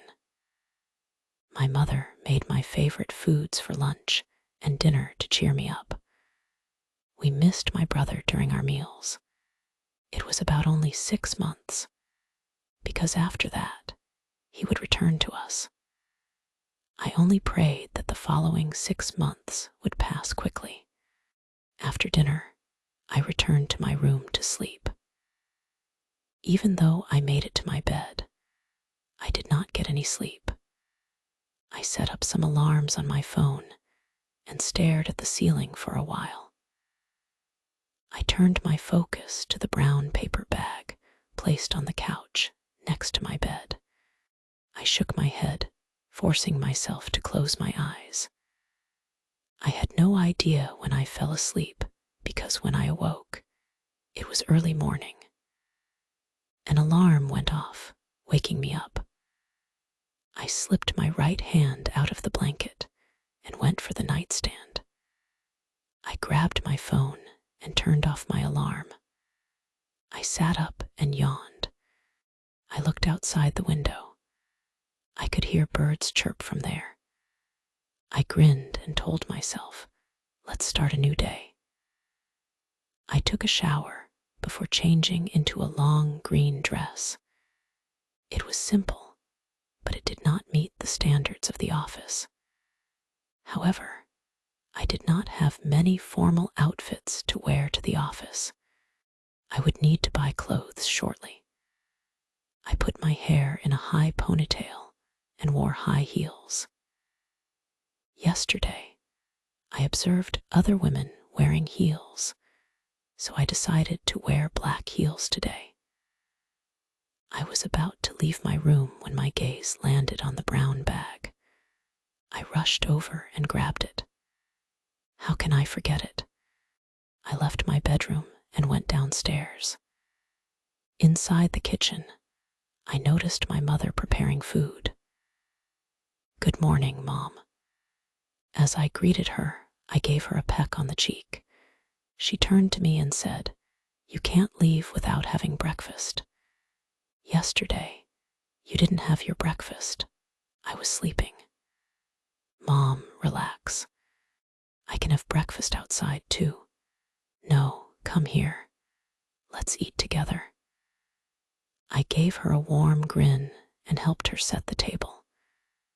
When we finished eating breakfast together, I left my house. For today, I took a cab. It was already 8:15, so I did not want to be late on the first day of my job. It took some time for the cab to arrive at the Morrison Group. After getting out of the cab and paying the driver, I hurriedly went inside the building. When I looked at the wall clock that was located inside the entrance area, I let out a breath of relief immediately. It was still 8 minutes before the end of the hour. I walked to the receptionist and asked, "I'm Sophia Burge. Did Miss Lily tell you something about me?" The familiar receptionist nodded her head at me. "You can take the elevator and go to the top floor, like tomorrow." I was afraid that today Brian would again take my interview or something. During the course of today, I was concerned that Brian might once again take my interview or something like that. Despite the fact that I was filled with nervousness, I went inside the elevator. I slowly exited it as it reached the highest floor of the building. A few other people appeared to be peering at me. Since I arrived here yesterday, it was possible that they had recognized me. "Miss Sophia," a voice called out my name. I turned my head to the side in the direction directed by that voice. A young woman in her early 20s approached me with a smile on her face. Because of the initial encounter, her grin appeared to be professional, as if that were the only reason she smiled. "Miss Lily?" I asked. It was with a forceful tone that she said, "Yeah, follow me." and then she began to walk ahead of me. In the meantime, I followed her around the office and looked around. She went into a cabin and motioned for me to have a seat on one of the chairs inside. I followed the instructions that were given to me, and she sat down in the chair that was designated for the head. When I looked closer, I saw that it was her private cabin. This is your timetable. Organize travel, manage expenditure records, and make reservations, among other things. Develop a list of materials for meetings and make sure you comprehend the specifics. These are the only things that you need to learn today. I was shocked after hearing her. There were so many things I had to learn today, and she was saying the only things. She spoke out again. Starting tomorrow, I will be sharing my work with you every day. You are going to work under me. The fact that I did not have to deal with Brian in any way directly brought me a sense of relief. Thanks, Miss Lily. Oh, yes. Another thing. The next room will be your cabin. And my personal cabin. Yeah, you can check it out now. At the time that you begin your training, I will send someone to you. Thanks a lot. After getting to my feet, I smiled as I exited the cabin. I was overjoyed to have my very own office space to work in. I turned my head to look at the door and noticed the nameplate that stated Assistant Secretary. I entered the room and was immediately stunned. That man was not that cruel. He gave me such a cabin that was quite lovely. It was a warm and inviting space with white paint. There was a desk that was prepared for me to use. After making my way to the chair in charge, I sat down. I could not help but laugh as I swung around the chair. To me, it seemed like a dream that had finally come true. When my eyes landed on the wall next to me, I quickly stopped moving my chair. The half wall appeared to be a window with a dark glass coating. Suddenly, I had the impression that someone was making eye contact with me from the other side of the glass. As my mind wandered to the subject, I experienced a chill down my spine. Suddenly, I felt that someone was looking at me from the other side of the glass when I thought about it. I felt a chill down my spine. Chapter 29. In order to refocus my attention on my desk, I ignored my internal thoughts. Who would look at me? I was overthinking. It came to my attention that a few folders were being placed on the desk. The file was a handwritten one, as I discovered when I grabbed it. The first step was to jot it down on the computer, and then I had to print it out. While I waited for Lily to send someone to my cabin, I put the file back in its original location. I was feeling bored, so I started to chat in our group. Sarah was active. She immediately asked me how everything was going on. When I told her that I got a private cabin for myself, she urged me to send selfies to her. I chuckled and clicked a few selfies of me while sitting in the head chair. Then I walked to the bookshelf, where a few books related to business were arranged. I clicked a selfie there too. I sent them to our group. Sarah said she was very happy for me. She reminded me to return Brian's jacket to him. I said I would do that before leaving the office. After some time, a man knocked on my cabin's door. "Please come in," I said. An unknown young woman entered the room. As soon as I saw her, I stood up since I had the impression that she was a senior. "Don't worry about it. Take a seat. I am Selena Parker. I came here to train you in some work," she said, walking to my desk. I sat down on my chair, and she stood behind my chair. She showed me many things on the computer. She told me the locations of Alpha's schedules and where to set up files. Basically, it was about remembering different things. But some of the folders were hidden, and only a few people knew about them. She was one of them, because if anyone were to learn about Alpha's daily routine, they would immediately begin to sell it to other people so that they could profit from being able to use it. There were so many new things I learned from Selena. She looked to be in her late 30s. It seemed as though she had been working at this company for quite some time. After taking a 10-minute break, she resumed her training for me and continued to work on me. With our attention fixed on the screen, we both sat down on 2 chairs. "Thank you, miss." I showed my gratitude with a small smile after the training. She did not look like an extroverted person, but she smiled back at me and said, "You got a big position at a really young age. Don't disappoint anyone and try your best. Means a lot." Selena nodded her head and left my cabin. I sighed in tiredness. I walked out of the cabin and set out on foot in the direction of the canteen. Everyone stared at me as if I were a new animal in a zoo. Avoiding their gazes, I proceeded to place an order for lunch and ordered something.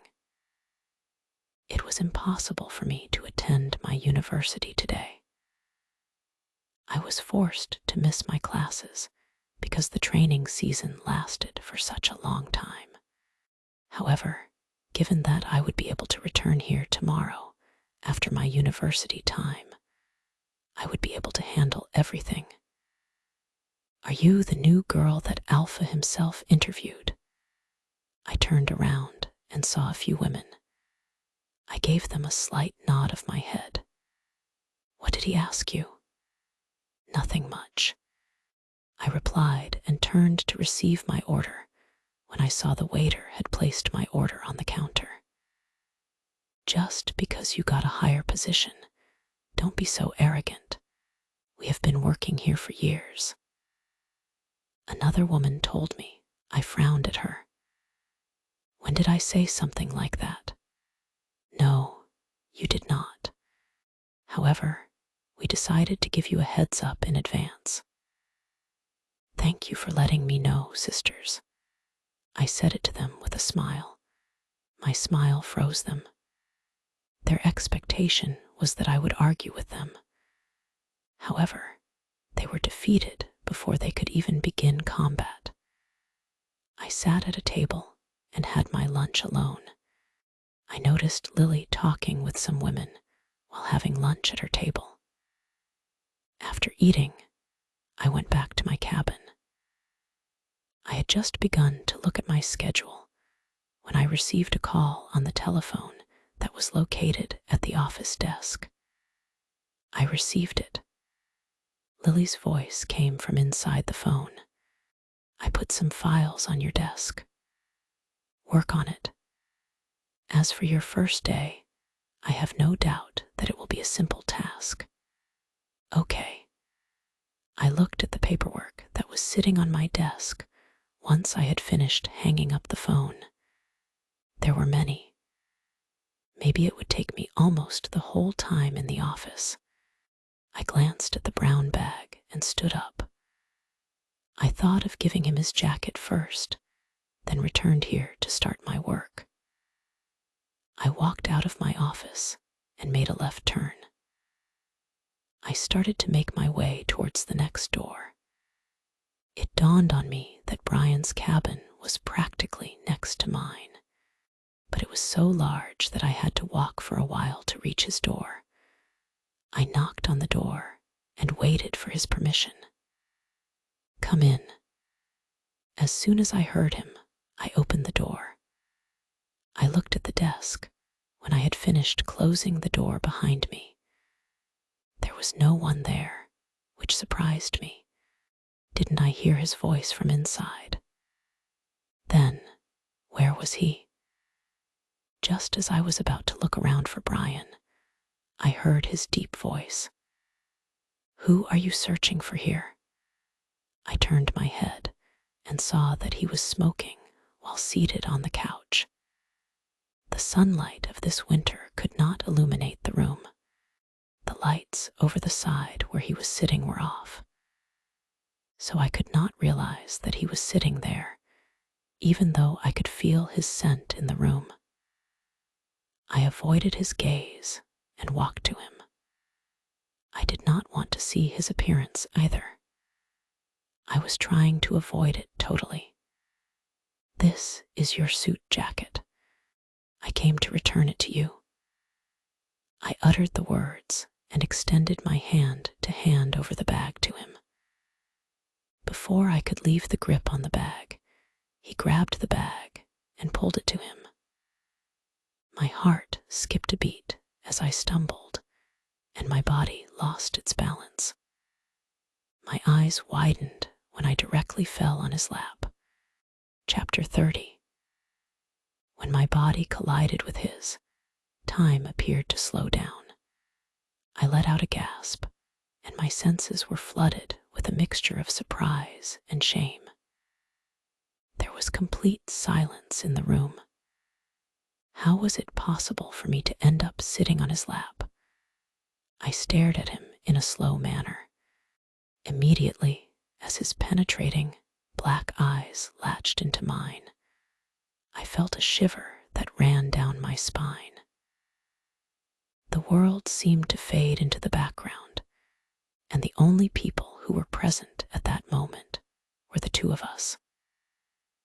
It was as if time had stopped moving.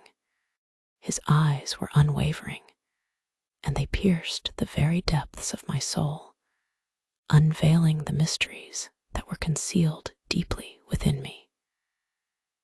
When I was about to move my body from his lap, a surge of unexpected strength enveloped me.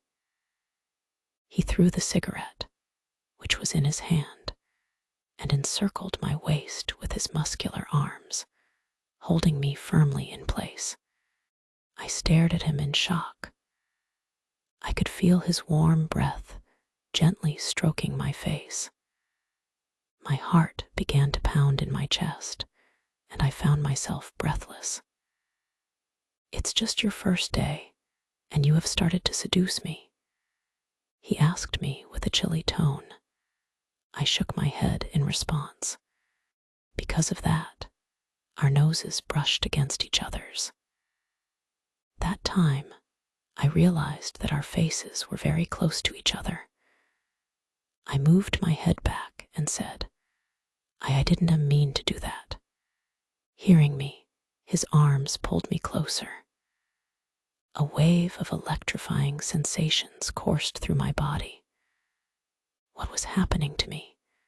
There was a flame that had been simmering quietly and diligently for what seemed like an eternity, and it seemed as if his embrace had the power to ignite it. "Stop pretending like you are naive. I am not Bruce, who would believe you're acting." The way he spoke to me made me feel completely opposite from what I was experiencing inside me at that time. Why was I even feeling something for this man that I had never felt for someone else before? It was difficult for me to comprehend the whirlwind of emotions that had taken hold of my heart. "No, I can't," I said to myself. Before the enigmatic fascination of this man captivated me, I should stop feeling like this. I placed my hands on his chest. "I am sorry, Alpha." Just as I was saying that, I put pressure on his chest in order to stand up. I came so close to achieving my goal, but circumstances may have brought about my demise today, because the moment I tried to stand up straight, my high heels twisted, and I plopped on his lap once again. I heard a groan coming out of his mouth. It caused me to feel ashamed and embarrassed. I am are really as so. Shut up. The tone of his anger caused me to flinch. I lowered my head in fear. I did not want to look at his fierce face. At that time, someone knocked on the door. My eyes widened. I raised my head and looked at him. This time, he gripped my waist more tightly. He raised his brow and asked, "What? What are you afraid of? Didn't you dare to seduce me? Now, why are you thinking about others? Could it be that Miss Burge is trying to maintain a positive reputation in front of others?" I stared at his eyes, which were full of mockery for me. Did he always think that I was this cheap? I averted my gaze from him as tears began to smear themselves across my eyes. "May I come in, Alpha?" Lily's voice came from outside. "Yes, come in." I heard Brian speak in a louder tone. As soon as I noticed that the doorknob was twisted, I hurriedly pushed Brian before standing up. I let out a sigh of relief when I realized that he had not insulted me in front of Lily and had instead let me leave. Lily opened the door, and her eyes immediately fell on me. She looked stunned, watching me there in the CEO's office room. "You are here?" she asked me while approaching Brian. I lowered my head without replying to her. I glanced at my dress to see if it was fixed or not. Luckily, my long dress saved me today. As Lily stood directly next to me, she asked, "You haven't responded to me yet." Her question was directed toward me. I was. I called her here. Brian interrupted me. I gave him a quick glance as he lit up a new cigarette. While he was puffing on it, he exhaled the smoke that was coming out of his mouth. "Oh, I see," Lily said as she glanced at me with doubtful eyes. "I'm leaving." I let out a lower tone. Lily gave me a signal to bow to Brian just as I was going to leave the cabin. How could I be so irresponsible? Though he was a businessman, he was the head alpha of our pack. There was no way I could show him disrespect, regardless of how badly he humiliated me for no apparent reason. I bowed my head to him. He did not utter a single word as he fixed his stare on me. I stood straight and looked at him. The weight of his silence hung heavy in the air, creating an atmosphere charged with anticipation. I found myself unable to break free from the magnetic pull of his eyes. What the hell is wrong with me? I scolded myself and turned around. I hurriedly left his office. As I walked out of his cabin, I pressed my back against the door after closing it, and I shut my eyes to take a deep breath. I believed all the things that I was feeling for him were only because of the connection of the mate bond. If we were strangers like before, I would never have felt like this. You need to stop reacting to him like this. He doesn't want you, I told my wolf. When I opened my eyes, I was startled to see a young man grinning at me. "Hi." He greeted me, and I immediately moved from the door. "Hello." I was feeling so embarrassed that I wanted to hide myself right now. I was not feeling well, so I tried to make an excuse to hide my embarrassment. "I can understand," he responded. I lightly smiled at him, but something came to mind when I looked at his face carefully. "I think I saw you somewhere," I said to him while I was attempting to recall the location where I had seen him. "Of course you did," he replied, stretching his hand toward me.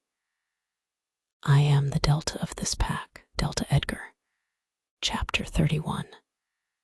"Sophia Burge," I replied, shaking my hand with him. "Nice to meet you," he said to me with a grin. He looked like a happy guy to me. He was not as serious as his alpha was. It was good. At least a few officials were not that moody like their alpha, including my brother. "You must have seen me in the club that night."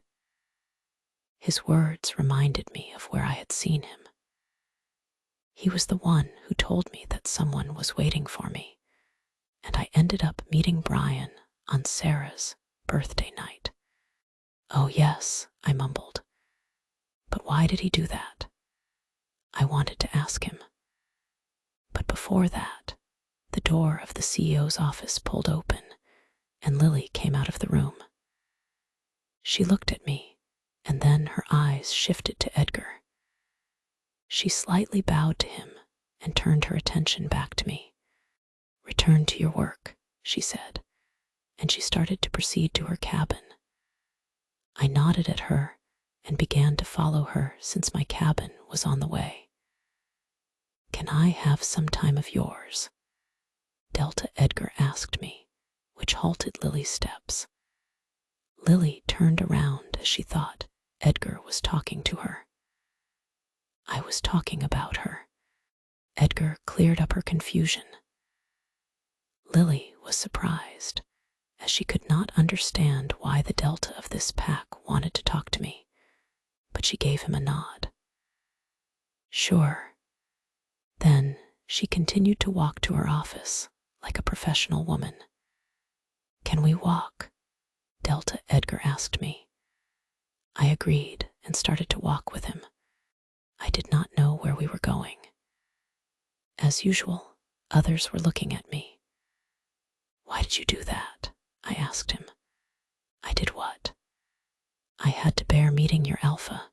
He misunderstood me that night." "Oh, come on. You were the one who was calling him Bruce. Have you not gotten over your ex-boyfriend yet?" I stopped walking and turned my head toward him. "How do you know about it?" "I'm Brian's close friend. It's obvious I know what's happening in his family. Bruce is like my younger brother." I looked away from him when I heard about Bruce. I believed Edgar also thought that I was a liar since he was Brian's friend. "I was drunk that night. It was my first time drinking," I explained as I started to stroll again.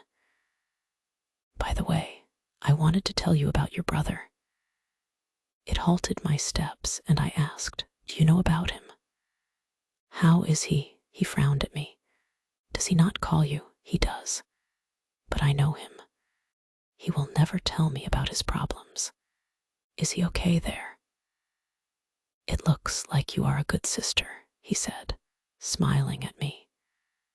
Then he continued, "He is a very hard-working man. He is our Gamma for a reason. He is the main warrior, and Brian is trying to train him in the best way possible." I was surprised to hear him. What I thought was that he was punishing me and making my brother stay away from me.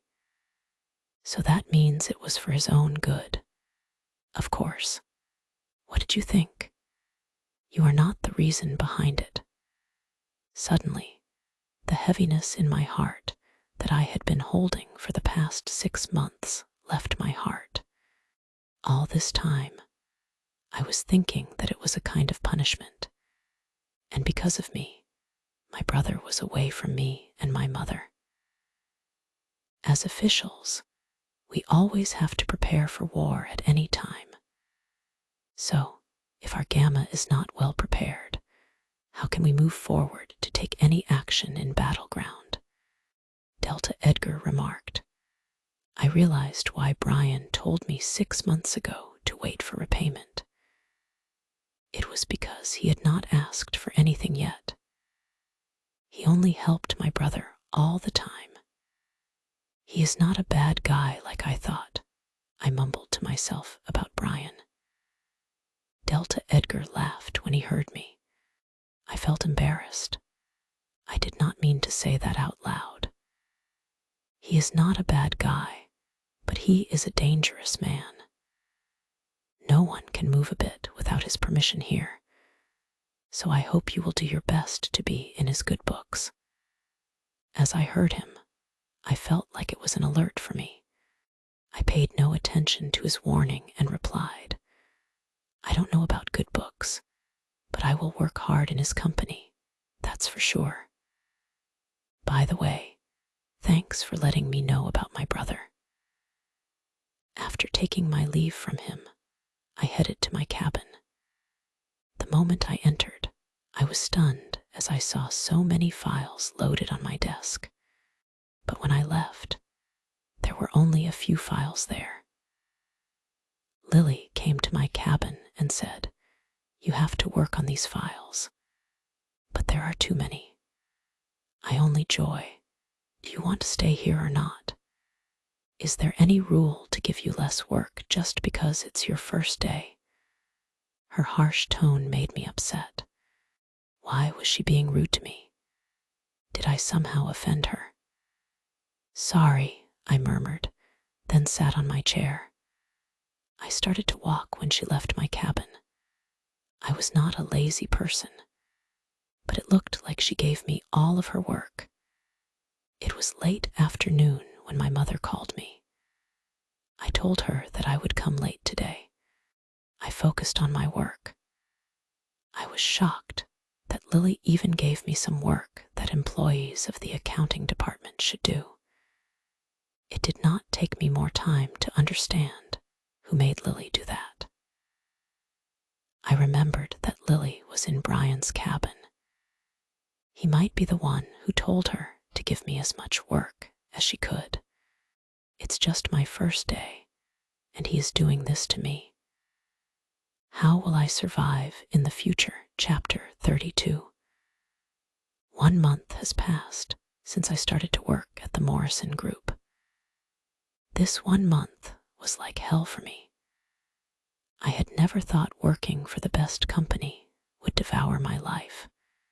Ever since I got the job as the CEO's assistant secretary, Lily, the CEO's so-called personal secretary, put all of her work on my shoulders and began to live her life peacefully. But I was not blaming her. She was only doing what her boss, Brian Morrison, had told her to do. I had a feeling that he had no other work except pestering me with work. Just a few days ago, I asked for a leave because I had a fever. But what did I get as a reply? A clear-cut no. Lily said Alpha Brian did not like excuses at work. He believed that everyone was lazy and always tried to find reasons to skip workdays. I had to come to the office with a red face and a high temperature that day.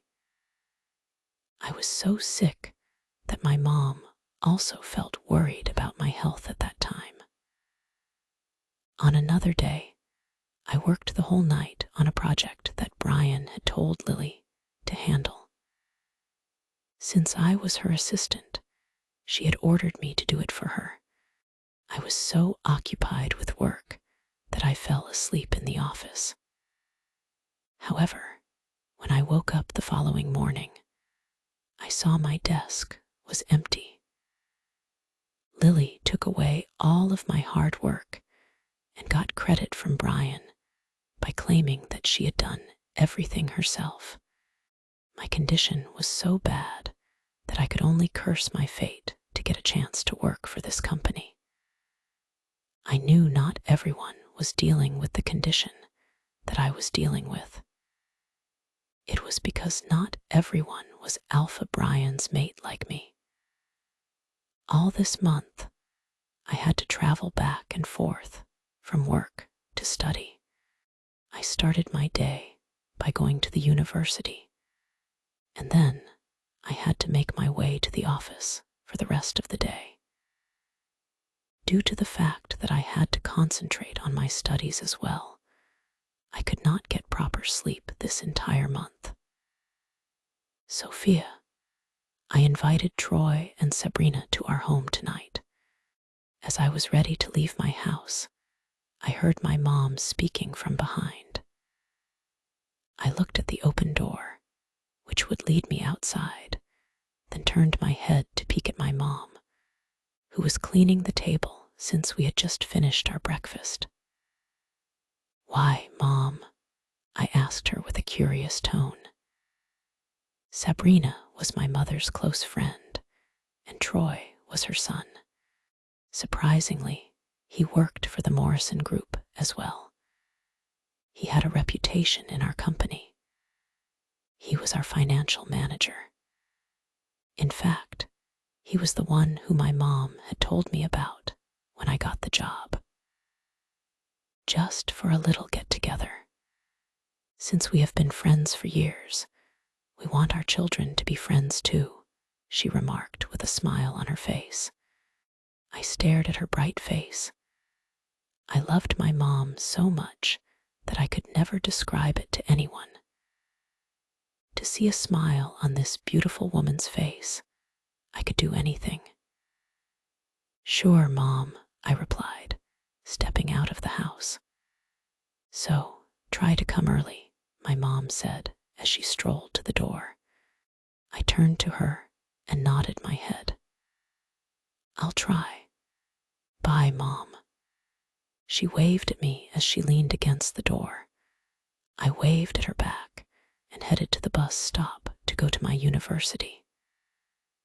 When I arrived at the office after attending my classes at the university, it was already noon.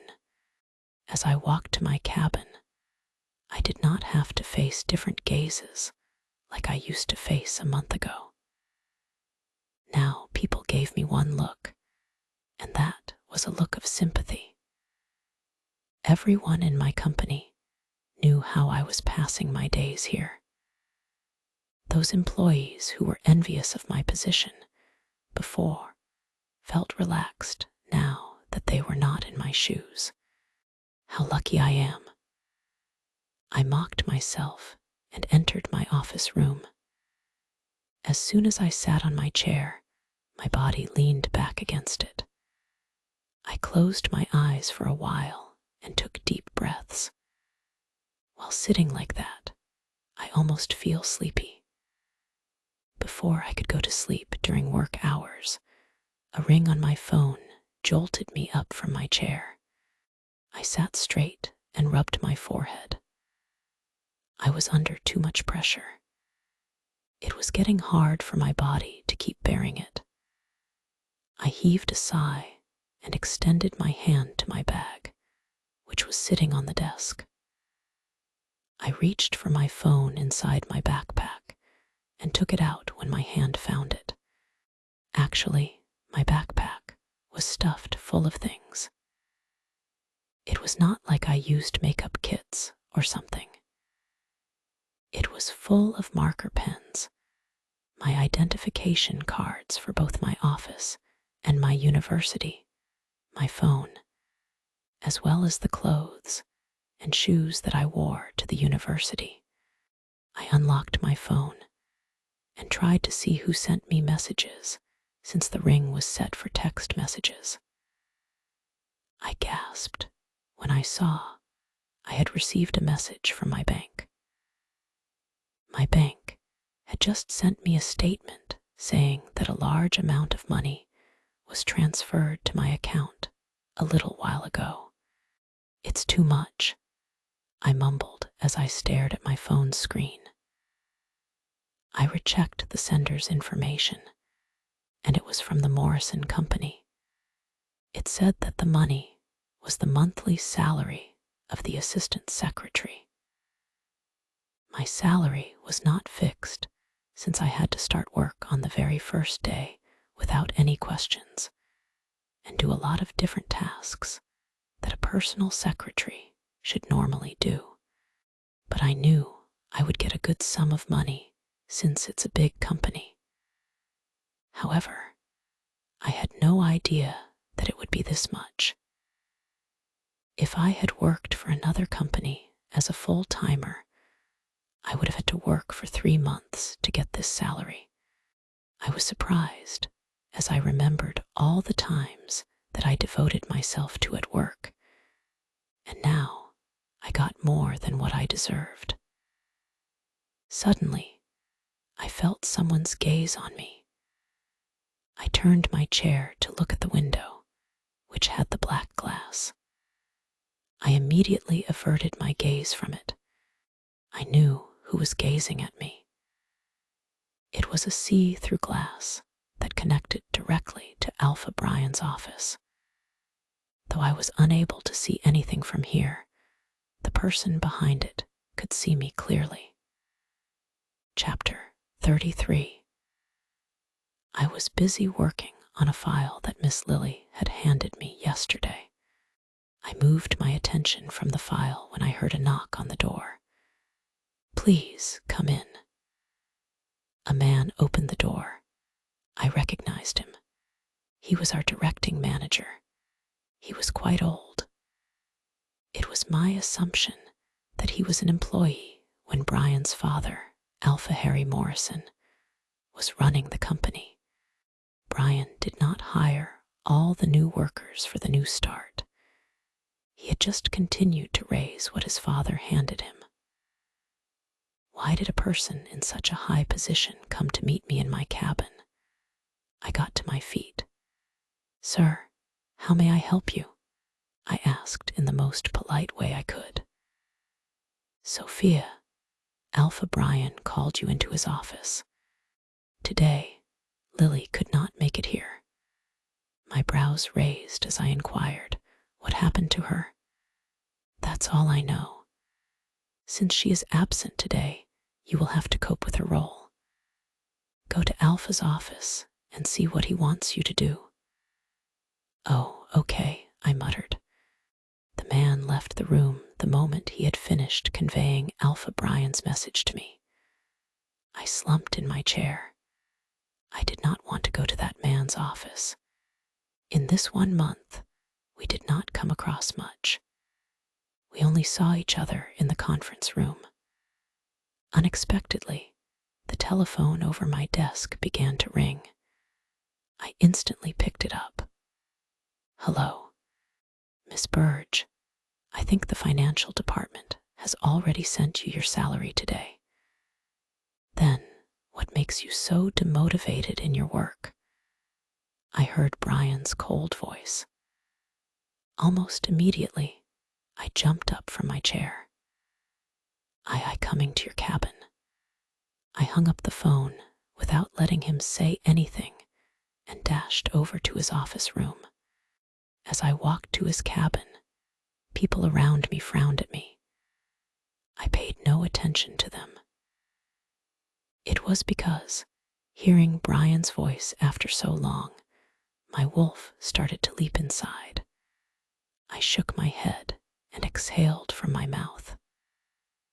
I stood in front of the CEO's office and knocked on the door. "Come in," I heard him say, permitting me to enter his office. I opened the door and glanced at him. The man was sitting behind the desk. He looked swamped with work. I slowly closed the door and walked toward the desk. "Alpha, you called me." He averted his eyes from the computer in front of him and looked at me. I felt my knees almost shake at his gaze. He was not looking angry, but there was something in his eyes that could not let me remain sane. I lowered my head and waited for his order. "In Lily's absence, you are going to do her duties." "Yeah, I got that." "Really? I raised my head to look at him. Why, yes. He gave me a nod and said, "Go and make a cup of coffee for me." "Sure, Alpha," I replied, turning to leave the room. He did not stop me, and I walked out of the office room. I rushed to the coffee maker, which was not close to Brian's office. I wondered why it was not near his office. Then I realized that it was because if the coffee maker was established in the middle of the floor, it would be helpful for every employee. When I reached there, I tried to brew the best coffee I had ever made in my life. With all hope that I had made good coffee, I went back to Brian's office. "What did you make?" Brian asked as he looked at the cup. "Did you not like the coffee? Should I add a little more milk?" I asked him. I said in my head, did he like more milk in coffee? But I think it's fine. He hasn't tasted it yet. As I reached out for the cup, he stopped me by grabbing the cup. My fingers brushed against his. In an instant, I felt electricity jolt inside me. I moved my hand back in shock. He gazed at me.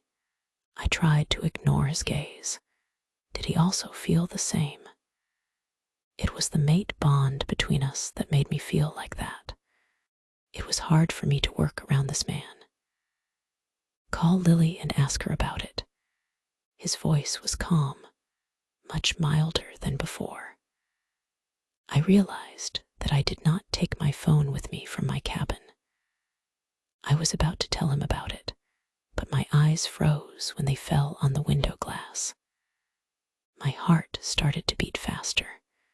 My office room was clearly visible. I could see everything that was happening there. I felt a little conscious of myself. He could see me all the time. I knew about it, but still, it was kind of awkward. "If you are done with scanning my office, you can go for your job," he said, and he started to work again. I turned to him. I grabbed the cup as he removed his hand from it. I left his office and went to my cabin. I grabbed my phone and called Lily. Lily told me that she was a little sick and could not come today. But she apologized that she could not notify me about it. She told me to make espresso for Brian. I listened to her very carefully, then returned to the coffee maker. I made a cup of espresso for Brian. How can anyone drink this coffee? It looks bitter. A little sugar won't ruin anything. I thought about adding a little more sugar. I went to Brian's office and placed the cup with a bright smile on my face. He held the cup and sipped the coffee. I was expecting that he would appreciate my coffee. However, he made a disgusting face and threw the cup to the floor. I flinched when the cup shattered on the floor, making a loud crashing sound.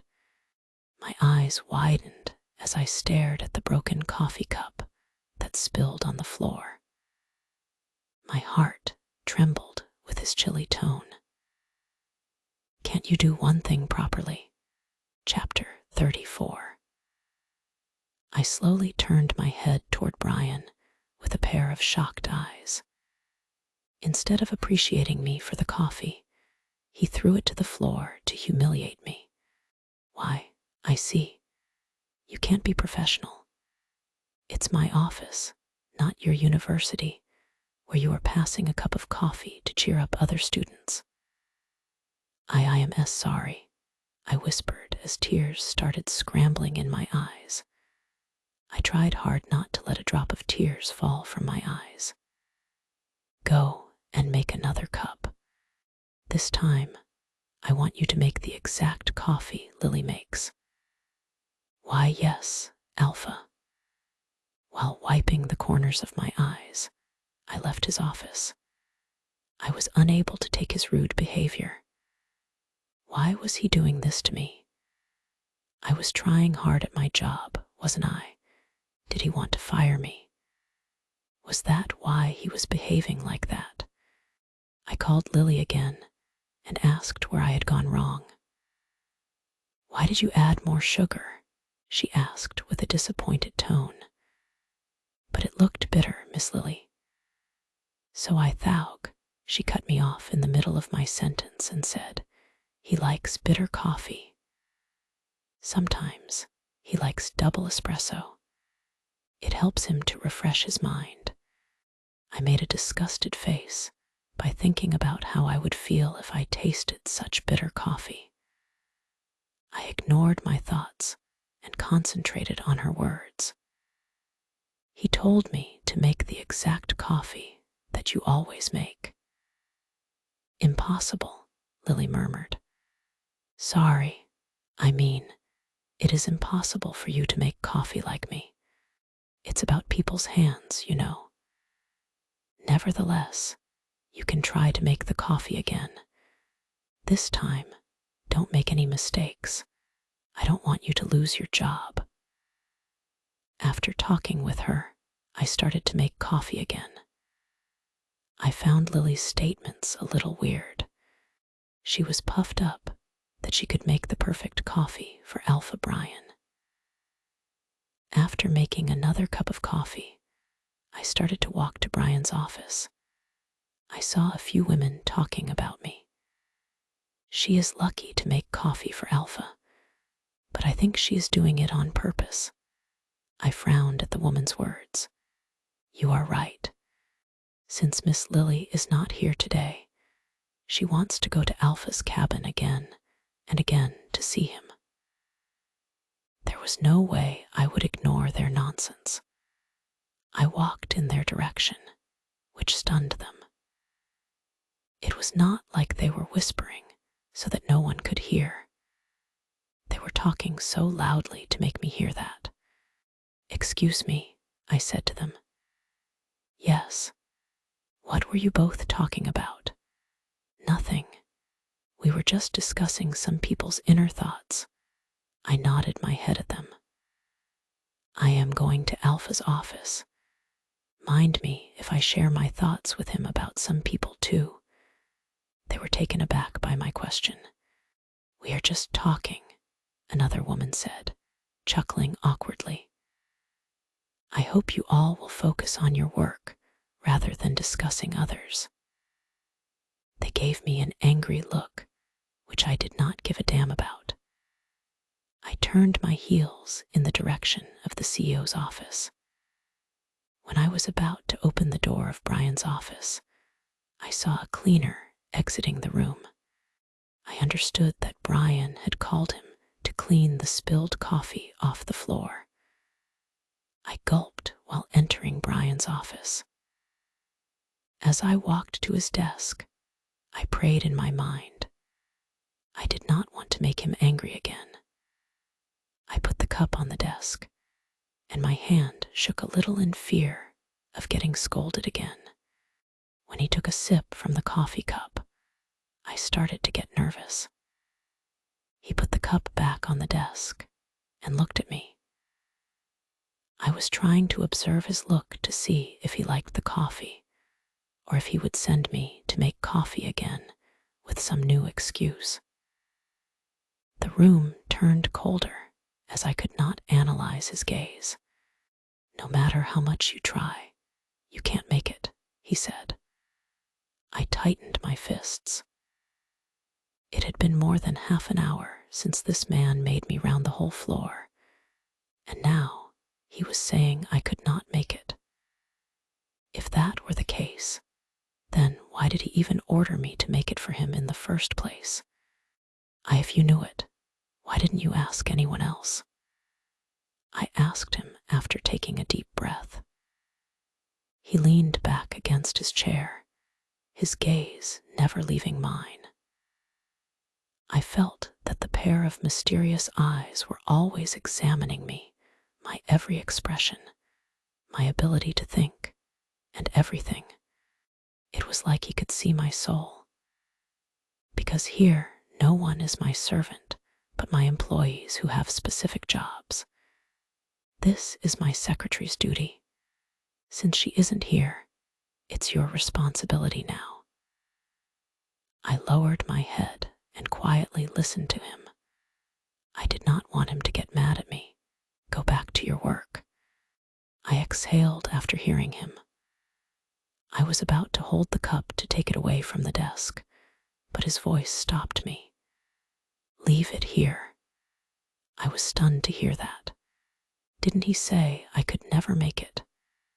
Then why did he want to keep it here? Anyway, I left his office and headed back to my cabin. In a way, I bumped into someone. I raised my head to look at the person. I was surprised to see the young man. He smiled at me and said, "Hey, Sophia." "Troy, hi." He was my mom's friend, Sabrina's son. He joined the company last year after his graduation. "How are you?" he asked. "I'm good. What about you?" "Just fine." I nodded at him and wanted to take my leave since I had to go back to my cabin. Alpha Brian might be looking at my office through his window to see if I went back to work or not. "See you later," I told him, then walked past him. Just before I could enter my office room, Troy spoke out. "My mom said your mother invited us to your home tonight. If you don't mind, let's go together."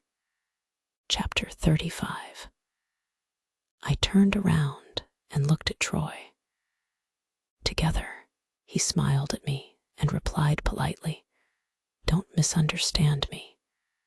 I will go to your home directly from the company. So I thought to ask you if you were okay with it." I thought for a second, then inquired, "What about Aunt Sabrina? How would she go there? Don't you think you should pick her up and go with her?" He shook his head in response.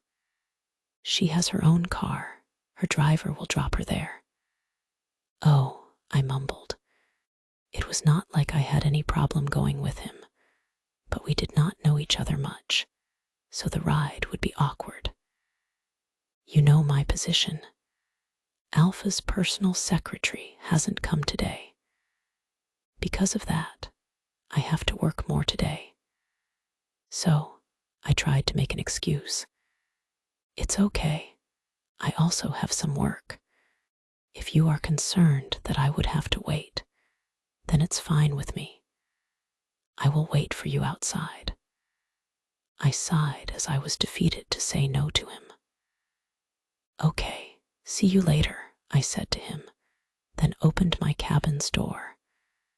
As I entered my cabin, I started to work. There was a schedule for Brian that Lily had to set, but since she was not here, I would have to take care of it.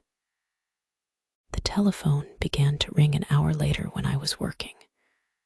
I grabbed the phone and heard Brian's voice. "In my office right now."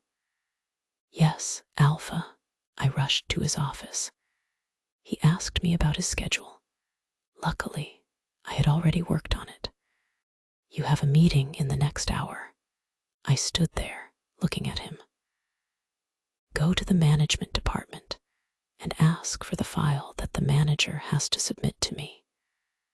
Sure. I left his cabin and walked to the elevator. As I entered the elevator, I pressed the button on the floor, which was for the management department. When I reached that floor, I looked around for the manager's office. I saw so many people working while a few people were talking with each other. There was a friendly atmosphere on that floor. I walked to a desk and asked an employee, "Excuse me, where is the manager's office?" She turned her head toward me. Her eyes shifted to my dress, and then they scanned me from head to toe. As though she did not like my dress, she narrowed her eyes and asked, "Why? Who are you?" I felt annoyed by her look. Alpha Brian sent me to get a file, so it would be helpful if you told me. Her eyes widened at the name of Brian. She immediately got to her feet and gestured with her hand. This way.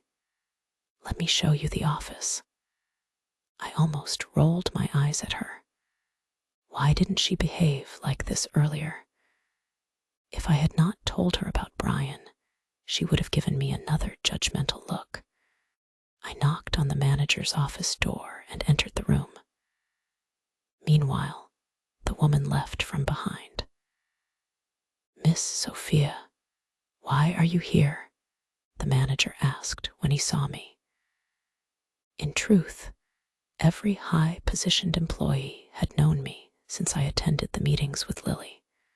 However, other people who were under managers did not know me since they did not go to board meetings. Alpha wants a file from you. Which file? The file that you were supposed to submit today. But Miss Lily should be the one who came to take it, he said, as he looked at me with doubtful eyes. I could understand his suspicion. I was a new worker, so he could not just give anyone an important file.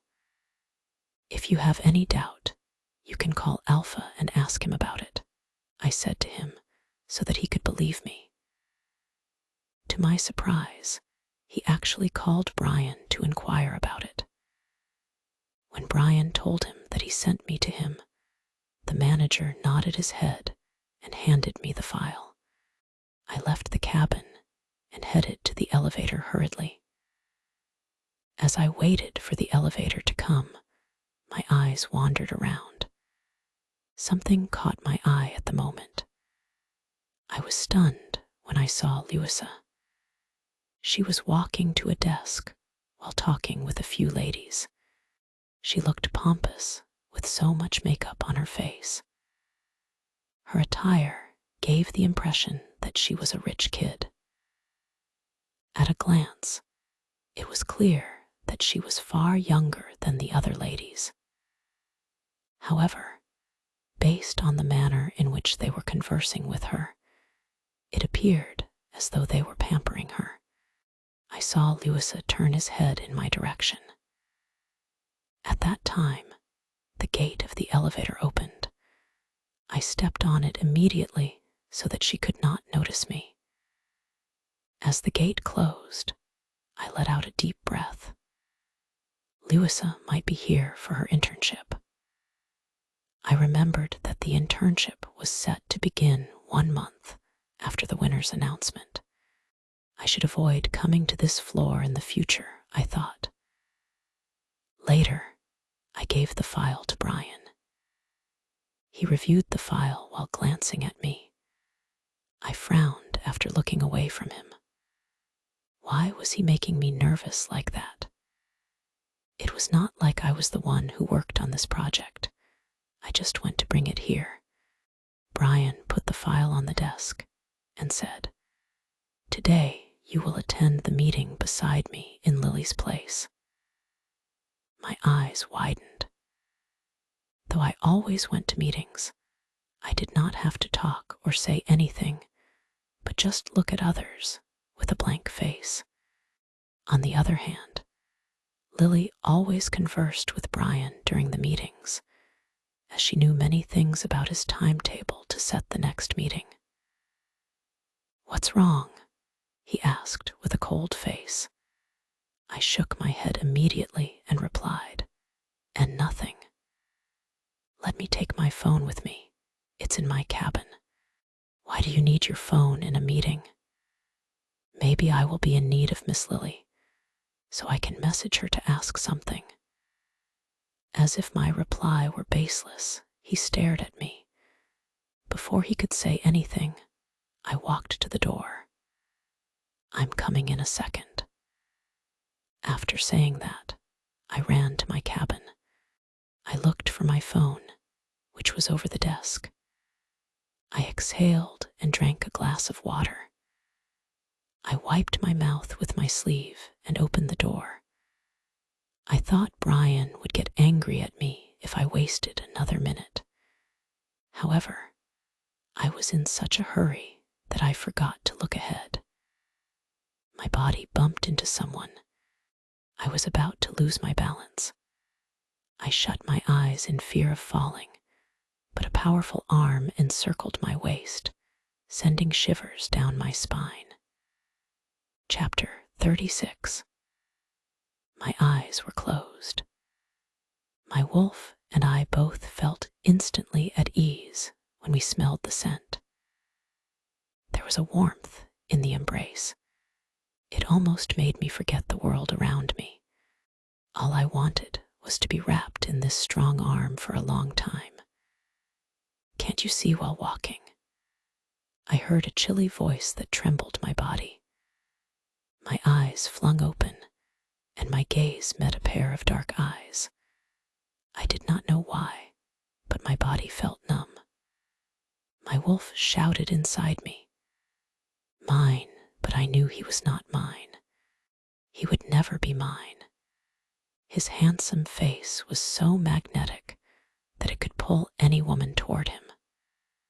His cold aura would never let others rule over him. With his striking appearance and his aloof demeanor, he ruled over the hearts of women. If you are done staring, let's go to the meeting room. I'm getting late, and I don't have any interest in holding you the whole day. I put pressure on his shoulders and stood straight. I lowered my head and said, "Tea, thank you, Alpha." Brian ignored my gratitude and walked past me. I looked at his back while following him. His words hurt me, which caused me to feel upset. His every word began to make an impact on my mind, more and more. I did not know what would happen to me in the future if it kept happening. I believed I did not like him, but the mate bond brought in this new phenomenon inside me unnecessarily. I should talk to him about the mate bond.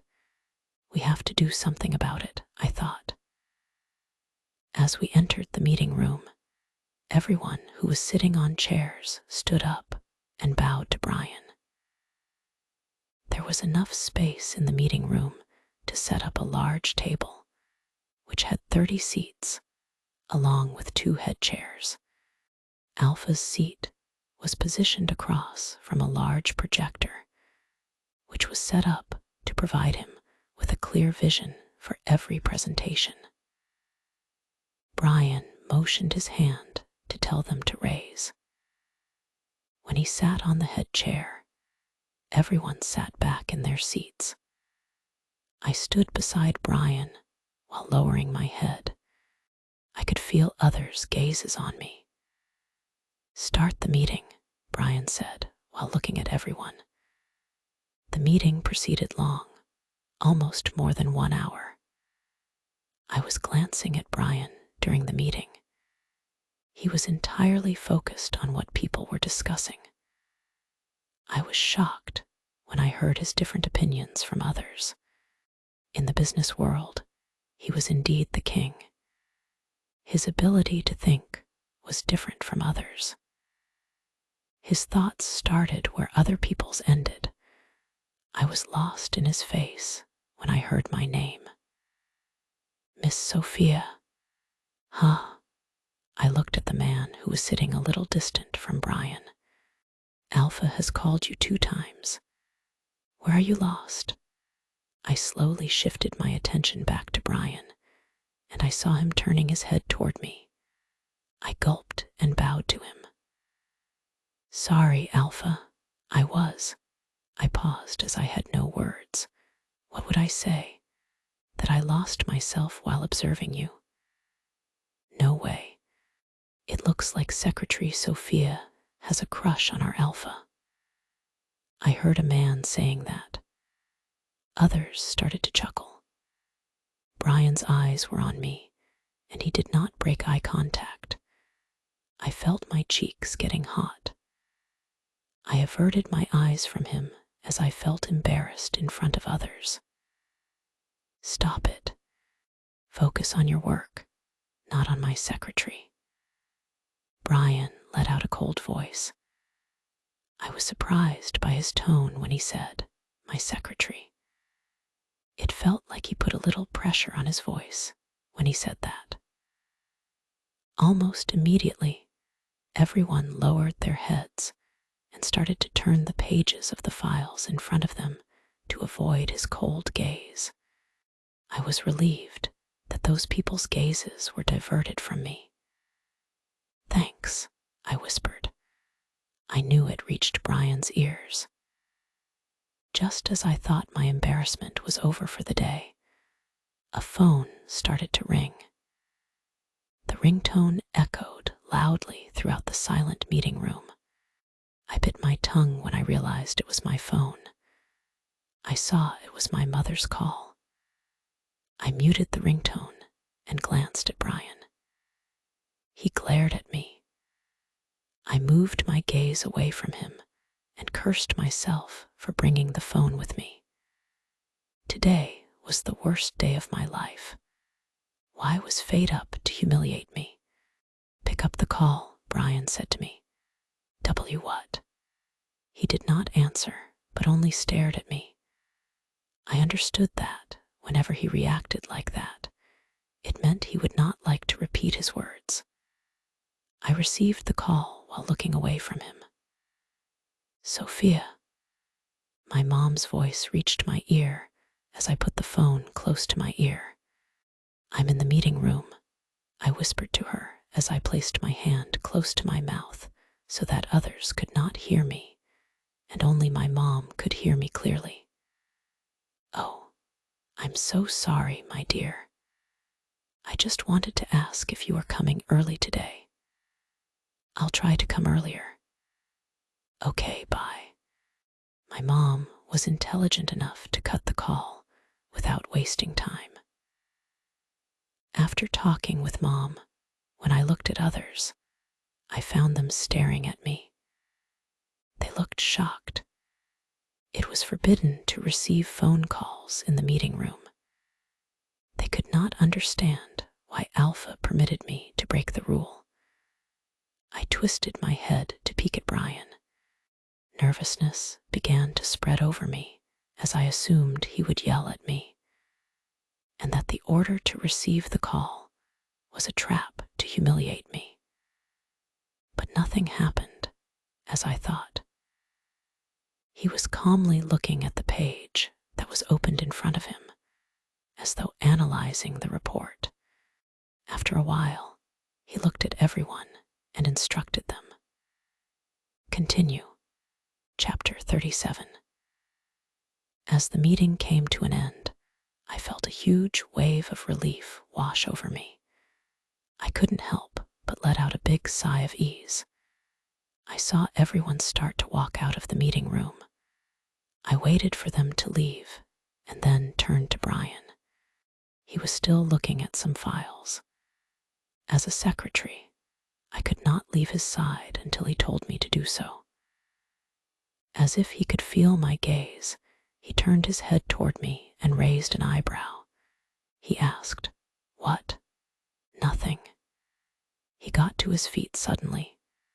I was not ready for his sudden action, so my body got imbalanced. Nevertheless, in order to keep myself from falling, I firmly grasped the edge of the table.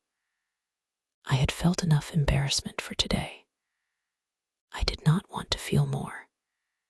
He walked past me without giving me a glance and made his way to the door. I turned around and began to follow him.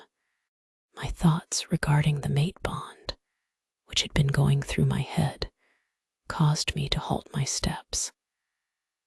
I think it's the best idea to talk to him about it right now, I thought, following him till he entered his cabin. After closing the door of his cabin, I turned my attention to him. I saw him walk to his chair. I spoke out. "Alpha, I need to talk to you." "About what?" he asked. He was about to sit in his chair, I replied. "About the mate bond." His steps froze as if he did not like the topic of my conversation. Or perhaps he hated it. He turned around to face me and asked, "What about it?" I took a deep breath and said, "I am asking if you have found the solution." "What solution?" "The mate bond between us. We can't be bonded with each other like this forever, right? So I thought about the solution to break it." The moment I let out my thoughts, his eyes darkened. I immediately looked away from his dark gaze. Why was he frightening me? Did I say something wrong? Didn't he also want the same? My eyes were on the floor as I waited for him to say something about it. Instead of his voice, I heard his shoes tapping on the floor, indicating that he had started to walk. In a few seconds, I realized he was coming in my direction. I raised my head and looked at him. He looked somehow angry. Why? As soon as I noticed that he was getting closer, I took a step back. The door was not far away from me.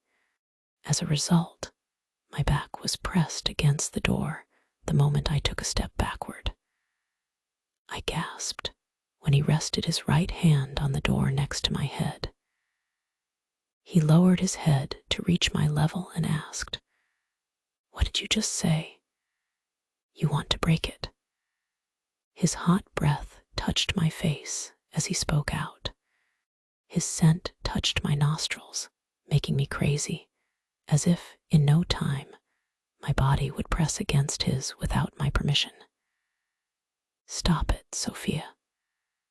Focus," I told myself and raised my head to look at him. I was shocked when I found him too close to my face. Our faces were inches apart from one another. "Why, yes," I mumbled while trying my best to let out the word. A frown formed on his face as he asked, "Where was your this concern when you came to ruin my engagement in front of my guests and my fiancé's family?" His fierce face trembled my heart. Though he had just asked a simple question, when he said, "my fiancé," I did not feel well. I averted my gaze from his attractive face and turned my head to my right side. That time, my wolf took over me. If I were in my sanity, I would have never done that. "Oh, really?" I heard his mocking tone. I immediately turned my head to face him. Shockingly, my nose brushed against his. I clutched my dress tightly in an effort to bring my pulse rate under control, which had begun to quicken. Did every single person feel the same for their mate? Then, how did they resist the feelings and reject them? To my surprise, he did not move back. Instead of doing that, he shifted his nose to my cheeks and moved to my ear. The touch of his nose on my skin felt blissful. I shut my eyes tightly. No, I am not supposed to feel this way, I reminded myself once again. No matter how much you pretend, you can't resist this bond, he muttered close to my ear. It was almost as if he was saying it to himself. I bit my lower lip as I began to feel a sensation in my body. Stop acting as if you really want to break it. I know your inner thoughts. You want to get the Luna's position. I froze because of his words. Just listening to his harsh remark was enough to wash away all of the sensations that had been building up inside of me. I opened my eyes and took a deep breath. I attempted to push him by placing my hands on his chest. I did not want to listen to him anymore, but my push did not move him even a little bit. It appeared as though the push had caused him to get enraged, as he then placed his other hand on my left side and caged me between his arms. My eyes widened. He moved his head to gaze at me. I looked into his eyes. Suddenly, a smirk appeared on the left side of his mouth, and the dusk that had been lingering inside his eyes began to fade away. There is no way to break the mate bond except by rejecting you as my mate, which I will never do. Chapter 38. I let out a loud gasp as my eyes stared at him. As if he enjoyed my response, his lips curved up into a mischievous grin, which became more prominent and deeper as he continued to observe my reaction. His devilish look made my knees shake. What did he mean by saying he would never do that?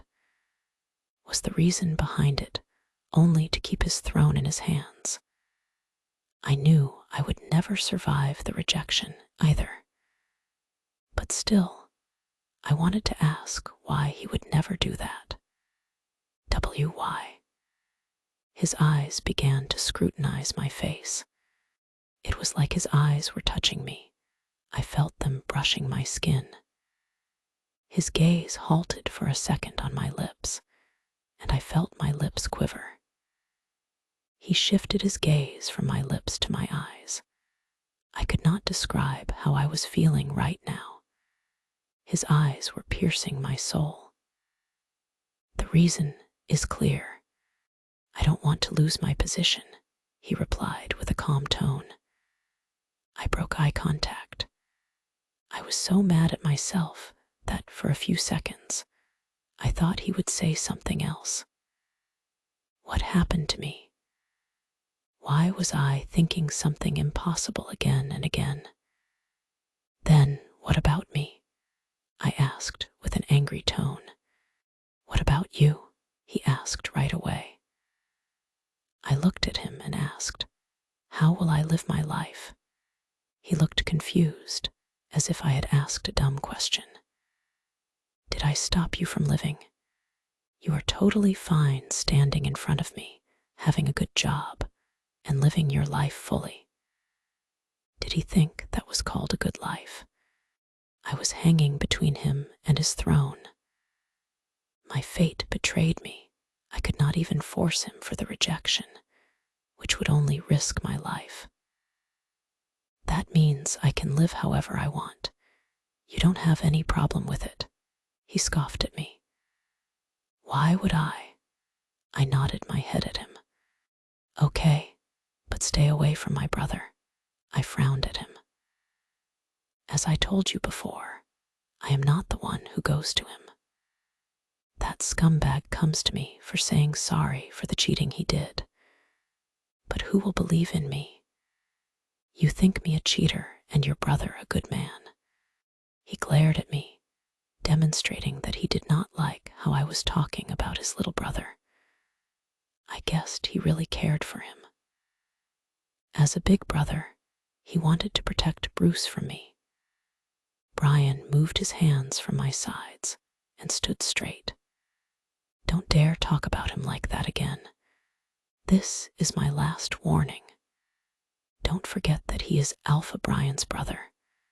His chilly tone echoed throughout the office room. I lowered my head. Yes, Alpha.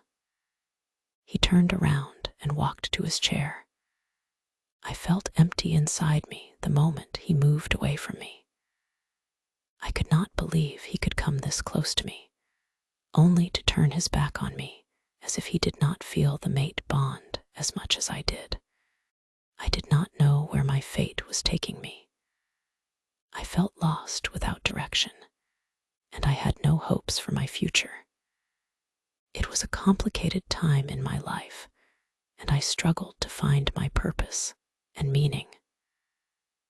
I left his cabin in a gloomy mood. I had no idea why I was feeling sad. Shouldn't I be happy that he would never interfere in my life as long as I stayed away from his brother? The problem was my wolf. She was not happy with her mate's words. I was so done with my wolf and my confused heart that I felt hurt for such a cruel reason. I returned to my cabin and started to work. While working, I couldn't keep track of time. A knock on the door interrupted my work. "Please come in." Miss Selina opened the door and reminded me, "Dear, it's already 8 p.m. Won't you go home?" I was stunned and turned my head to the wall clock. "Oh no," I mumbled and got to my feet. I told my mom that I would go back early today, but I was so into my work that I had forgotten about time. "Thanks, miss," I said to Miss Selina. She chuckled at me. "You are a really hard-working girl." She left my room, and I started to gather up my things from the desk and then put them in my backpack. I grabbed my phone and noticed a few messages from my mother. I replied to her messages, saying that I was on the way. When I stepped out of my cabin, I noticed Brian also came out of his office. I ignored him as I hurriedly walked to the elevator. There were 2 elevators, one for the other employees and another for the CEO to use. I waited in front of the ordinary elevator. Miss Selina was there too, waiting for it. I smiled at her, and she gave a nod at me. She was also working until now. I glanced beside me and saw Brian entering the other elevator. With him was another man talking to him. I assumed he was giving him details about some project. It took me a minute to wait for the elevator to arrive at the top floor of the building. Together with Miss Selina, I walked in as soon as the door opened. After saying my goodbyes to Miss Selina, I exited the elevator and made my way to the entrance area as soon as it reached the ground floor. As I walked out of the company, I saw Brian talking with Troy. I parted my lips as I remembered that Troy had told me he would wait for me outside. When I realized that I had almost forgotten about him, I shook my head. He might be waiting for me for an hour. I walked in his direction. As I moved closer, I was able to hear them talking to each other. "What are you still doing here?" Brian asked Troy. "Alpha, I was waiting for someone," Troy replied politely. At that time, his eyes fell on me and he said, "There she is." Brian turned around to look, and his gaze met mine. Chapter 39. Brian frowned at me as if he did not expect me to be the person Troy was waiting for. I shifted my attention to Troy, who smiled at me. I stopped in front of him. "I'm sorry for being late." "It's okay," he replied to me. Brian turned to Troy and asked, "You know her?" "Of course, Alpha." "She is. Let's go, Troy." "We are getting late." I cut him off. He glanced at Brian and bowed to him. "Permit me to leave, Alpha." Brian gave him a nod. Troy started going in the direction of his car, which was directly across the street from where we were standing. I was about to follow him when I heard Brian say, "I think you forgot you were in front of your boss." "Why did you cut him when he was talking to me?" I turned to him. I did not know where I got the strength to talk back, but I replied, "Working hours are over. You are not my boss, and I am not your employee right now." He raised an eyebrow and stepped toward me. I took a step back. He stopped in front of me and muttered, "Is that so? Then don't forget, I am the head alpha of your pack." "Even if I want, I can't forget that," I mumbled in a lower tone. He stared at me with a pair of angry eyes. I did not know what I had done to this man to make him angry. However, I turned in the direction of Troy's car. "Goodbye, Alpha," I said to Brian without looking at him, and I walked to Troy's car. Troy started the car as he waited for me while sitting in the driver's seat. I climbed onto the passenger seat and glanced at the window. I saw Brian gazing at me. I ignored him as the car started to move forward. "How do you know Alpha, Brian?" I asked Troy while looking at the road. "What are you saying, Sophia? He is our head alpha and the CEO of our company." "I didn't mean it. I mean, he doesn't talk to his employees much, but he was talking to you. So, oh, I think he likes my style of working. Since I am the financial director, I usually talk to him much more than other managers." I remembered when I came across Troy this morning. He might be going to meet Brian. "Oh," I uttered in response. "What about you?" I turned to him. "What about me?" "You look on good terms with him." My brows shot up at hearing that. "Really? Why did you think so?" "You cut me off in the middle of the conversation when I was talking to him, but he still did not say anything to you. Then you didn't bow to him. Both of your actions were kind of disrespectful to Alpha. But if you are close to him, then he can consider it, as he did just now." I frowned as I thought about how he scolded me for trying to leave his office room without his permission on the interview day. But then, today, I left his cabin a few times without his permission, and he did not scold me for that. Only a few people have the luck that Alpha Brian appreciates. I hope you are one of them. I heard him again. I nodded my head without replying to him. How would I tell others who Brian was to me? As a mate, he should not only appreciate, but also behave well toward me, which he did not do at all. During the whole ride, I was silent. My mind kept replaying the moment when Brian came close to me in his office. The sensation was something I had never felt with someone else. His words did not leave my head. I could not believe that there was no way to break the bond. How could I live like that? The car stopped in front of my house. Troy and I knocked on the door. Immediately, his mother, Sabrina, opened the door. "Oh, my beautiful girl, Sophia." She pulled me into a hug. I hugged her back. She was a really close friend of my mother. Her eyes shifted toward Troy, and they immediately brightened. "Did you both come together?" He nodded at her. She chuckled and stepped aside to let us enter my house. "Where is Mom?" I asked her. "She is in the kitchen. Go and freshen up. I am going to inform her that two have come." "Okay." I went to my room and took a quick shower. I put on a yellow t-shirt and a long white skirt. Then I left my room and went downstairs. I saw my mom sitting with Aunt Sabrina and Troy on couches.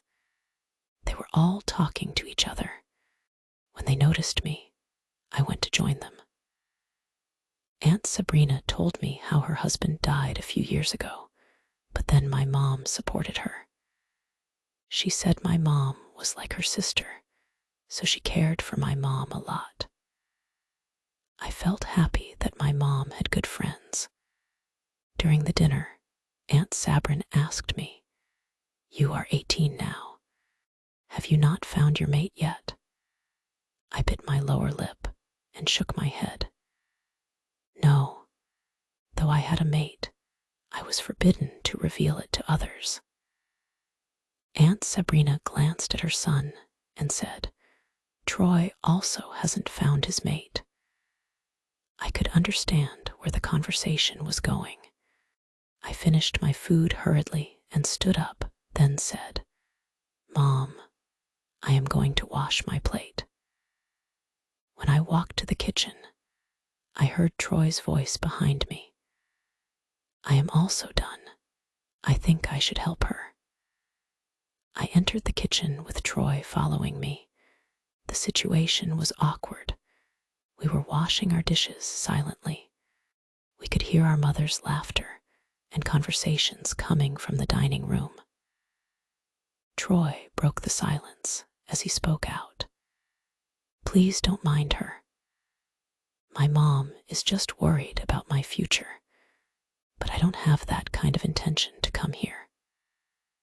I looked at him and felt relieved after hearing him.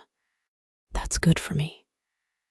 He extended his hand and said, "But we can be friends, right?" I glanced at his hand and nodded my head. "Yeah." I accepted his hand and replied, "Friends." Chapter 40. The following day, I woke up early as usual. I went to my university in time to attend my classes. During the break, Sarah and I strolled around our campus while talking to each other. "So he said he would never reject you?" Sarah asked me. Why?" "He said he doesn't want to lose his position," I replied while looking at a few girls who were roaming around Louisa. Everyone was giving her too much attention because she had just started the internship at the Morrison Group.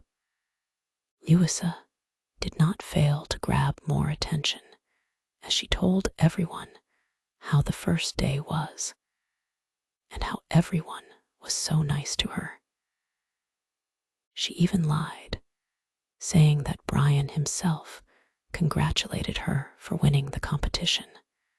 "I think he lied to you," I heard Sarah.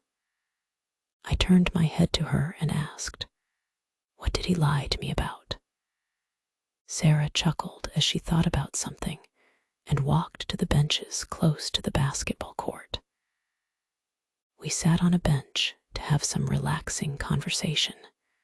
If my guess is not wrong, then he did not want to reject you for himself. What? Yeah. Can you resist the mate bond? No, right. Then he is not different from you. He surely feels it too. So I think he also doesn't want to break it. Looking at the boys who were playing basketball, I shook my head. Not at all. Have you forgotten who you are talking about? Yup. The Alpha Brian Morrison.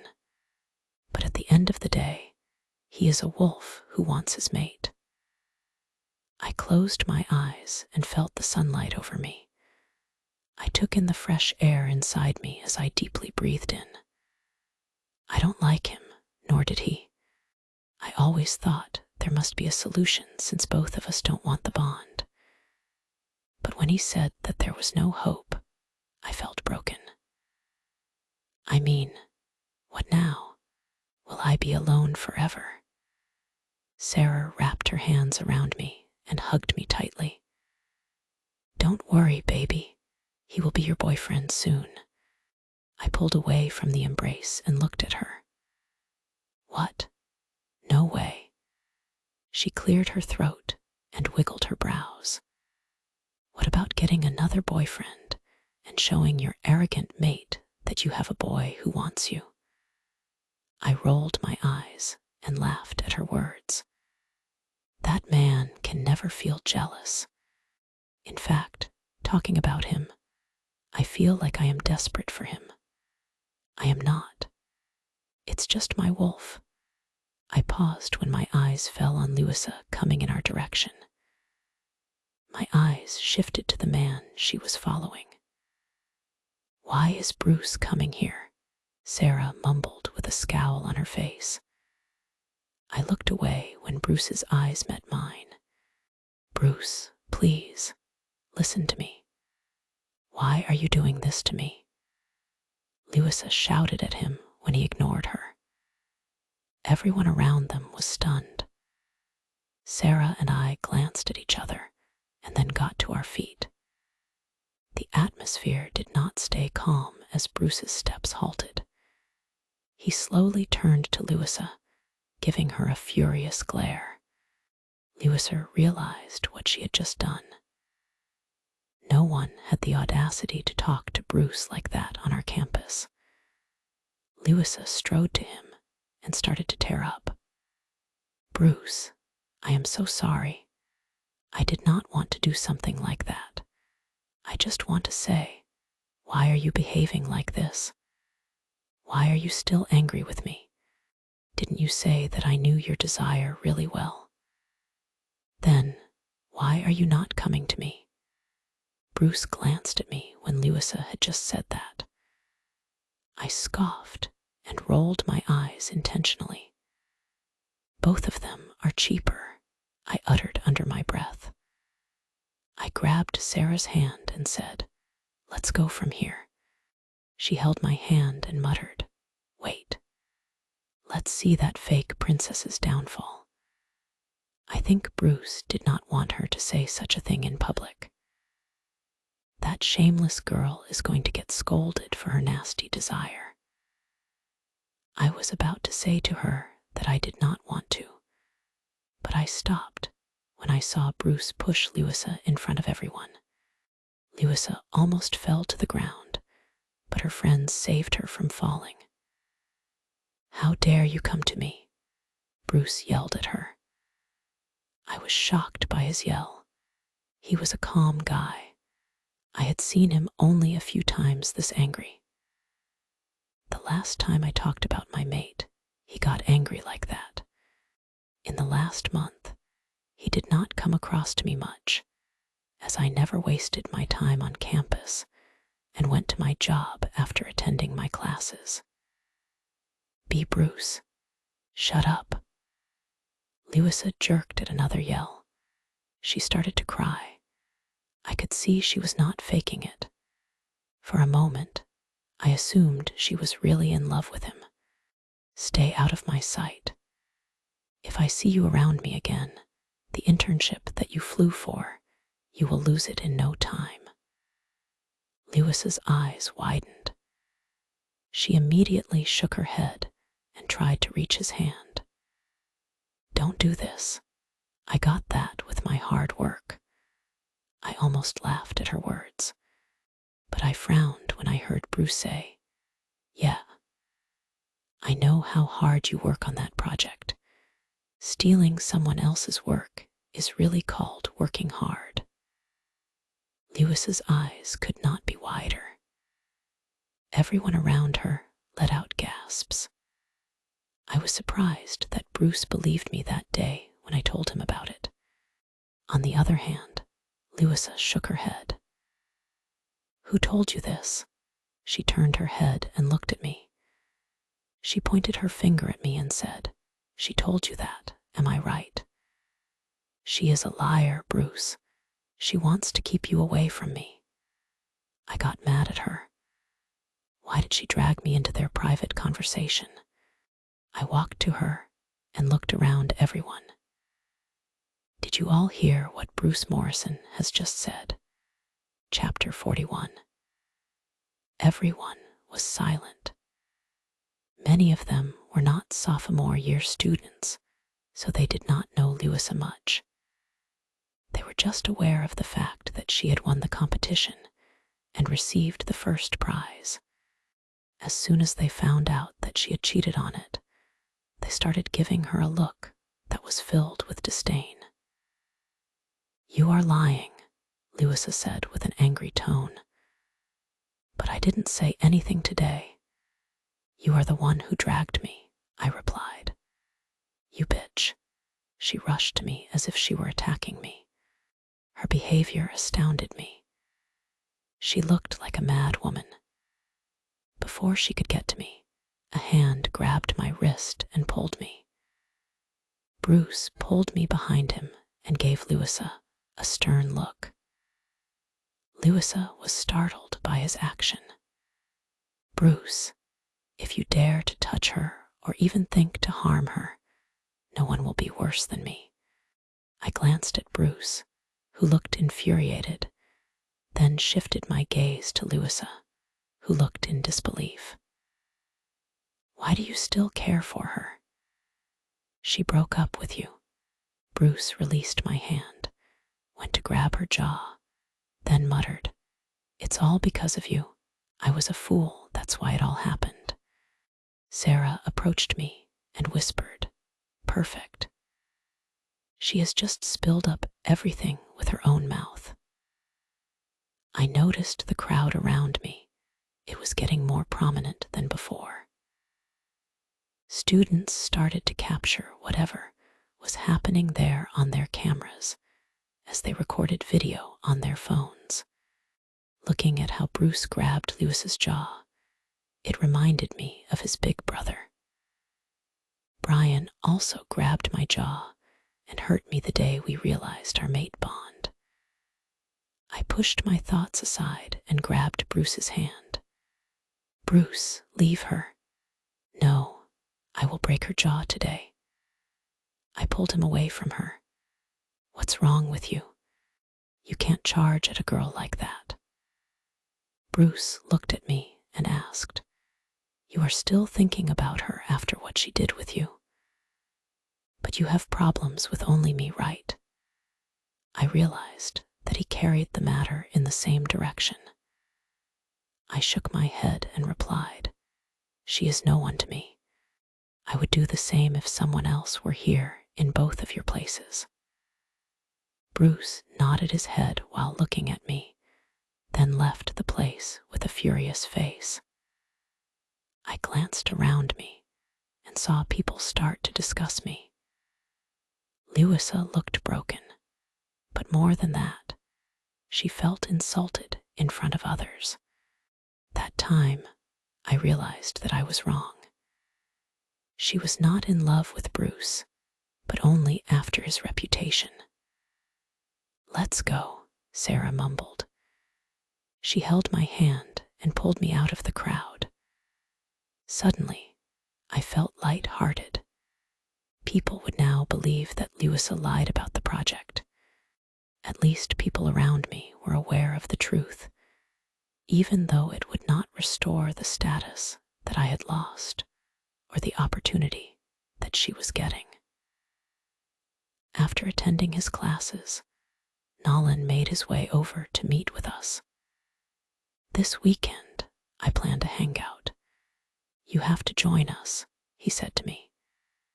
"You know how I am passing the days. I don't have time. He said this weekend, you can't deny us." Sarah tugged on my sleeves and wiggled her brows to persuade me. I thought for a moment and gave them a nod. "Okay, yes, then I am going to tell my other friends." Nolan said it cheerfully. "Wait, what other friends?" "Yeah, we should hang out in a group," Nolan replied. Sarah looked at my almost denied look and said, "You can call your new friend Troy too." But he is in the same company as you. It would help if you had a good friendship with him. Otherwise, you will feel bored all alone at work. I thought about Troy. I accepted his hand for friendship last night. Should I invite him? Nolan cleared his throat and replied, "If you want, you can. We should see if he is a good boy or not." "Bro, he is my friend, not my boyfriend that you have to see." "Oh, come on. We can't trust any guy." "Friends are part of our daily lives," Nolan replied. Okay, I will tell him about it." Sarah and Nolan both looked happy that I would join them this weekend. I also felt that I needed a hangout. I left the university and headed to the company. When I arrived at the company, I saw that the atmosphere was not so relaxed. Everyone was rushing here and there, as if something had happened. I walked toward my cabin while glancing around at others. "Who are you?" A man's voice could be heard coming from behind me. Upon turning my head, I noticed a man who was not familiar to me standing behind me. I turned around to face him and asked, "I am the CEO's assistant secretary. May I know you?" The man smirked, as if I said something very interesting. By looking at his expensive suit, I had the impression that he was not an employee of this company. He reached out his hand to me and greeted me with the name, Alpha Oliver. At the time when he introduced himself, I extended my hand to shake his. "Sophia Burge," I replied, withdrawing my hand after shaking it with his. "Your look gave me the feeling that you don't know me," he said, chuckling. I stared at him. Who was he? Why was he even there? Should I know him? He was a young man in his late 20s.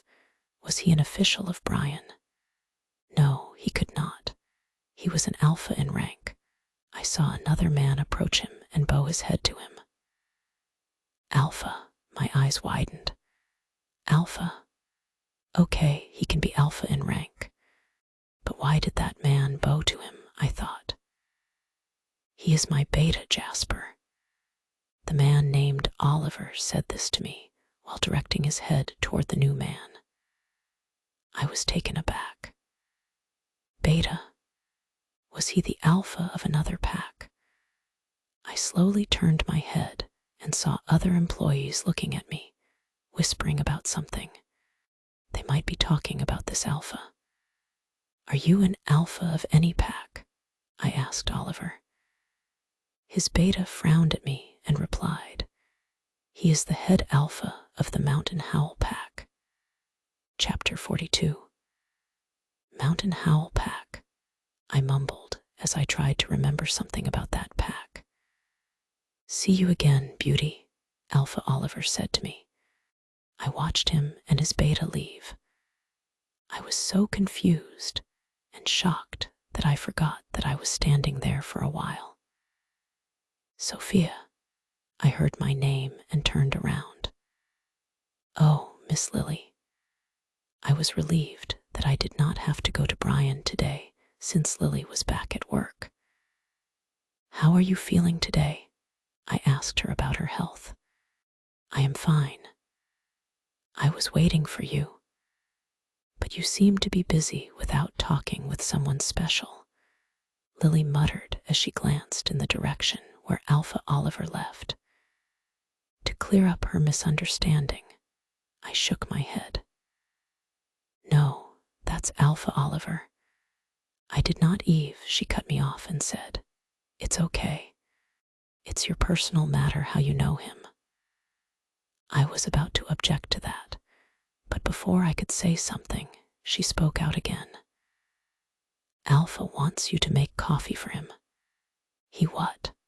Should I repeat my words again? "Miss Sophia, where is your attention today?" "Miss Lily, you are here." "Why did he want me to make coffee for him?" I asked, thinking that he would humiliate me again, just like yesterday. She felt offended by my question. "Everyone knows that he liked my coffee, but still, he wants you to make it for him." "I think just for today," she said, while clearing her throat. "Oh, okay." I turned my heels in the direction of where the coffee maker was. "Bring it to my cabin." I heard her from behind. I turned my head toward him. "Do you also want to drink coffee?" "No, he wants me to bring the coffee to his cabin." "Oh, I see, sure." I walked to the coffee machine and tried to remember how I made the coffee last time. After making a cup of coffee, I walked to Lily's cabin. The door was slightly open, so I thought she let it open for me to enter. As I pushed the door lightly and stepped inside, I heard her talking on her phone. "Congratulations." "No, thanks to you." "Yeah, sure." I stood at the door while looking at her. She noticed me and appeared to be caught off guard. I could not understand her look. "Okay, I will talk to you later," Lily said, hung up the phone, and then gazed at me. "Why didn't you knock before entering the room?" I thought, anyway, give it to me." She grabbed the cup from my hand. I walked out of her cabin as I saw her heading to Brian's office. I went to my cabin and started to work on the files that Lily had already placed on my desk. A few hours later, I stood up for a small break. As I walked out of my cabin, I saw the atmosphere was not so good. All the employees looked scared, as if someone had attacked them. I went to a female employee and asked, "What happened?" "Don't you know about the PAC meeting?" "What PAC meeting?" I asked with confusion. "The PAC meeting that had taken place this morning," she replied. "This morning?" But I did not know about it. It was noon when I arrived here. She shook her head as she glanced at the CEO's office. "We lost a project to the Mountain Howl Pack." I was surprised to hear that, but I saw that pack's alpha when I came here. Yeah, many alphas from different packs came to the meeting today. Alpha Oliver himself came to meet Alpha Brian to show off his success. That's why we are all afraid of Alpha Brian's mood. Is he okay?" "No, he is furious." I gulped and nodded my head. I should not discuss him with other employees. I went to the cafe of the company. It was in the lobby area. Surprisingly, I met Troy there. "Oh, hi." I gave him a friendly wave and smiled. When he saw me, he appeared to be delighted, and he approached me. During the time that we spent eating together, we chatted for a while. I heard about the meeting. "Why did we lose the project?" I asked him while eating. "We don't know, but the Mountain Howl Pack cheated on us." "What? How did they cheat us?" "Did they play the same project?" I inquired. "No, I must say that their project was good." "Then what happened?" "Everyone assumed that there was a spy around us who was providing them with all of the information regarding our project." "Who can that be?" "Anyone. Maybe someone we know, but someone close to Alpha, since he always secured every piece of information. It would be really shocking if someone important who Brian trusted betrayed him. I felt that he might be very upset that he lost a project. I had only seen him concentrating on work. After talking with Troy, I went back to my cabin. I began to wonder who could betray our company. The telephone over the desk began to ring, breaking the silence in the room. I received the call. "Hello," in my cabin. Saying that, Brian cut the call. I turned my head to the glass window and thought about why he had called me to his cabin. I left my cabin and went to his office room. I knocked on the door and entered the room. "You called me." I walked to his desk and stopped close to it. I noticed him looking at some photos. I let him watch that and waited for him to speak. He lifted his gaze from the photos and looked at me. "Alf," I got interrupted when he threw the photos in my direction. I hissed when I felt pain in my left cheek. The sharp edge of a photo cut my skin. Although his actions shocked me, I lowered my head to look at the pictures. The photos were scattered on the floor before me. The photos were taken about noon when Alpha Oliver and I were having a conversation. I flinched when Brian let out an angry growl. I slowly looked at him, who glared at me and asked, "Why did you do that?" Chapter 43. What did I do? I asked, stuttering at his behavior. Tears were sprinting into my eyes. He rose up from his chair. He approached me and grabbed my arm in a firm grip. As soon as he drew me closer to him, I experienced pain in my arm. How much? I did not understand his question. I only stared at his hostile eyes. How much did he give you to betray me? He asked once again, this time giving clarity to his inquiry. My eyes widened as I shook my head. I didn't do. I could not speak properly as his grip tightened, hurting me more than before. Tears rolled down my cheeks. He ignored them like a speck of dust. I thought you were a woman of words, but you turned out to be a voracious woman. You never let go of a single opportunity, do you? Just like that engagement party, you tried to destroy me today. Why are you saying this? I didn't do anything. Then what are these? He yelled at me. The way he yelled caused my body to jerk. My eyes darted to the photos as I sobbed. These are today's pictures. Exactly. Why is he talking to you? I don't know. He asked who I was and talked to me.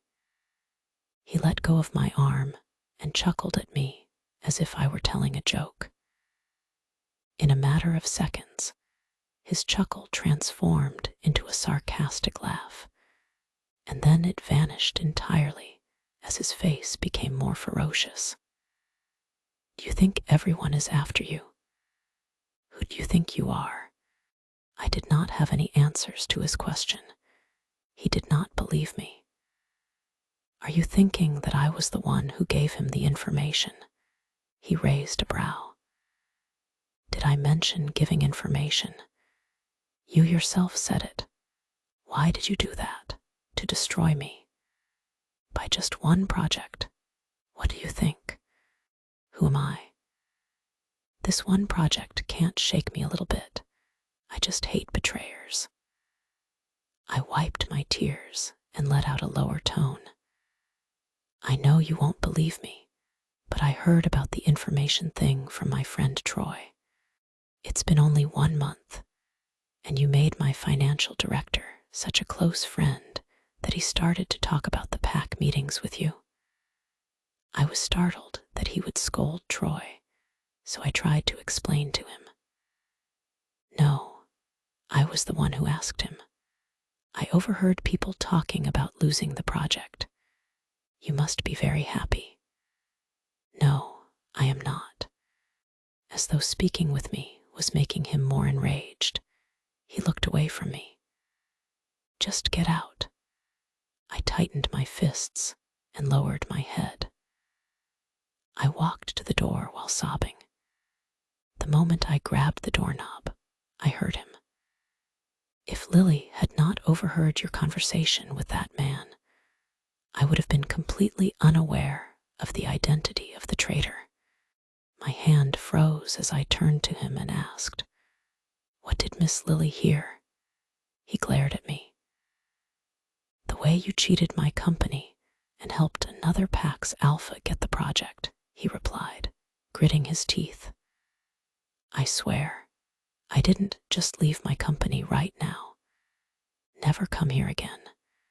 I don't want to see your face here. Just because of my gamma, I am letting you go this time. But if I see you here again, I will be the person you see before your death. My wolf howled inside me. I bit my lower lip and surged out of his cabin. Everyone was staring at me as I emerged from his cabin. It appeared as though someone had informed them of the accusations and the photos. I felt so humiliated that I wanted the ground to move underneath me and bury me inside it. Tearfully, I hurried to my cabin. No matter how much I wiped my tears, they streamed out of my eyes again.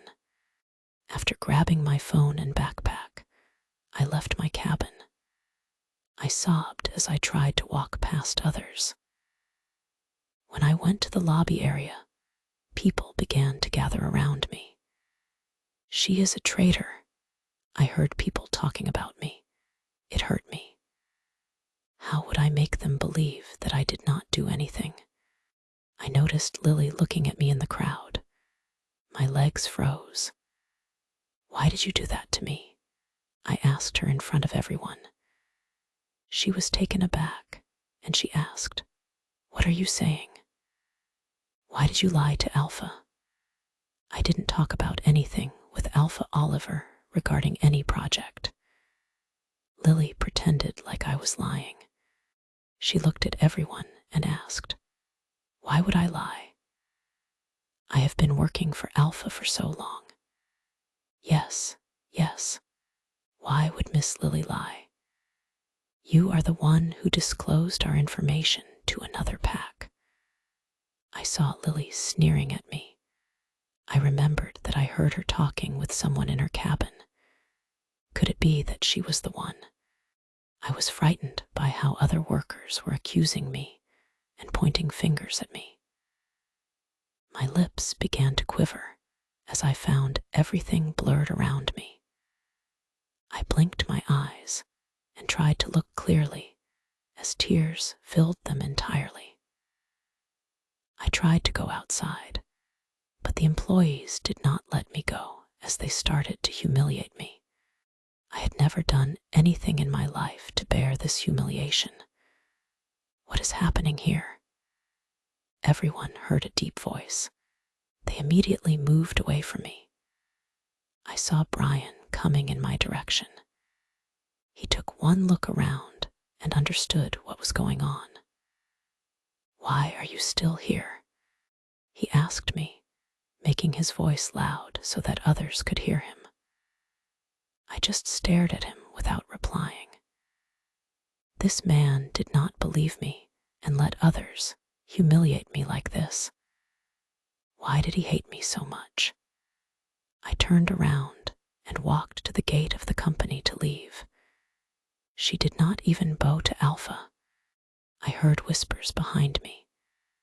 With tears in my eyes and a shattered heart, I left the company. Chapter 44. Third POV. It had been 3 days since Brian fired Sophia from his company. He was mad at her. He had observed her for a whole month through the window and was very impressed by her work skills. However, what she had done to his company with Alpha Oliver was something he could not take. Why did she do that? He even paid her more than enough.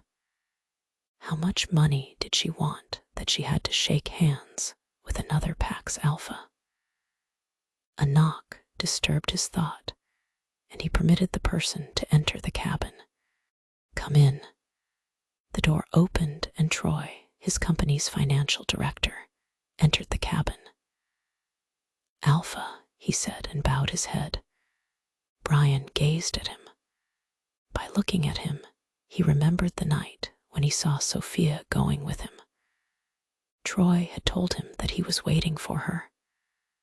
What happened? Brian asked him, inquiring to know why he came here. "Alpha, I wanted to give you this file you asked for." Troy walked to his desk and handed him a file. Brian grabbed it and started to review the information inside the file. As Troy watched Brian checking the file carefully, he gulped in nervousness. Recently, Brian's mood was terrible, so every employee of the company was afraid of him. Last night, Troy was going back to his home when he got a call from Brian. He asked him to check on every employee's bank account. "Alpha, may I know why did you check on our accounts?" he asked in a lower tone, praying in head that his question would not offend his alpha. Instead of answering his question, Brian shifted his gaze from the file and looked at him. "How do you know Sophia Burge?" Troy was taken aback by the question. Everyone in the company knew that Sophia got fired from the company 3 days ago, though people said that it was her who betrayed them. Troy did not believe it. However, he was an employee of the company. How could he provide justice to her? He could only say to the people around him that there might be some misunderstanding. "She is my mom's friend's daughter, so we are family friends." Brian raised an eyebrow when he heard Troy. He thought Troy would say something else, or even if Sophia became his friend, the reason behind it would have been something else. "Family friends," Brian muttered. "Yeah, Alpha," Troy replied. He thought for a brief moment and said, "Alpha, please forgive me if I say much, but I think Sophia is innocent.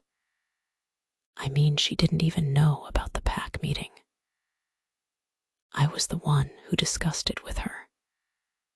I told her that we all were assuming that someone had disclosed our information to another PAC. His words reminded him that Sophia had said the same thing to him. "You can go back to your work now." Brian's voice came out in a cold tone which sent shivers to Troy. He bowed his head once again and left the cabin. Brian glanced at the door, which Troy had just closed after leaving the room. His eyes shifted on the window from where he could see the empty room. Watching Sophia from the window had become his habit.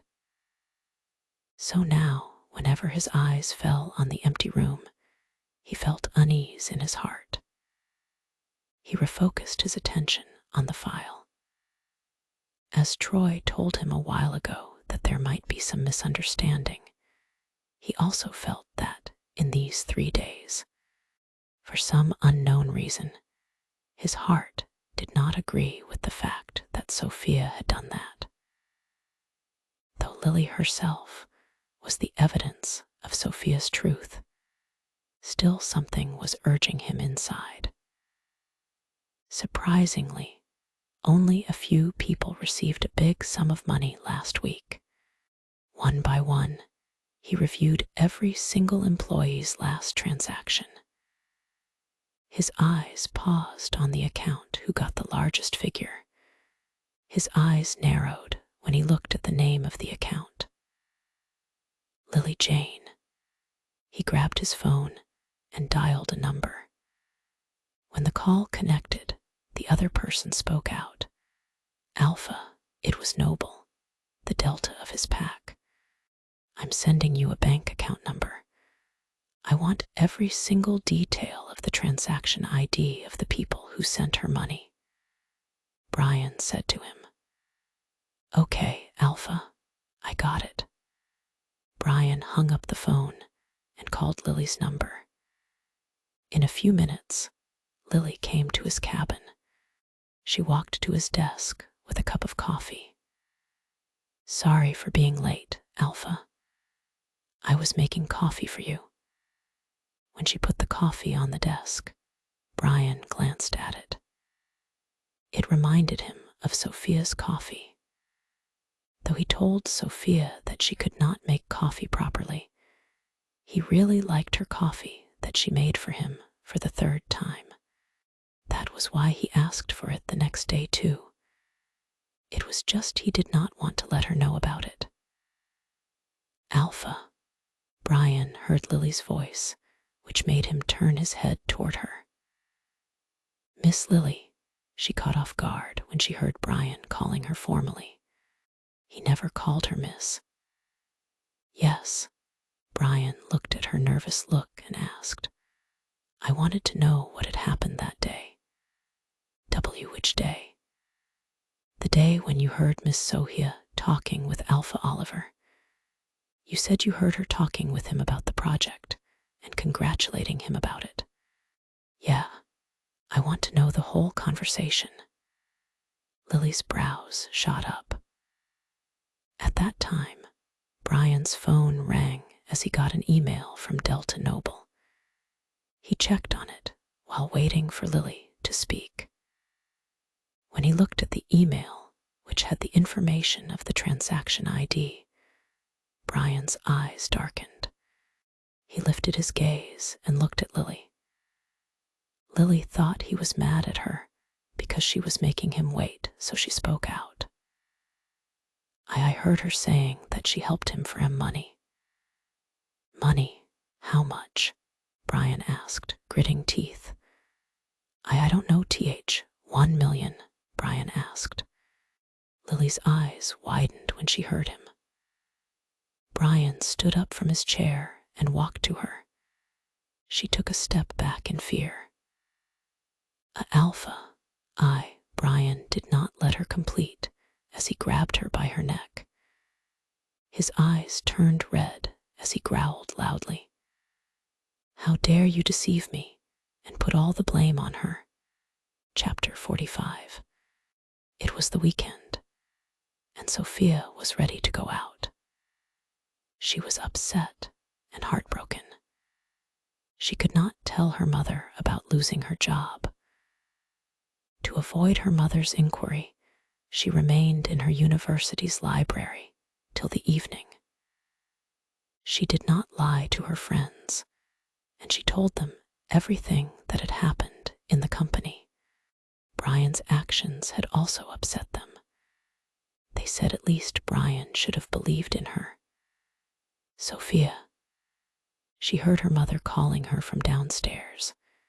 She went out of her room and noticed that Sarah had come to her house. She was talking to her mother. Sarah. Sophia went downstairs and walked to them. You didn't tell me that you were going out today, Hannah, Sophia's mother said to her. Sophia glanced at Sarah, who looked at her with pleading eyes. Sarah and Nolan had been trying to persuade her to go out with them since she had agreed to hang out earlier.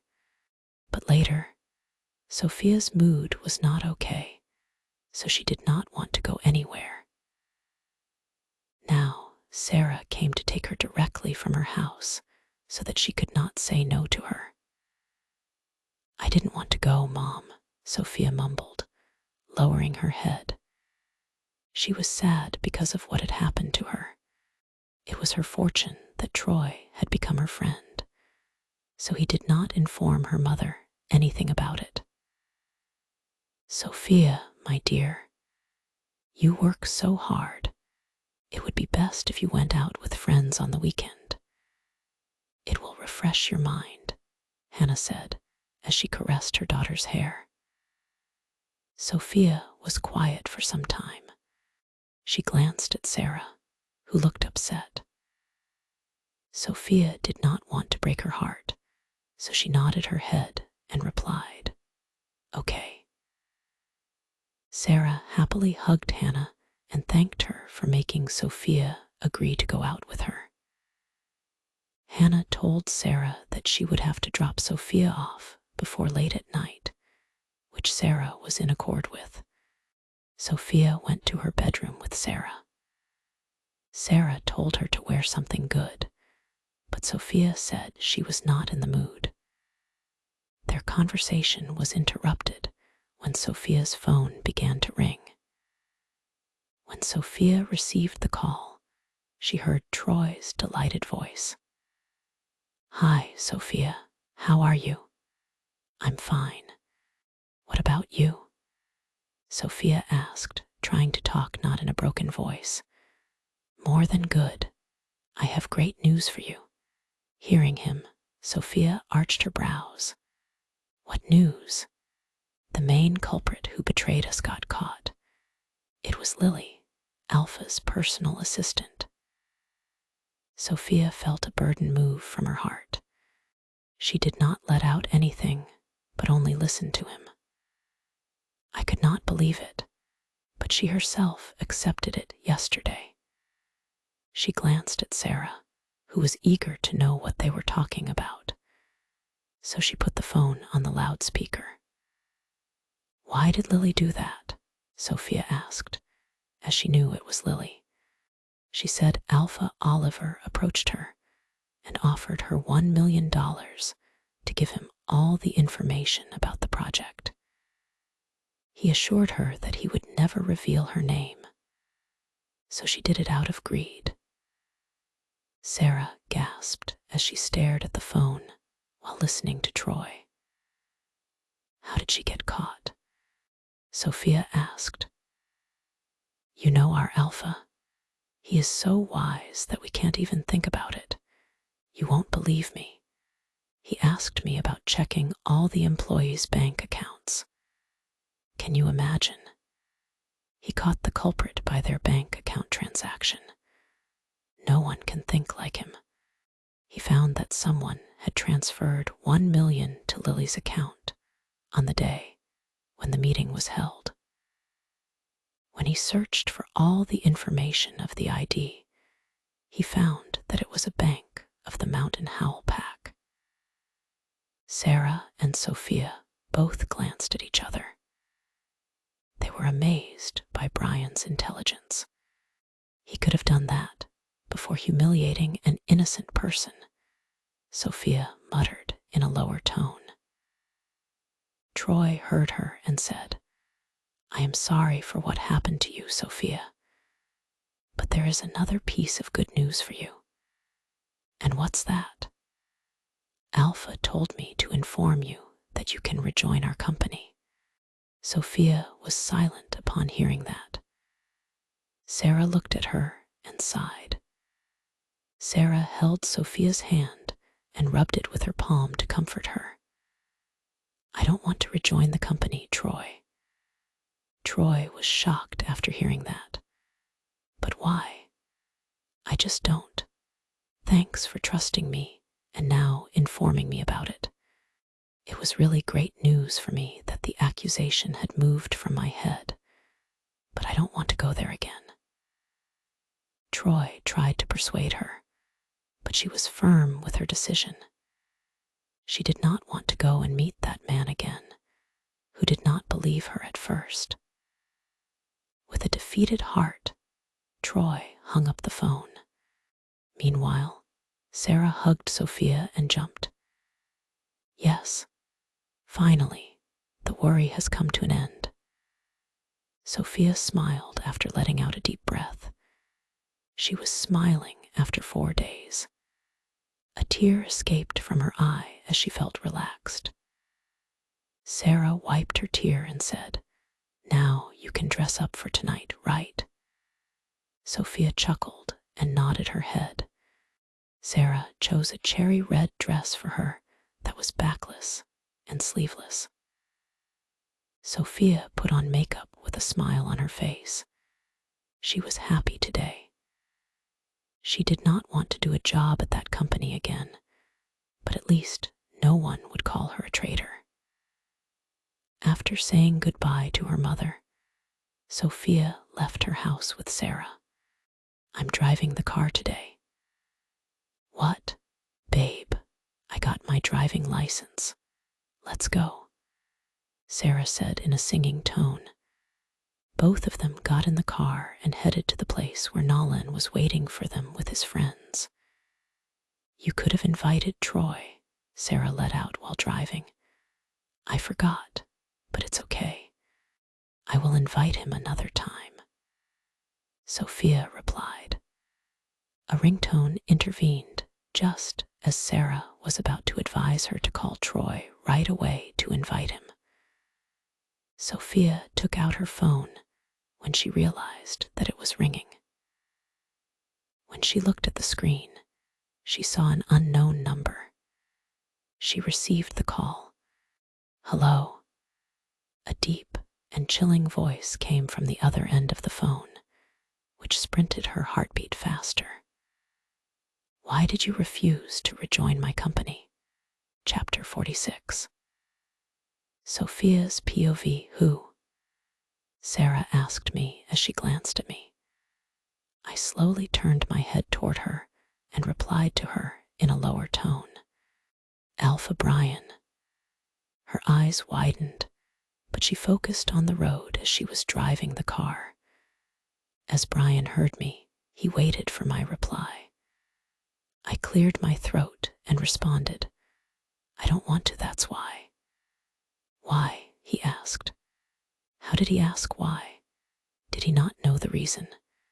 How could he behave like that to me that day? My hand moved a little as my phone pressed harshly on my left cheek. I hissed in pain. The cut on my skin had not healed yet. I always tried to hide it by putting on makeup. "Alpha, thanks for giving me the opportunity to work for your company. But since I was fired from my job, I don't want to continue my work there." "The reason?" I took a deep breath and said, "You know the reason. I should stay away from you. In case something else happens again, you will blame me after listening to someone else's words. I can't work there where no one trusts me." He was quiet after hearing me. I thought he would cut the call, but he spoke out again. "Come back. It was not your fault. I will hand over an apology letter from my company." Sarah glanced at me. When I looked at her, she raised her brows to know what Brian was saying. I turned my head to look outside the window. "I know you think of me as a shameless person, but I have some self-respect. I can't go back there." After saying that, I did not let him talk and cut the call. "What did he say?" Sarah asked the moment I hung up the phone. "Same thing. He wants me to go back to his company. Did he say sorry to you?" I scoffed at her words. "He and sorry. It's an impossible thing. I think he has never said sorry to anyone in his life." "Then, how did he ask you to go back?" "He was talking about an apology letter that his company would give me."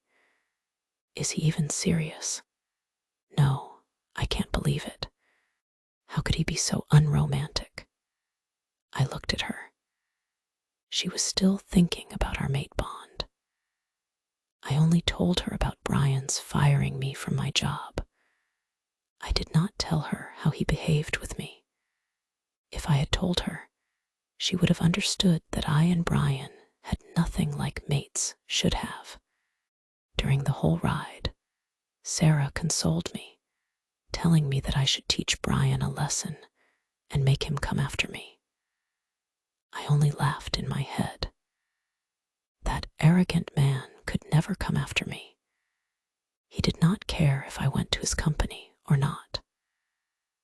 I was sure that he only called me to fulfill his duty as CEO. He had no regrets about how he behaved with me that day. Sarah stopped the car in front of a fun factory center. "Let's go. We will play a lot of games today." We entered the building and found Nolan with his friends. He waved at us. We went to them. "Hello, guys," Sarah said to those boys. I assumed she had known Nolan's friends since she was his mate. "She is our friend, Sophia," Nolan said, introducing me to his friends. I smiled at the boys. There were 2 boys, and I found them familiar. I realized I had seen them in a few classes. "We know her," one of them said. "You look so pretty," the other boy said. "Thank you," I replied to him. We went bowling together. One by one, everyone tried to hit as many pins as they could. Nolan hit all 10 pins, and we cheered up for him. I was not good at it, so I could not hit many. After playing some more games, Sarah suggested we go to a 5-star hotel. I had money, which I got from my salary, so I agreed with her. All of us headed to the restaurant close to the center. As soon as we arrived at the location, I took a look at the restaurant. With its vibrant lights, the structure appeared to be really stunning. The exterior was decorated with a charming appearance, featuring a small fountain and a variety of plants. As I entered the restaurant with my friends, I felt a powerful aura coming from inside. I looked around and understood that many alphas were there. Since it was a 5-star restaurant, only high-class people could come here. Nalan asked for a table for us when we went to the reception area. "Would you like to take a cabin?" the receptionist asked. Nalan glanced at us. Sarah and I exchanged a glance. Then we looked around the whole restaurant. We saw that all the tables there were booked since it was the weekend. I nodded at Sarah, and she replied to the receptionist. "Sure." We received a nod from the receptionist, who then called for a waiter. The waiter made a motion with his hand and instructed us to follow him. When he led us to a particular area, we observed that there were a few private cabins there. "That's your cabin." The waiter opened the door and said to Nalan. My eyes went to a cabin just as I was going to pass it on my way to ours. My brows shot up when I saw who was inside the cabin. He was not alone there. There were a few other men around, and it appeared as though he had come here to have a meeting with them. "Brian," I mumbled under my breath. As if he heard my whisper, he turned his head toward the door.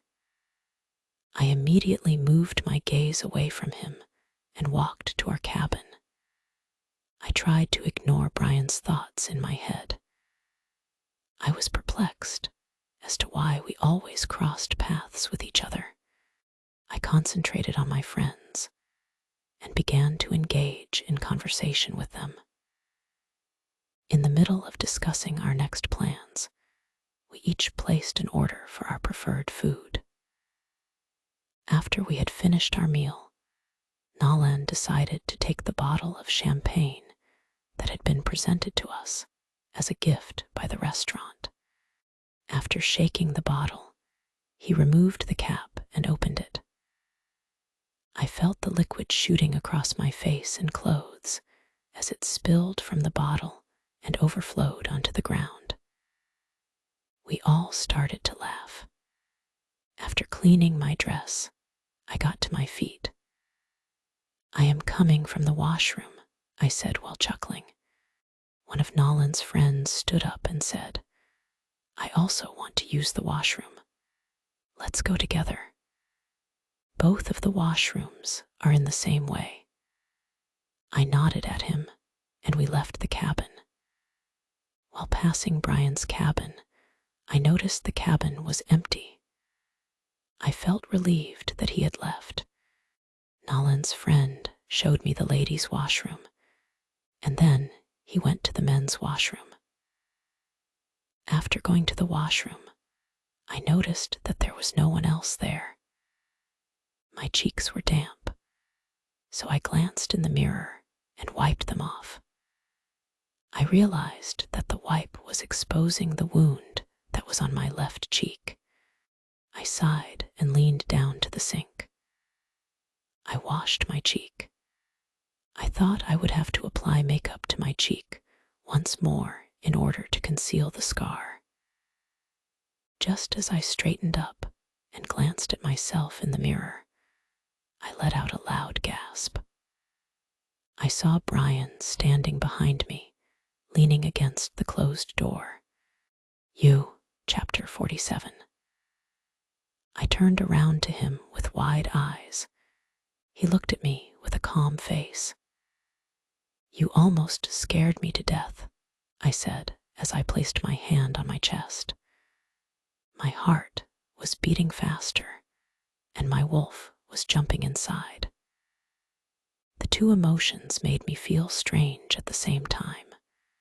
I tried to control my heart and compose myself. "What are you doing in the ladies' washroom?" Instead of responding to me, he moved over to me. I tried to take a step back, but I found my body pressed against the counter. "What are you doing here?" he asked as he stood in front of me. He was very tall, so in order to look at him, I had to raise my head. "I came here with my friends, but what's that to you?" "And who was that boy?" I frowned at him when I heard his question. "Which boy?" "The boy who led you to this washroom." It was my assumption that he followed me to this washroom. The boy he was referring to was Nolan's friend. That was my friend. He was silent. I could see his eyes looking directly into mine. I could not read them. I started to feel unease inside me from his profound gaze. "Why do you not want to go back to my company?" he asked.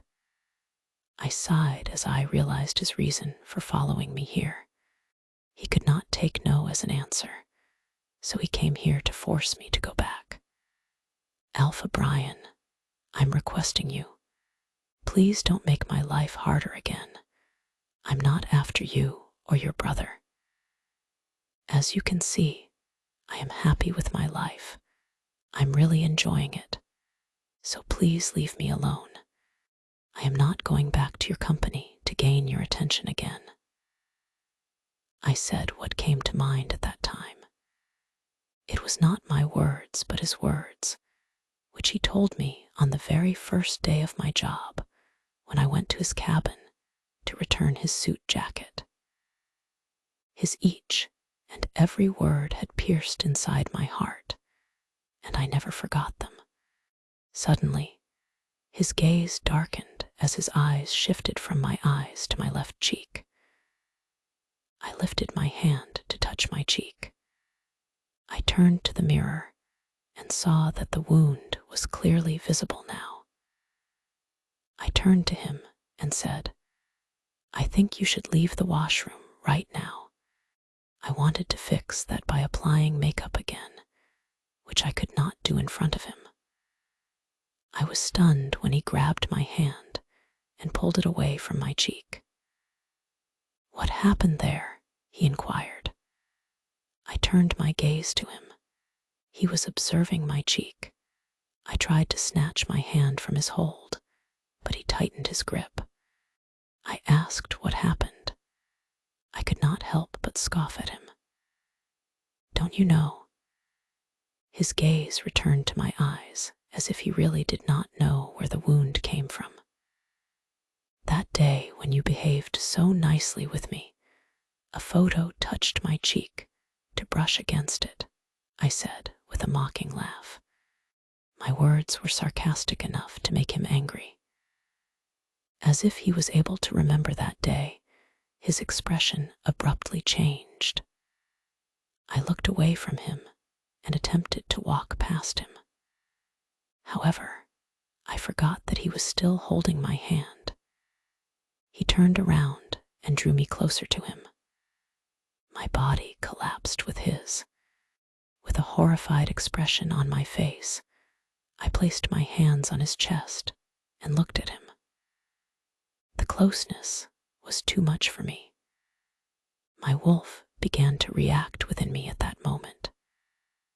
I shut her close inside me and asked Brian, "What are you doing?" He stared at me for a while. The look in his eyes was neither dark nor soft, but he did not speak. I had the impression that it was the silence before the storm. The intensity of his gaze caused my knees to begin to shake. Since our bodies were pressing against each other, He could feel it as well. I felt a rapid heartbeat as he released my grip and proceeded to encircle my waist. I gulped at the feeling of his touch. It was like magic.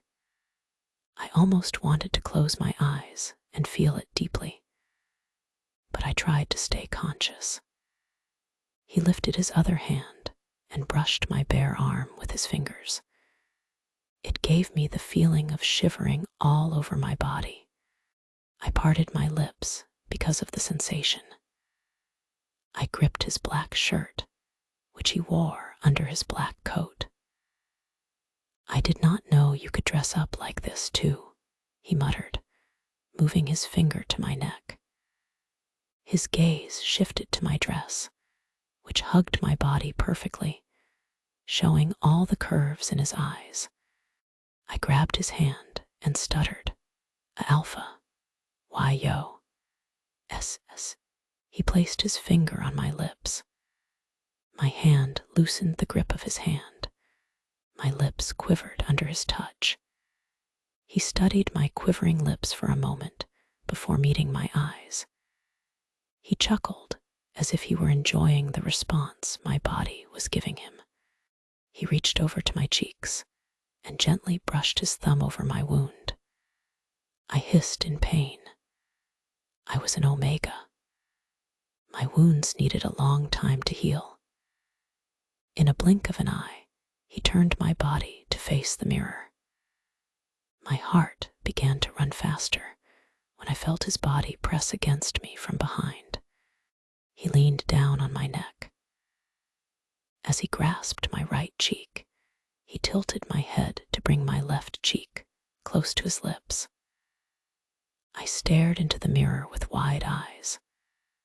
I almost stopped breathing when I saw him brushing his lips over my wound. I tried to move, but he firmly wrapped his other hand around my waist to restrain me from moving. What are you doing?" I asked, trying to gather all of my strength to speak out. Looking at me through the mirror, he licked my wound with his tongue and replied, "Healing your wound." Chapter 48. When he continued to lick my wound, I shut my eyes and remained silent. In the beginning, I experienced a slight amount of pain. However, as time went on, it started to feel strange. My body was almost completely numb as a result of a new sensation that occurred inside of me. As my heart rate increased, I squeezed the corner of the counter tightly in my hands. Because of the amount of pressure I applied to the grip with my fingers, my knuckles turned white. Upon opening my eyes, I let out a breath that was shaking. Without warning, my gaze landed in the mirror. I could see our reflections. Brian's eyes were closed. Upon observing his action of opening his mouth and kissing on my wound, my lips began to part. The color of my eyes changed to blue, as if my wolf was trying to take me over. I closed my eyes once again when I saw he was going to open his eyes. I felt him moving from my cheek, but his body was still pressed against me. I could feel the warmth coming from him. I wanted to lean my head back against his chest as my mind lost its sanity from just processing the healing. It was too intimate, maybe more than a kiss. He was quiet. I reopened my eyes to look at myself. When his gaze caught mine through the mirror, I struggled to catch my breath. "What?" he asked. "Why you were done," he said in a deep voice. I turned my head to look at my cheek in the mirror. To my surprise, my wound was healed. My eyes widened in shock. How powerful was he that he healed my wound in a minute? When he saw my surprised look, he chuckled and shook his head. His warm breath brushed against my bare neck. I felt tickled on my skin. "Tea, thank you," I said as my eyes wandered to the sink. I tried to collect more words. Alpha Brian was here, and he had just healed my wound. It was more than shocking to me. I could not believe that this was all happening to me. Brian broke the silence and said, "I hope you will return to my company tomorrow." I heard him, which made me furrow my brows. Did he do all these things just to make me go back to his company? Thinking about his intention, I felt upset. I turned around to him to ask him about it. However, I forgot how close our bodies were. I cursed myself when my body brushed against him. My breasts were pressed against his, which made me feel even more embarrassed than I already did. He lifted his hand and touched my chin, then turned it to the right side so that he could see my left cheek. "Done and dusted," he muttered. I pushed his hand away from my chin and looked at him. I tried to show the anger inside me for him. "The reason behind helping me is because you want me to go back to your company, isn't it?" He raised an eyebrow. "No." His response helped to lessen my rage a little. I tried to halt my faster heartbeat. His attractiveness captivated my attention deliberately. The descriptions that people made about this person were accurate. Alpha Brian Morrison was a man who had both looks and power. His handsome features had the ability to bewitch women. For once, I had the thought, what if we were not mates? Were we going to come across each other in this manner? I want to correct what I did wrong. I should not have behaved like that to you.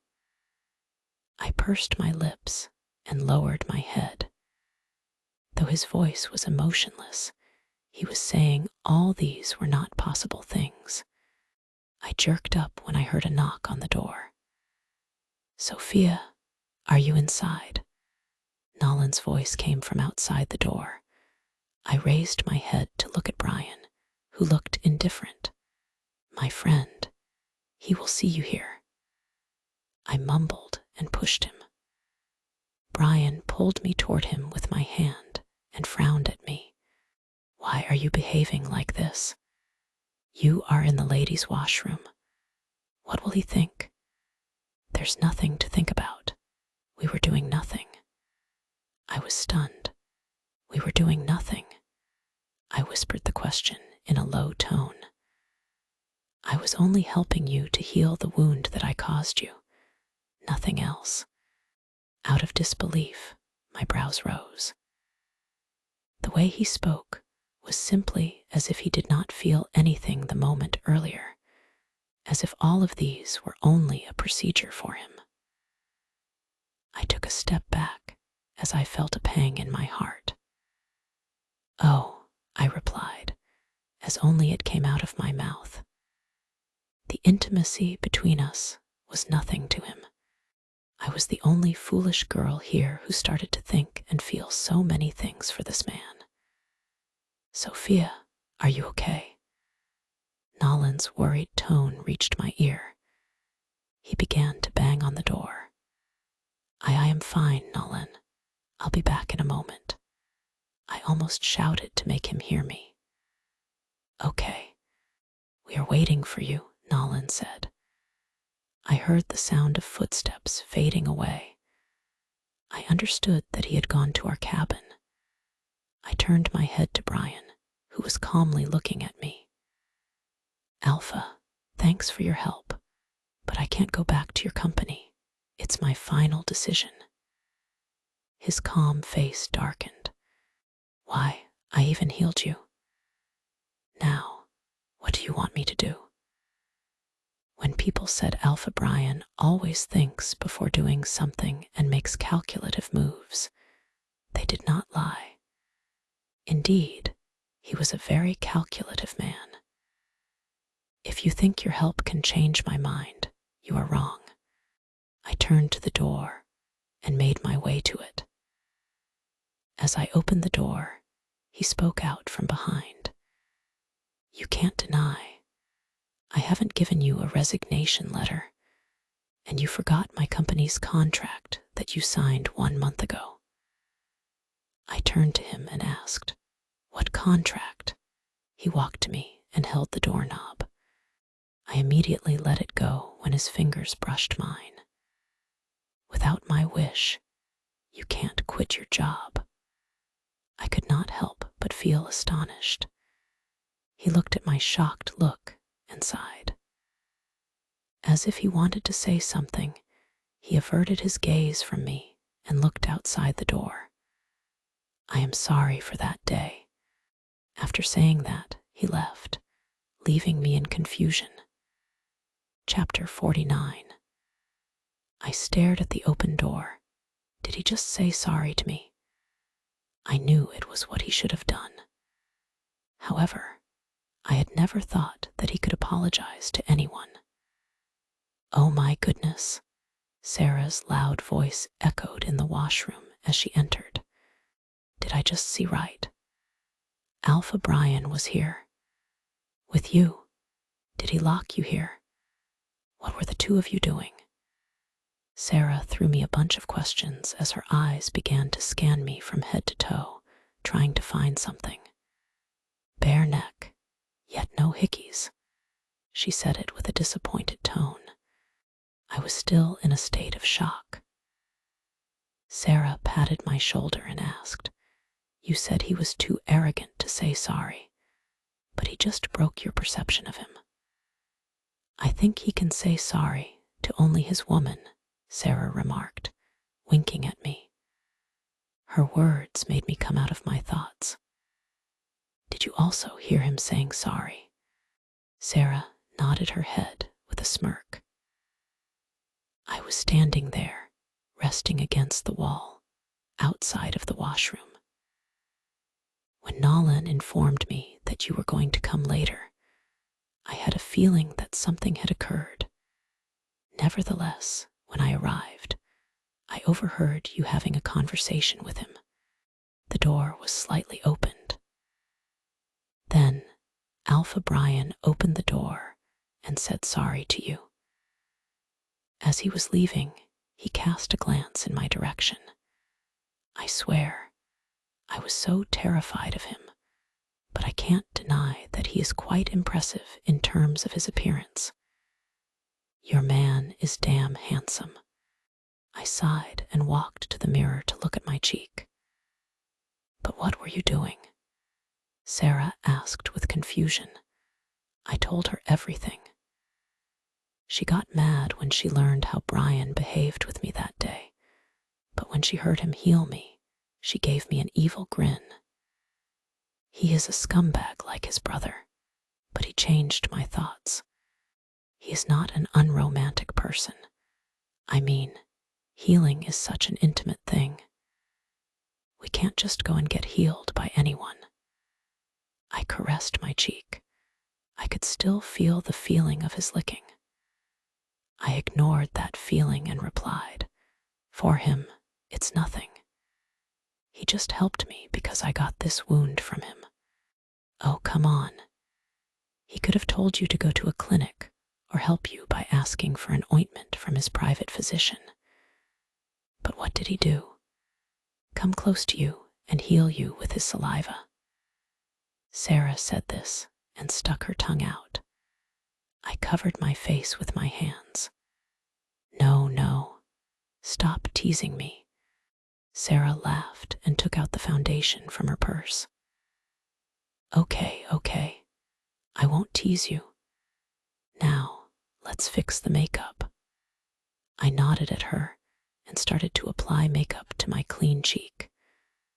While combing her hair, Sarah said, I wish Nolan could heal me like that, but he can't even think like this. And not everyone is Alpha Brian, who can heal a wound in a few minutes. I glanced at her through the mirror. She raised her hands. Okay, fine. I'm not saying anything again. Now tell me, what will you do? Will you go back to his office or make him come over to you again? This time, Sarah looked serious. I shook my head in response. No, Sarah asked. I have no other option but to go back. Why? He had the right to decide how long I would work there.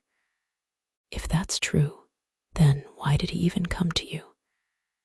He could have said that in calls or messages. I turned to face Sarah as I leaned against the sink counter and replied, I am also confused about it. He has the power to force me to go back. Then, why did he even heal me in the first place? In fact, after healing me, he said it's nothing to him, but he also said sorry to me for that day. Sarah moved to my ear and whispered, I think he fell for you, but he doesn't want to tell you. I was shocked upon hearing her. Fell for me? No way. If he falls for you, what will you do, Sophia? Will you accept him? I was completely taken aback by Sarah's question. Though I started to feel something strange around him, I could not say that I fell for him. I knew he would never fall for me either. I was his brother's ex-girlfriend. It would only create problems between two brothers. But then, why did he behave totally differently today? He did not even insult me for anything, like he always did. I don't know, I replied. After a while, we returned to our cabin. Others asked me what had happened. Sarah replied to them, saying that I was just fixing my makeup. As Sarah promised to my mother, she dropped me off at home before late at night. The whole night, I thought about Brian. My wolf got new hope from the closeness we shared today with Brian. After trying a lot, I could fall asleep late at night. When I opened my eyes, it was late in the morning. I almost forgot that I would have to go to the company today. I would have to miss my classes at the university. I went directly to the company. I was nervous to enter since I had to feel a lot of humiliation last time. When I stepped inside, I saw people turn their heads towards me. They began to gather around me like last day, which scared me. We are really sorry, Sophia. We misunderstood you. I heard from a man who was our executive manager. He handed me a letter and said, From all the employees of our company, we are apologizing for ruining your reputation. We will take care of it in the future. I looked around the people and saw they had respect in their eyes for me, which made me emotional. I thanked them and went to the top floor. On that floor, everyone congratulated me on my return and apologized for not trusting me. I was about to enter my cabin when Miss Selina told me that Alpha Brian had called me to his cabin. I took a deep breath and made my way to his cabin. When I knocked on the door, I heard his voice. As I entered the cabin, my eyes fell on him. I walked to the desk, avoiding his gaze. His eyes were reminding me of what had happened between us last night. I hope my employees are treating you well, he said. Yes, Alpha, I replied while looking at the floor. Since my personal secretary cheated on my company, I couldn't trust her anymore and fired her with papers. I knew he was talking about papers for me. I need a trusted person who is suited for the position, so I thought about it a lot. I quietly listened to him without replying. But his next sentence made me lift my head with a stunned look. "From today, you will be my personal secretary." Chapter 50. "I'll be what?" I asked with wide eyes. He gave me a bored look, as if he did not like my reaction. But not everything would be what he wanted. "I can't be your personal secretary," I told him after taking a long breath. Being his assistant secretary was enough for me to live in hell. How would I survive if I had to work with him every day? Personal secretary meant I would have to do a lot of additional work for him, such as making coffee, going everywhere with him to attend meetings, going on international trips, and even I had heard Lily had to accompany him to club parties. No, I can't do all those things," I mumbled under my breath as I shook my head. "Why are you overreacting?" Hearing his cold tone, I frowned at him. "Alpha, I can't accept this position." "Why? I want a reason." I thought for a moment about a bunch of excuses and started to speak. "I am not capable of this job. That's me who will decide it. As you can see, I have to rush from my university to this company. It would be tough for me. Your timetable will be the same. Just a few additional work hours won't harm you. I am a part-timer. I can't do a full-time job. You will get a higher salary. If I say I am okay with what I am getting and I don't need the higher salary, then you have no choice." I huffed as he continued to beat me with my excuses. Since I did not have another option, arguing with him about it would not help me anyway. I sighed and gave him a defeated look. It was as though he enjoyed the look. He smirked at me. "If you are done making excuses, start your new job." "Yes, Alpha," I muttered, avoiding his mocking gaze. "Go to Selena. She will hand over the list of your activities that you will have to do from now on." "Okay," I said, and turned to make my way outside. However, my eyes drew to the window through which my cabin was fully visible.